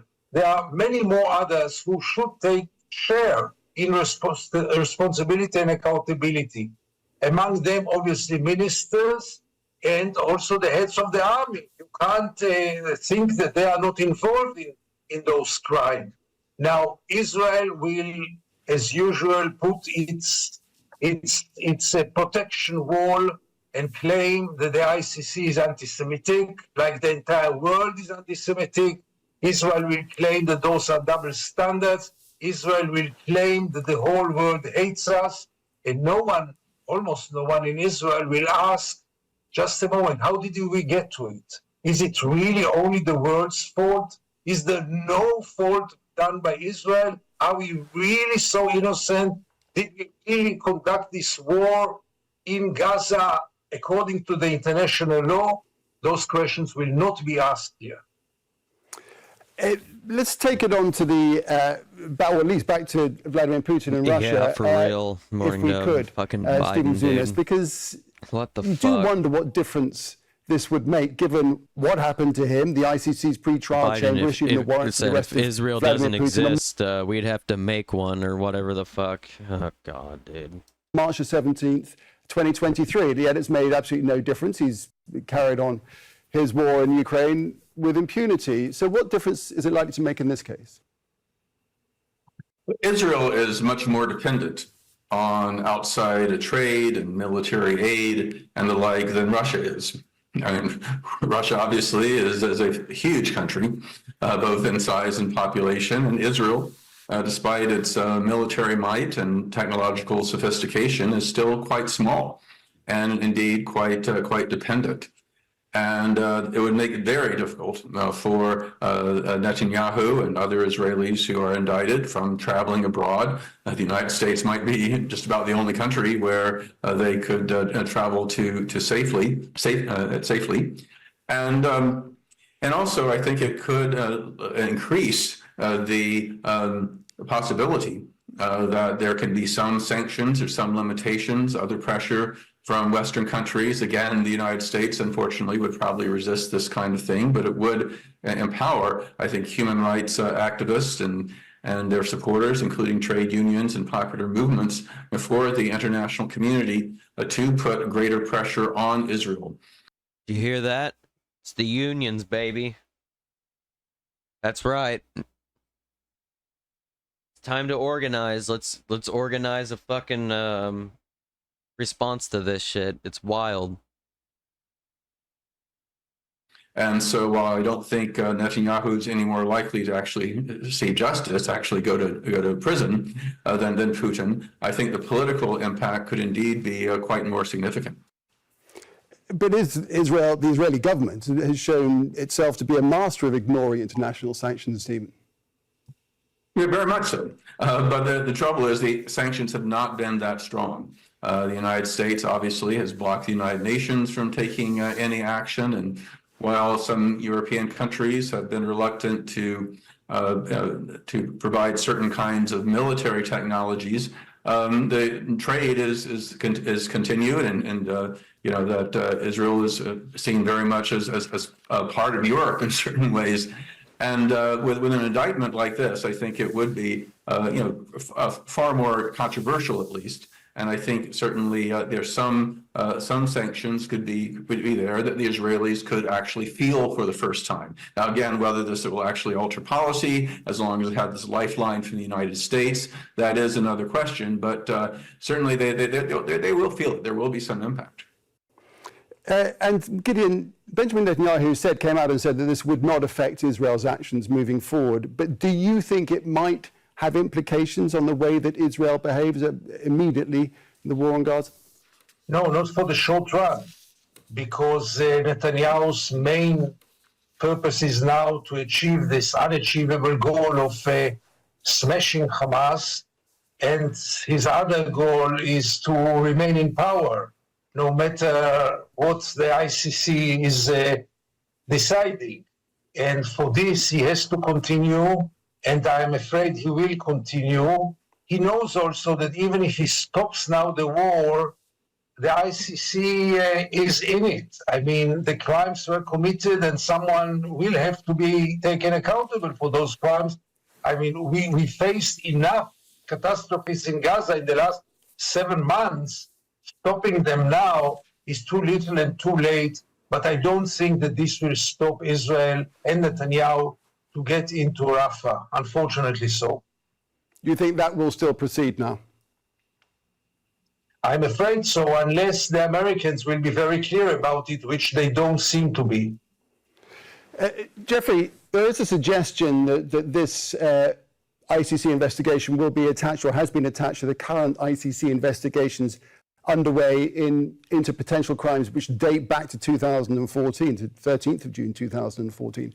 Tell us about that, if you would, and just how that would work, just attaching the two together. Attaching them is possible, I suppose, if a continuing intention on the part of Israel that could be said to be criminal is established. But there's another really important part about Operation Protective Edge of 2014 and what happened subsequent to it. In 2014, Ismail Haniyeh certainly accepted that it would be a good thing if the ICC went in, and the following year, the ICC got jurisdiction. That's 2015. So we have to look at the 8 years over which it might be argued that the ICC have dragged its feet concerning the unhappy and tragic events of 2014, much smaller than they may have been in the present crisis consequences. And you have to ask, well, supposing in fact the ICC had shown itself to be busy in those 8 years, 9 years, and shown itself to be willing to take on the Israeli leadership and not to be intimidated by the United States. Oh shit, you wrote a song about it? Morning Dove? That's fucking sick. Ice Cream Man and Sherbert, that's...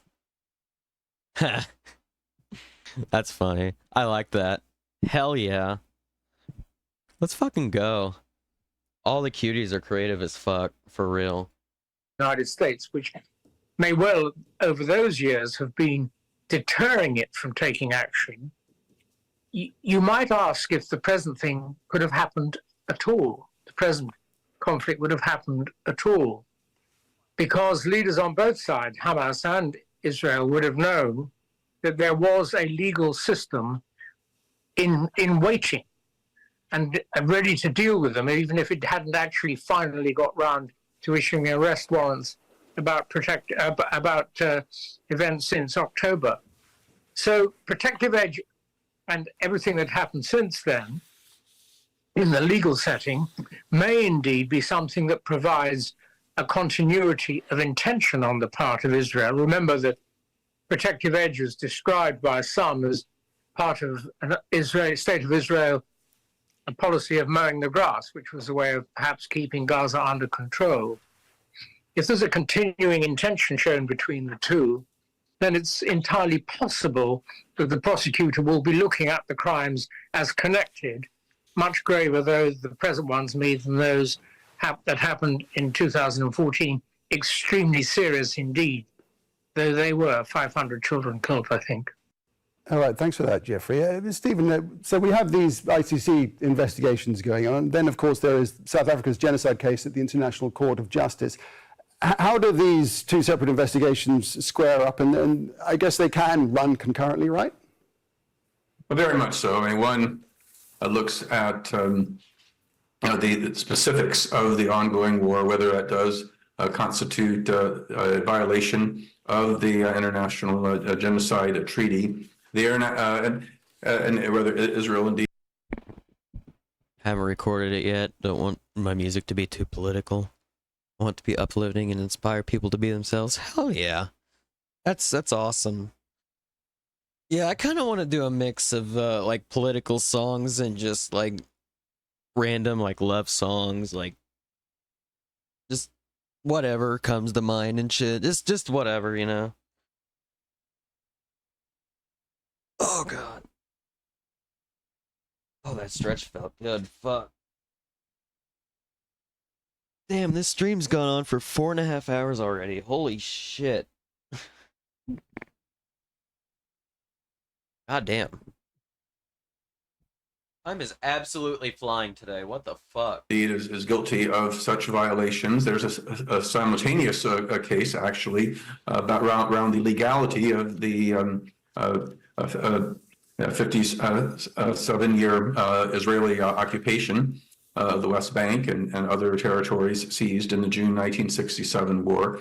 The International Court of Justice, which has been around for many, many decades, is about countries, about individual countries and their violations of international law. They are brought forward, by the other member nations of the World Court. The International Criminal Court, which was founded only recently in 1999, looks at crimes of individuals. So it's more on the level. The International Court of Justice looks at Israel on a state level and their violations, whereas the ICC looks at on the individual level with individual leaders who are responsible for specific war crimes.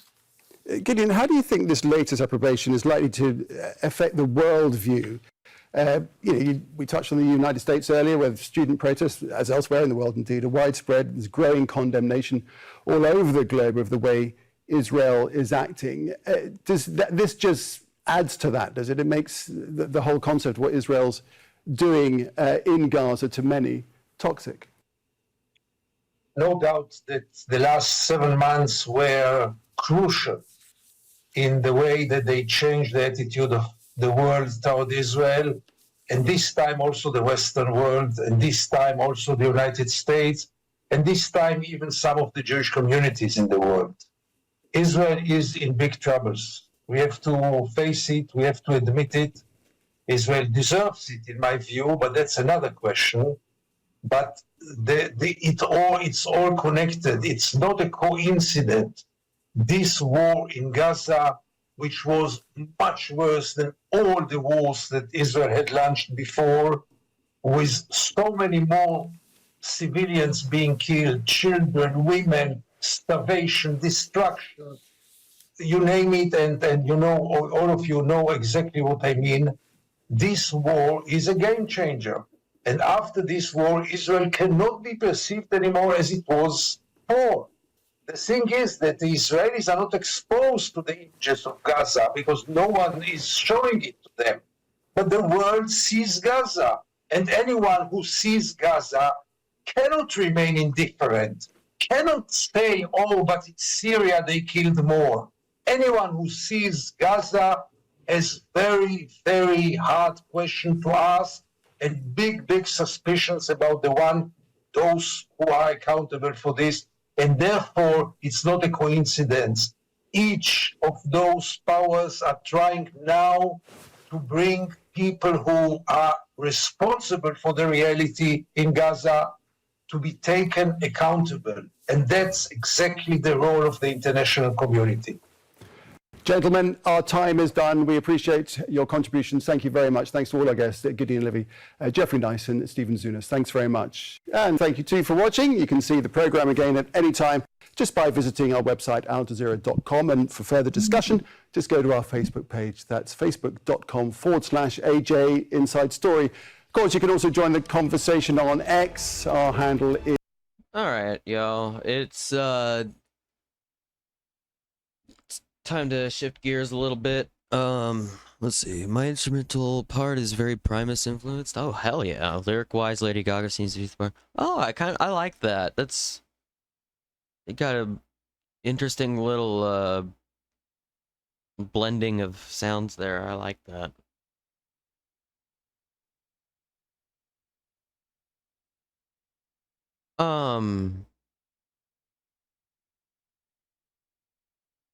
Where was I even? Damn. I don't even know where my brain is anymore. So, I think what I'm going to do is I'm going to take a quick break. And we're going to... Let's see, what are we going to do next after we come back? We're going to talk about the universities.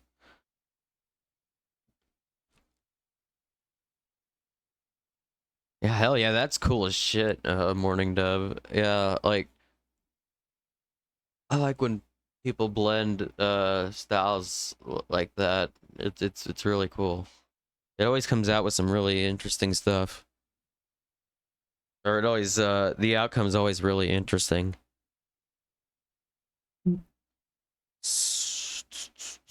What have we got? I want to come back and we'll probably do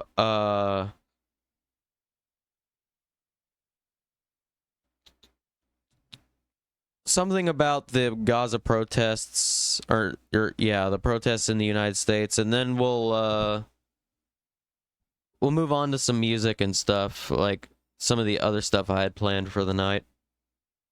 So yeah, I will return in about 5 minutes or so. We'll see. I always say that, and then and then we end up having like a 10-minute break. That's probably what's gonna happen. So yeah, if everybody wants to do a stream match with me, it is motherfucking time. I will return in about 5-10 minutes. Be right back.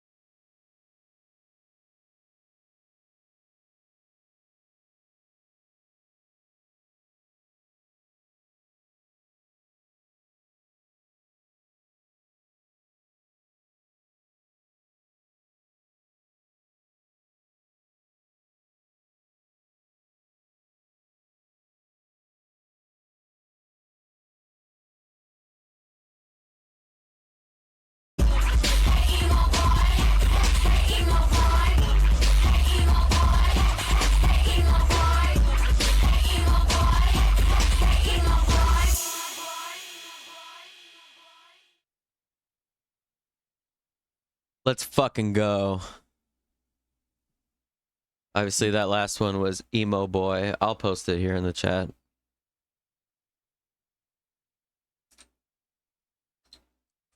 Here we go. I know, right? It's such a fucking banger.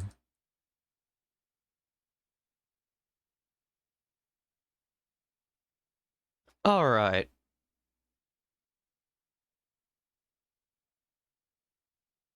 Oh, what's next today? I guess it's oh yeah, we were gonna do some coverage of the university protests real fast. Hell yeah, Morning Dove. Let's go, doggo.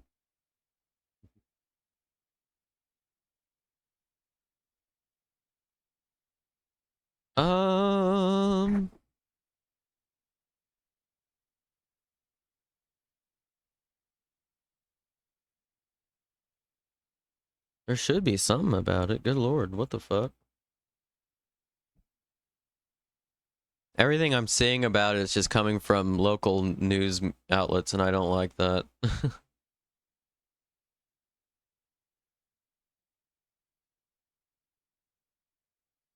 Oh shit, I did not see that Jill Stein got arrested at all. What the fuck? In St. Louis? Let's see.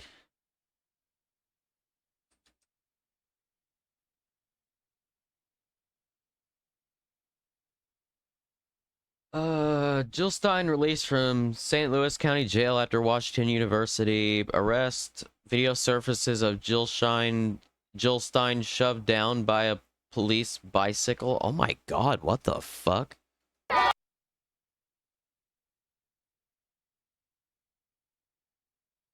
What the fuck? I got a video real fast. We'll cover the article here in a sec. The X post. Thank you, October.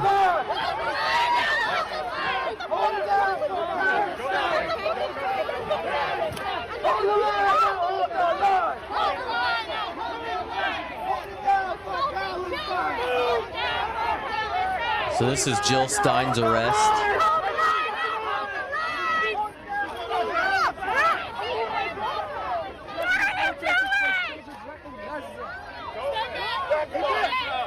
Get back! Hey, you get back! You get back! What are you doing? Fascist fuck! Fascist fuck! Fascist fuck! You get back! A-cab. A wave of student protest against Israel's war in Gaza continues to spread from coast to coast across U.S. campuses. From California to Connecticut, students have set up Gaza solidarity encampments to call for an end to the Israeli assault and for university divestment from Israel and the U.S. arms industry. University administrators have responded by calling in law enforcement, forcibly removing encampments, arresting students. Big sight, new, Hank. What's happening? Yeah. Oh god. Y'all know how this shit go, you know? Oh god. Oh god. Okay. Hold on a sec. Let's regroup here. What just happened?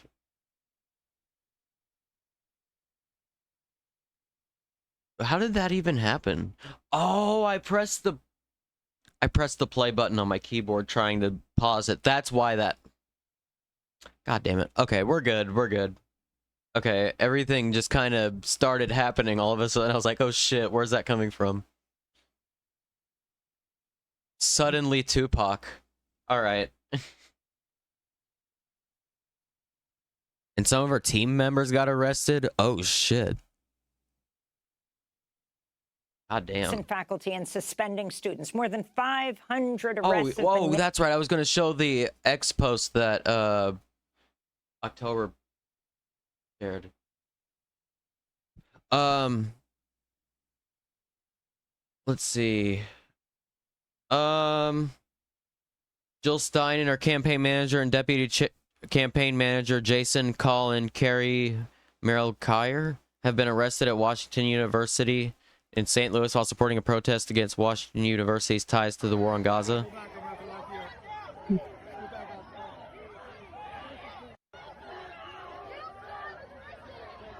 Yeah, I know, right? October. That's wild.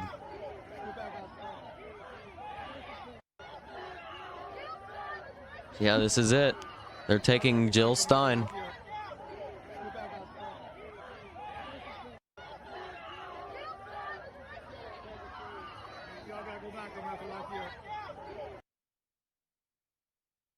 Let's go back a little bit. And it says a Jewish woman presidential candidate running against Biden was assaulted and arrested by Biden-backed police for peacefully protesting against Biden's genocide.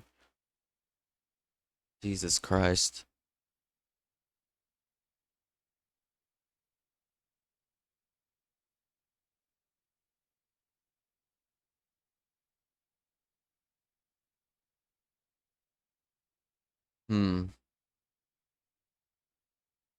Breaking. 90.99% of Barnard College students have voted to divest from Israel. Here's a little bit of good news.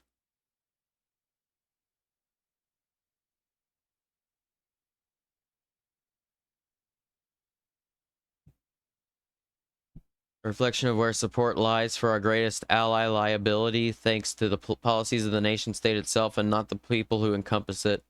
All systems are designed to be updated. It's about time we updated this one. Yeah, for real. But I'm not a big fan of your name, though. Sigma Mindset.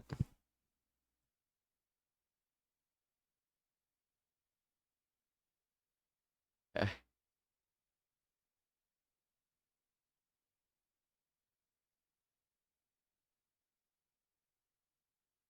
Well, damn. Also, just saw that pigs started tear gassing VCU student protesters. They're just going all out today. Jesus Christ.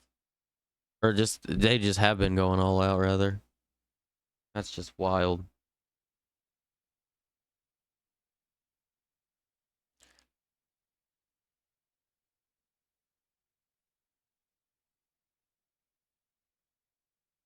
Made on campuses nationwide in just over a week. One of the most violent police crackdowns took place at Emory University in Atlanta Thursday. Local and free state police Palestine. swept onto the campus just hours after students set up tents on the quad to protest Israel's war on Gaza, as well as the planned Atlanta Police Training Center known as Cop City. Police were accused of using tear gas, rubber bullets, and stun guns to break up the encampment as they wrestled people to the ground. One video shows multiple officers restraining a protester as they apply and hold a taser to his leg. This shit as is students absolutely around him fucking yelled for unbelievable, them to dude. stop.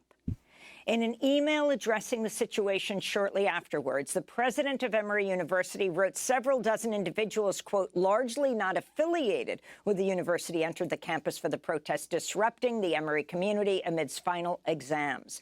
The university later said 20 of the 28 people arrested had ties to the school. Among those arrested were a number of faculty members, including the chair of the philosophy it is America, for department sure. at Emory University, Noelle McAfee. A bystander filmed her being Guess led it away shouldn't in be so handcuffs. surprising. I'm so sorry. I'm so sorry. Is there anything I can do for you right now? Yes, can you call the philosophy department office and tell them I've been arrested? Philosophy department? Yes, call the philosophy department office. Well, Democracy Now! Spoke to Professor Noelle McAfee after she was released from custody on Thursday. She described what happened. I was on campus this morning early for a long day meeting, and I saw that there was an encampment, and I heard some peaceful chanting. I thought I would just go and see how it was going, and also was concerned because in the past, Emory University has not just called out their own police to monitor things, but the Atlanta police. And a moment after I got there, I saw the troopers coming up. I'm not sure if they were the Georgia troopers or the Atlanta police, but they were coming up. The students were protesting with tents and all, and I was just wanting to watch, and I wandered over, and I saw suddenly things took a turn.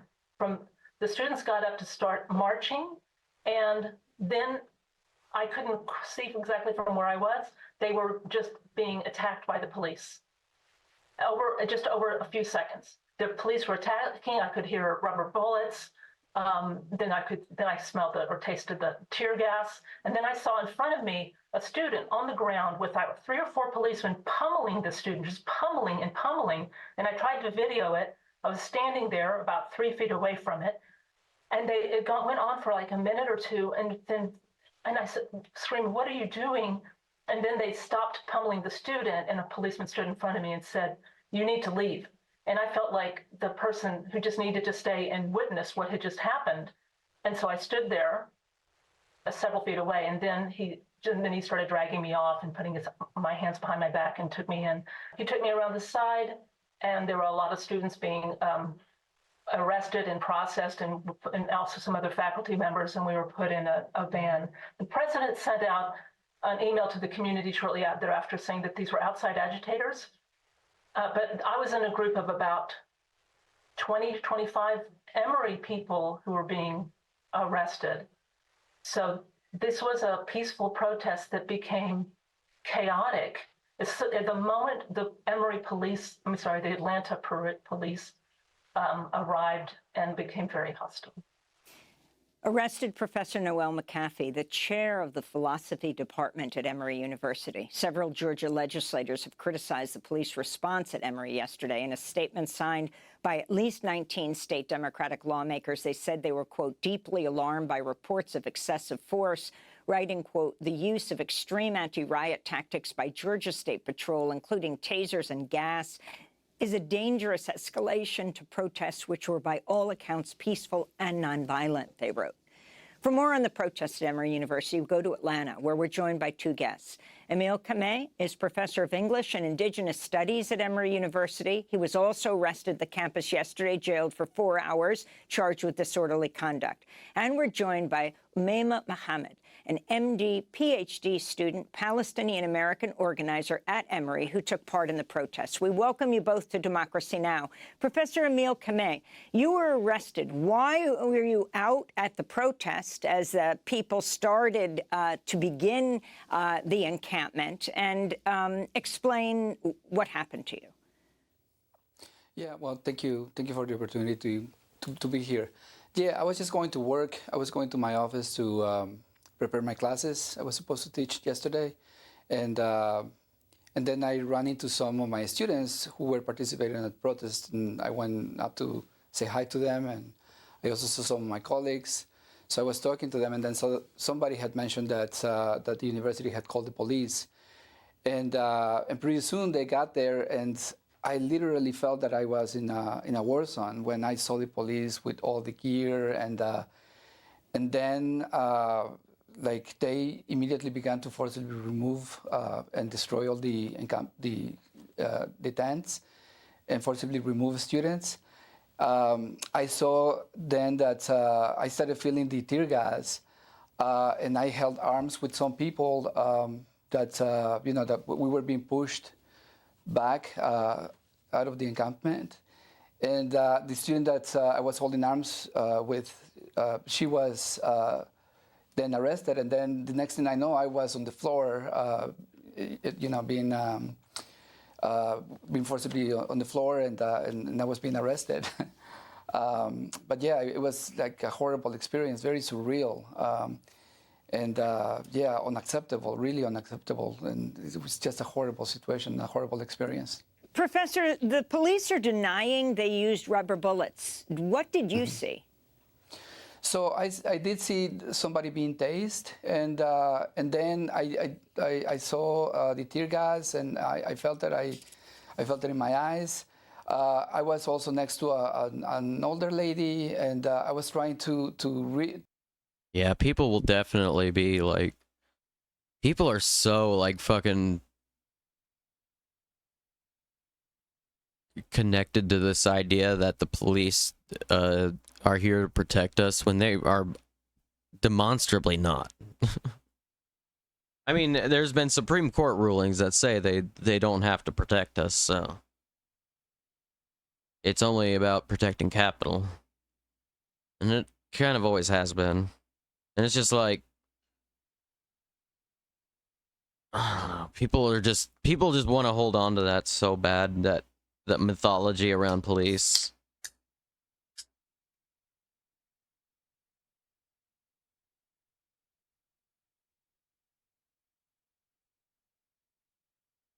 to reach her. Yeah, that's fucking awful though, Morning Dove. I'm sorry that you went through that. People will literally just throw out death threats all the time now. I mean, they always did, but like, goddamn. It's really at like a boiling point now. And tried to see if I could offer some water. And it has been for the past few years. And but then, you know, it's I did see the footage, some of the videos of police using rubber bullets as well, but it was very forceful in the screams, and yeah, it was very violent and really unacceptable. The Emory administration has also had a similar response against Stop Cop City protests on campus. Can you talk about the connections between the two? Yeah, I mean, the protesters were not only asking the university to divest from investing in Israel, but also Cop City. And I mean, it is the right thing to do. You know, it's I mean, it's the right thing to do because it's, you know, we have to remember that university is on indigenous lands, and these are indigenous territories. And there was an eviction notice written by Muskogee leaders about not building Cap City in Atlanta, and it is a just demand. And hopefully the university will listen to what the students are saying about this, because I think it's extremely important. I wanted to bring Umaima Mohammed into this conversation. Umaima, you're a MD, PhD student at Emory. Can you talk about these protests that you helped to organize and why you felt it was so key to take the stand on campus?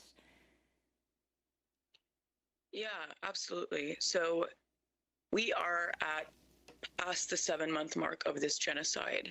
And on our campus and in our community, we have repeatedly organized peacefully to put pressure on our institutions, especially at Emory, to stop harassing and doxing students and to stop repressing speech around Palestine and to divest from the Israeli apartheid state. And every single time, Emory shuts us down. Every single time they crack down and they punish students. Every single time they silence our voices. And at some point, we decided that we no longer accept our tuition dollars and our tax money going to fund an active genocide. And that was, I think, the main motivation for a group of students and community members and faculty and graduate students coming together so powerfully in this moment to say, we just reject this. We refuse to move until Emory listens to divesting from both the apartheid state of Israel and Stop Cop City. I read an open letter that you had written. I mean, you're particularly deeply concerned about healthcare. You quoted the Palestinian doctor Hammam Allo, killed in November when an Israeli artillery shell struck his wife's home. His father, brother-in-law, and father-in-law also died. Democracy Now! Spoke to Dr. Allo on October 31st. This was his response when I asked him why he refused to leave his patients. And if I go, who treats my patients? They are not animals. They have the right to receive proper health care.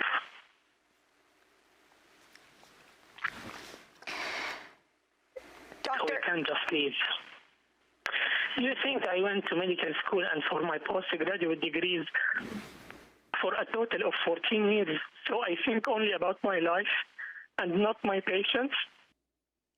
Dr. Hammam Allo would be killed several weeks later.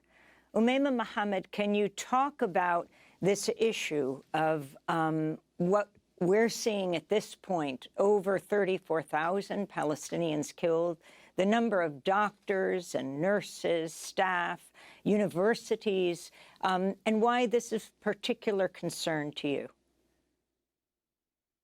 Yeah, so as a future healthcare professional and a current medical student, I am deeply concerned about the lack of concern healthcare institutions in America have for what we're seeing. And it's not just in Palestine. healthcare professionals largely aren't invested in the health and care of community members, like the police violence we saw at Emory's campus. I mean, it's absolutely mind-boggling to me that these people call themselves providers and care workers and are deeply disinvested from the structural and state violence of community members, both locally and internationally. And I used that quote in a letter that I wrote to the School of Medicine a few months ago because of the absolute silence from a healthcare institution on the decimation of the healthcare system in Gaza, on their own peers being murdered in cold blood by the IDF. And so I think one of the concerns that I have with Emory and with the School of Medicine specifically is that they have also, along with the greater Emory community, participated in suppressing Palestinian voices. So a great example of this is very early on to this genocide in October, Emory fired a Palestinian physician for posting a private social media post on her Facebook in support of the Palestinians. And yet, one of the professors of medicine we have at Emory recently went to serve as a volunteer medic in the Israeli Defense Force and recently came back. This man participated in aiding and abetting a genocide and aiding and abetting the destruction of the healthcare system in Gaza and the murder of over 400 healthcare workers, and is now back at Emory, so-called teaching medical students and residents how to take care of patients. I mean, the disconnect is, for me, very obvious, and it's very frustrating that the School of Medicine and the greater Emory community continues to ignore these major disconnects.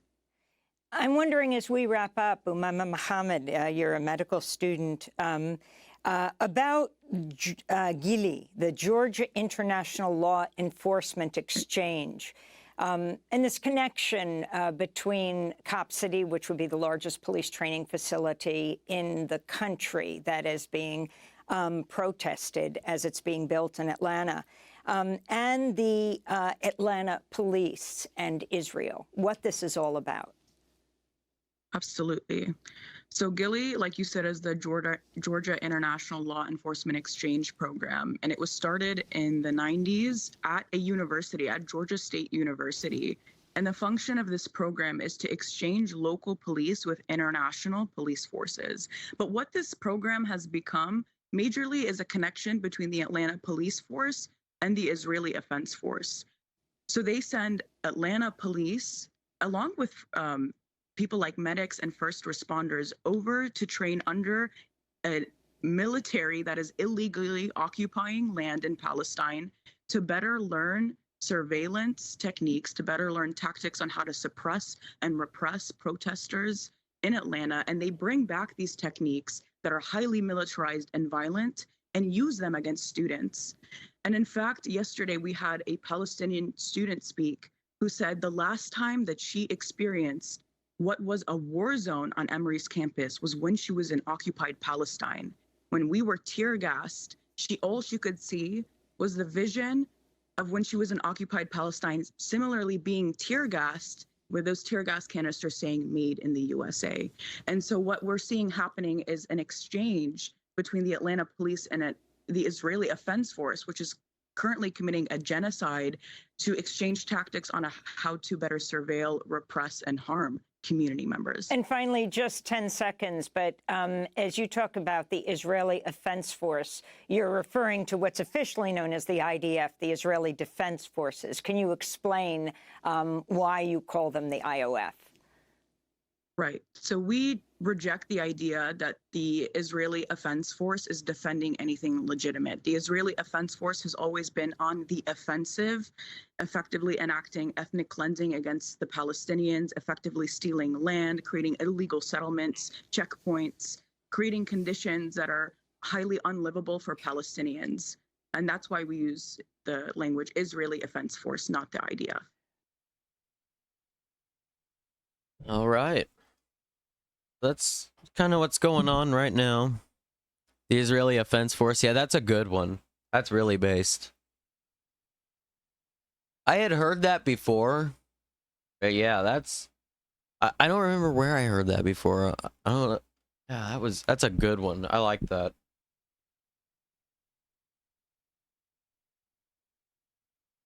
Alright, let's see what we got now. There's one video that I did save. What was that video? I was gonna watch it last night, but I changed my mind.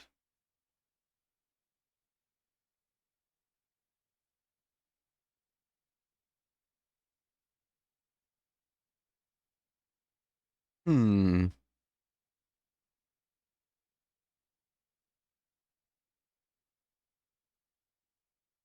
Where is it?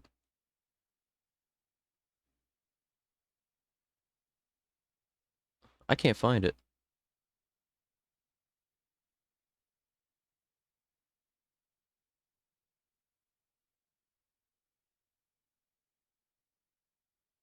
Damn, I can't. It may have actually been the. What I was thinking about may have actually been the.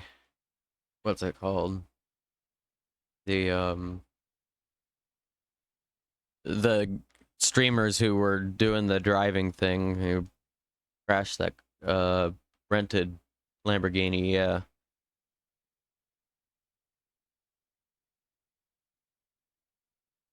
Let's see, what else have we got?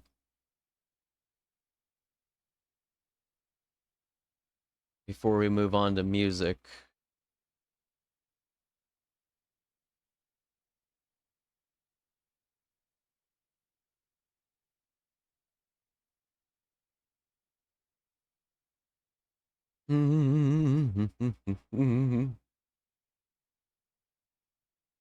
Whoa. Yeah, the Kick streamer.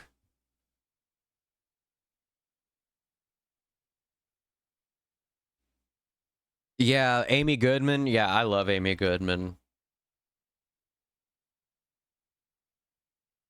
So much.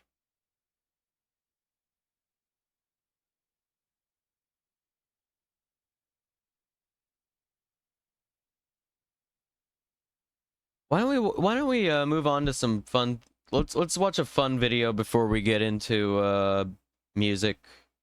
Kind of bring down the or kind of get some candy before we move on. What do we got?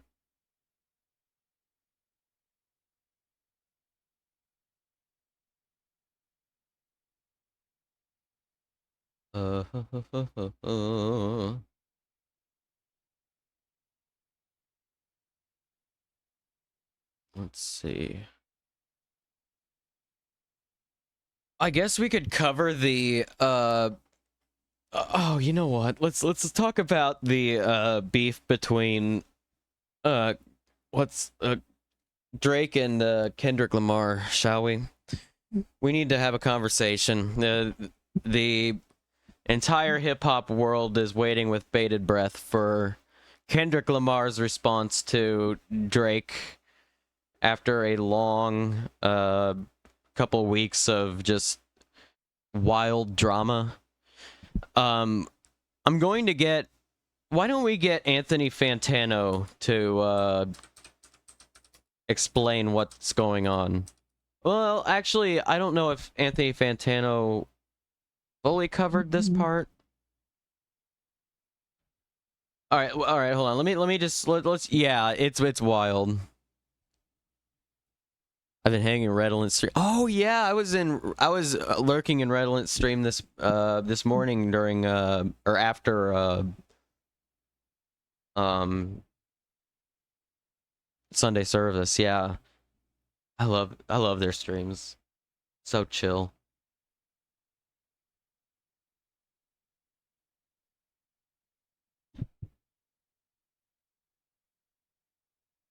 All right, we're gonna talk about Drake.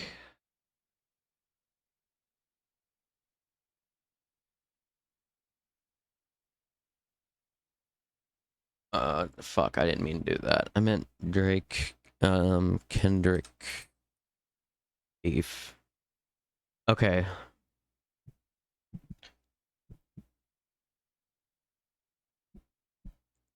What's the dirt? Let's watch this. What's the dirt?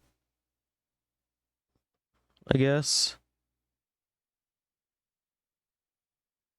And then we'll listen to Tailor Made Freestyle, the response that, or the song that Drake wrote in to diss Kendrick Lamar with the AI Tupac and everything. Let's see what's going on. Drake and Kendrick Lamar hate each other.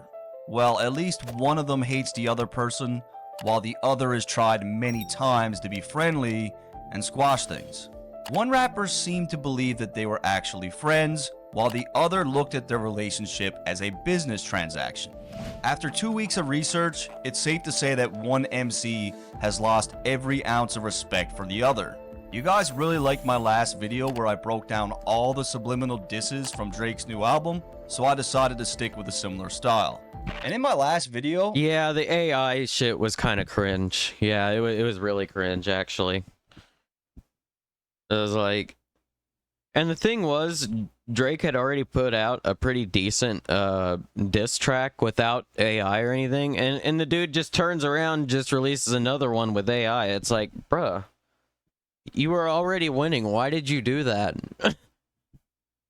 I guess, I don't know if winning is really the right way to put it. Like, I don't know. Let's continue on with this, because I'm sure they'll explain it.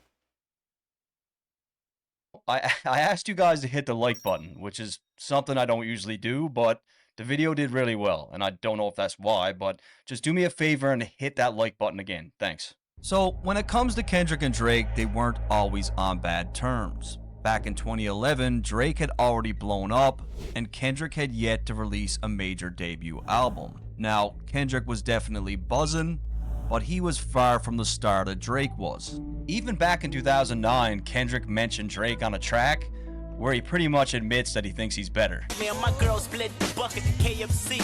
She listening to Drake, and all I can say, damn, these niggas that much better than me, baby. So Kendrick identified really early on that the mainstream hip-hop wasn't really his thing. However, on June 16, 2011, Kendrick performed in Toronto for the very first time, and when Drake found out he was in the city, he decided to hit him up so that they could meet. I need y'all to know, this is my first motherfucking time out here, you dig?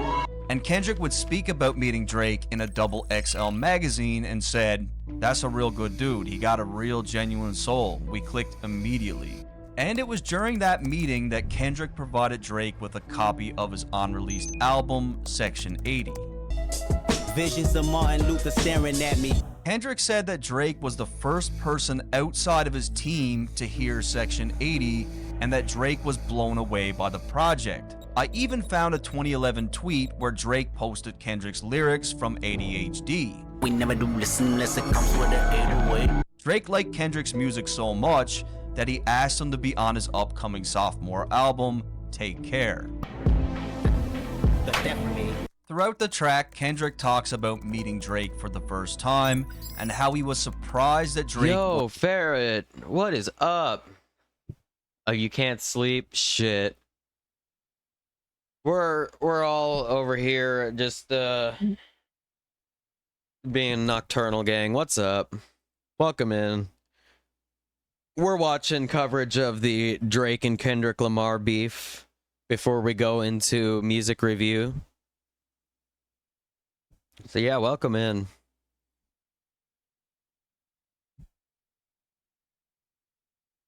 Hell yeah. Everybody follow the Ferret King. Let's fucking go. Awesome fucking streams over there.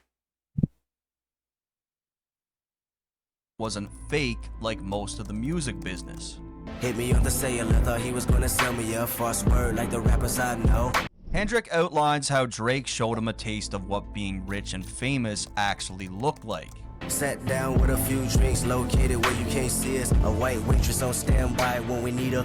On the track, Kendrick really battles with the idea of becoming famous, as he's worried that it will change him for the worse. Yeah, like, damn, this next level that I'm going to, will I get caught up in the lifestyle and would that make me or break me? And that was what the whole record was about when I did the interlude. And I mean, even back then, we could see the difference in these two artists, where Drake is talking about the Maybachs and his lavish life, and Kendrick is worried about his mental health and his, his relationships, his friendships. Is interesting because just 2 or 3 years later, the dude did get depressed from just being in the industry. I didn't know you were suffering from depression the way you said you was on the album. Yeah. Like, did the industry cause that? Not the industry, just the change. And Drake only continues to show Kendrick more love by taking him and A$AP Rocky on his Club Paradise tour. This is my brother A$AP Rocky. This is my brother Kendrick Lamar.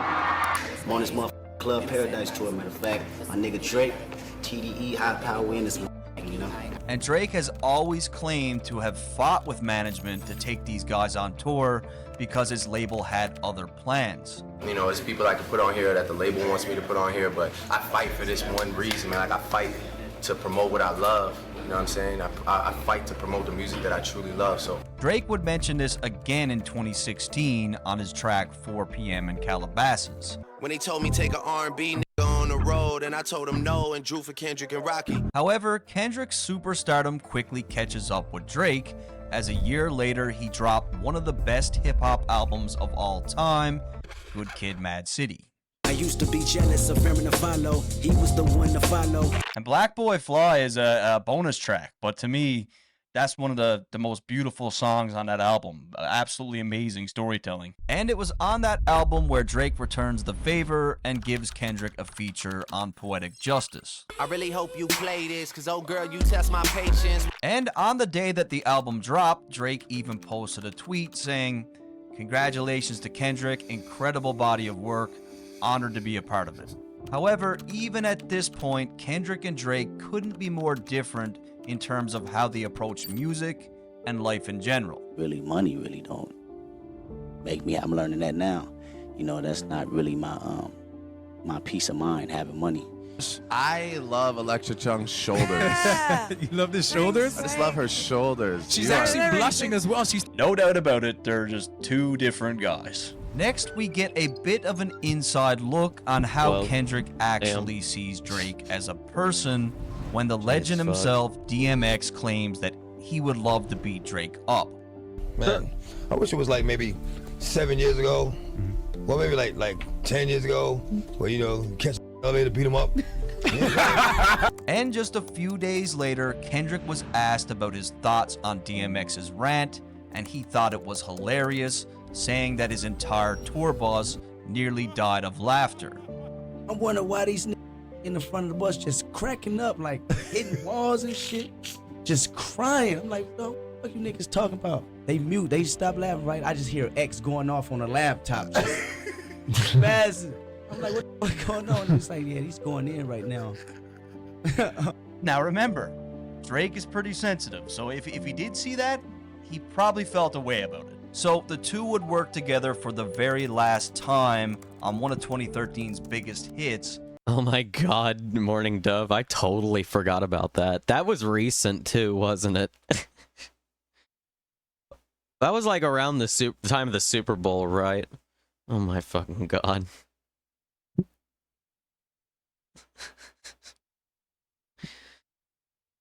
It's been an interesting year for hip hop, I'll say. A$AP Rocky's Problems. Girl, I know you want this.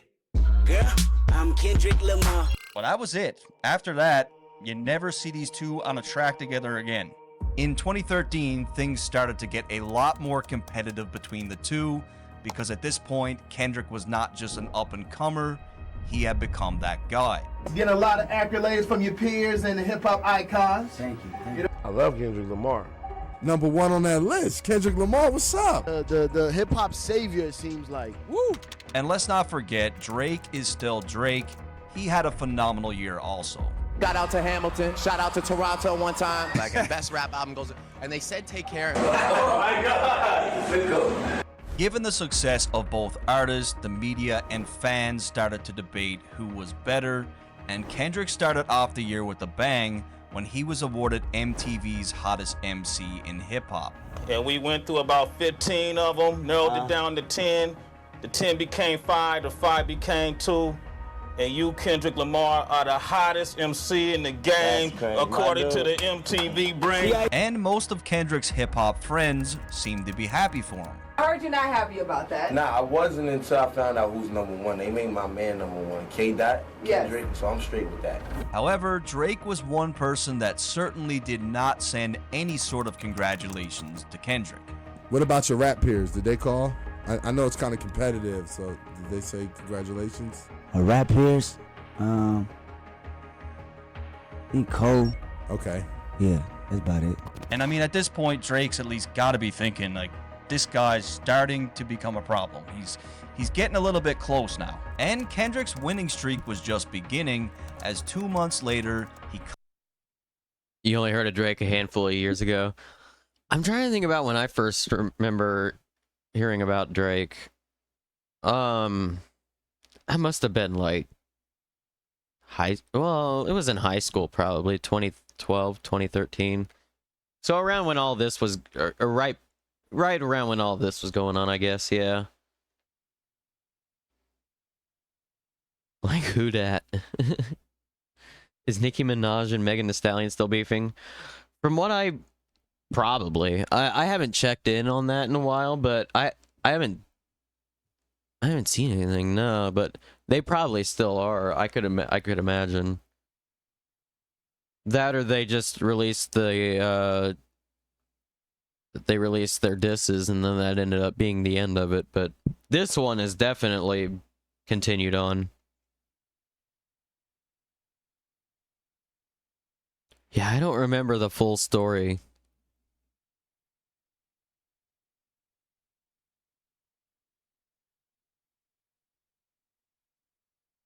Yeah. cleaned up at the 2013 BET Awards, winning the Best Male Hip Hop Artist over Drake.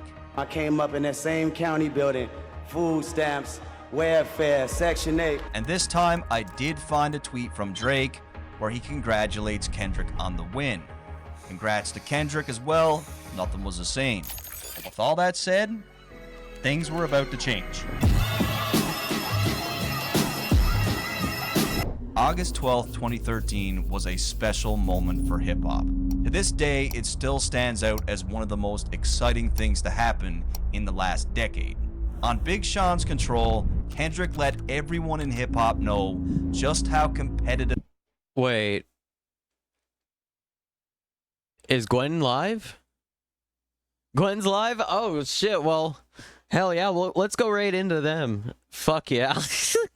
That's wild, it's Monday. I was like, oh shit, really? That's wild.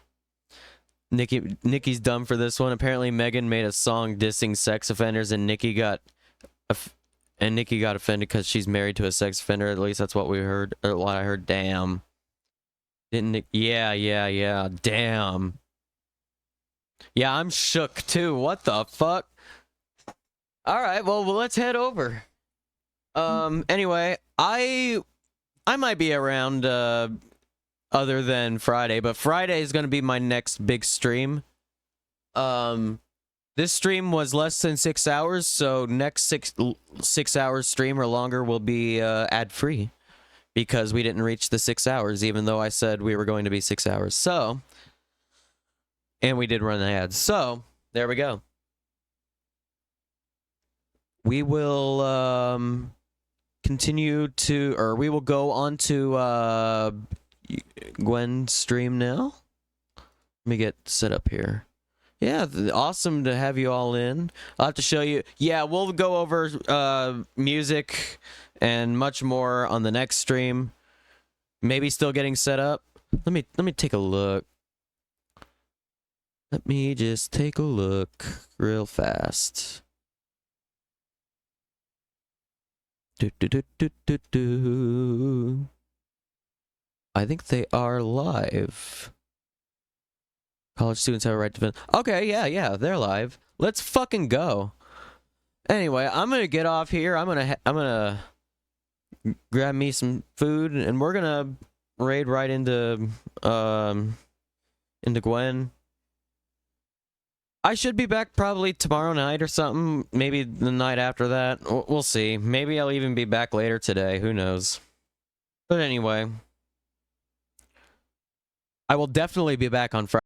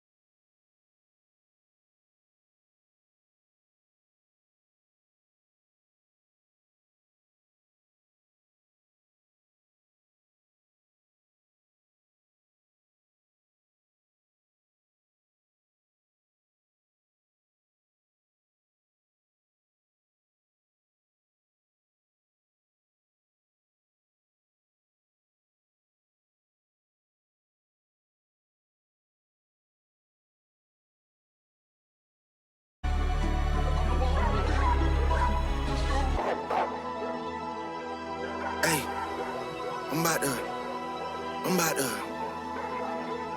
to, yeah. I'm about to click out on this shit, I'm about to click, whoa. I'm about to click out on this shit, I'm about to click, whoa. I'm down to click out on you hoes and make a crime scene. I click the trigger on a stick like a high beam. And I was Benny real whip when I was 19. She called my number, leave her hanging, she got dry clean. She got an Android, her messages is lime green. I searched one name and end up seeing 20 teens. Nadine, Christine, Justine, Kathleen, Charlene, Pauline, Claudine. Man, I pack them in this phone like some sardines. And they send me naked pictures, it's the small things. You niggas still taking pictures on a golf stream. My youngest richer than you rappers and they all stream. I really hate that you been selling them some false dreams. Man, if your pub was up for sale, I buy the whole thing. Will they ever give me flowers? Well, of course not. They don't wanna have that talk cause it's a sore spot. They know the boy, the one that got a boycott. I told Jimmy Jam I use a Grammy as a doorstop. Girl, give me some hair because I need it. And if I fuck with you, then after I might eat it. What? Niggas talking about when this gon' be repeated. What the fuck, bro? I'm one away from Michael. Nigga, beat it. Nigga, beat it. What? Beat it. What? Beat it. What? Beat it. What? Beat it. What? Beat it. What? Beat it. What? Beat it. What? Beat it. What? Beat it. What? Beat it. What? Beat it. Ay, beat it. What? Don't even pay me back on none of the favors. I don't need it.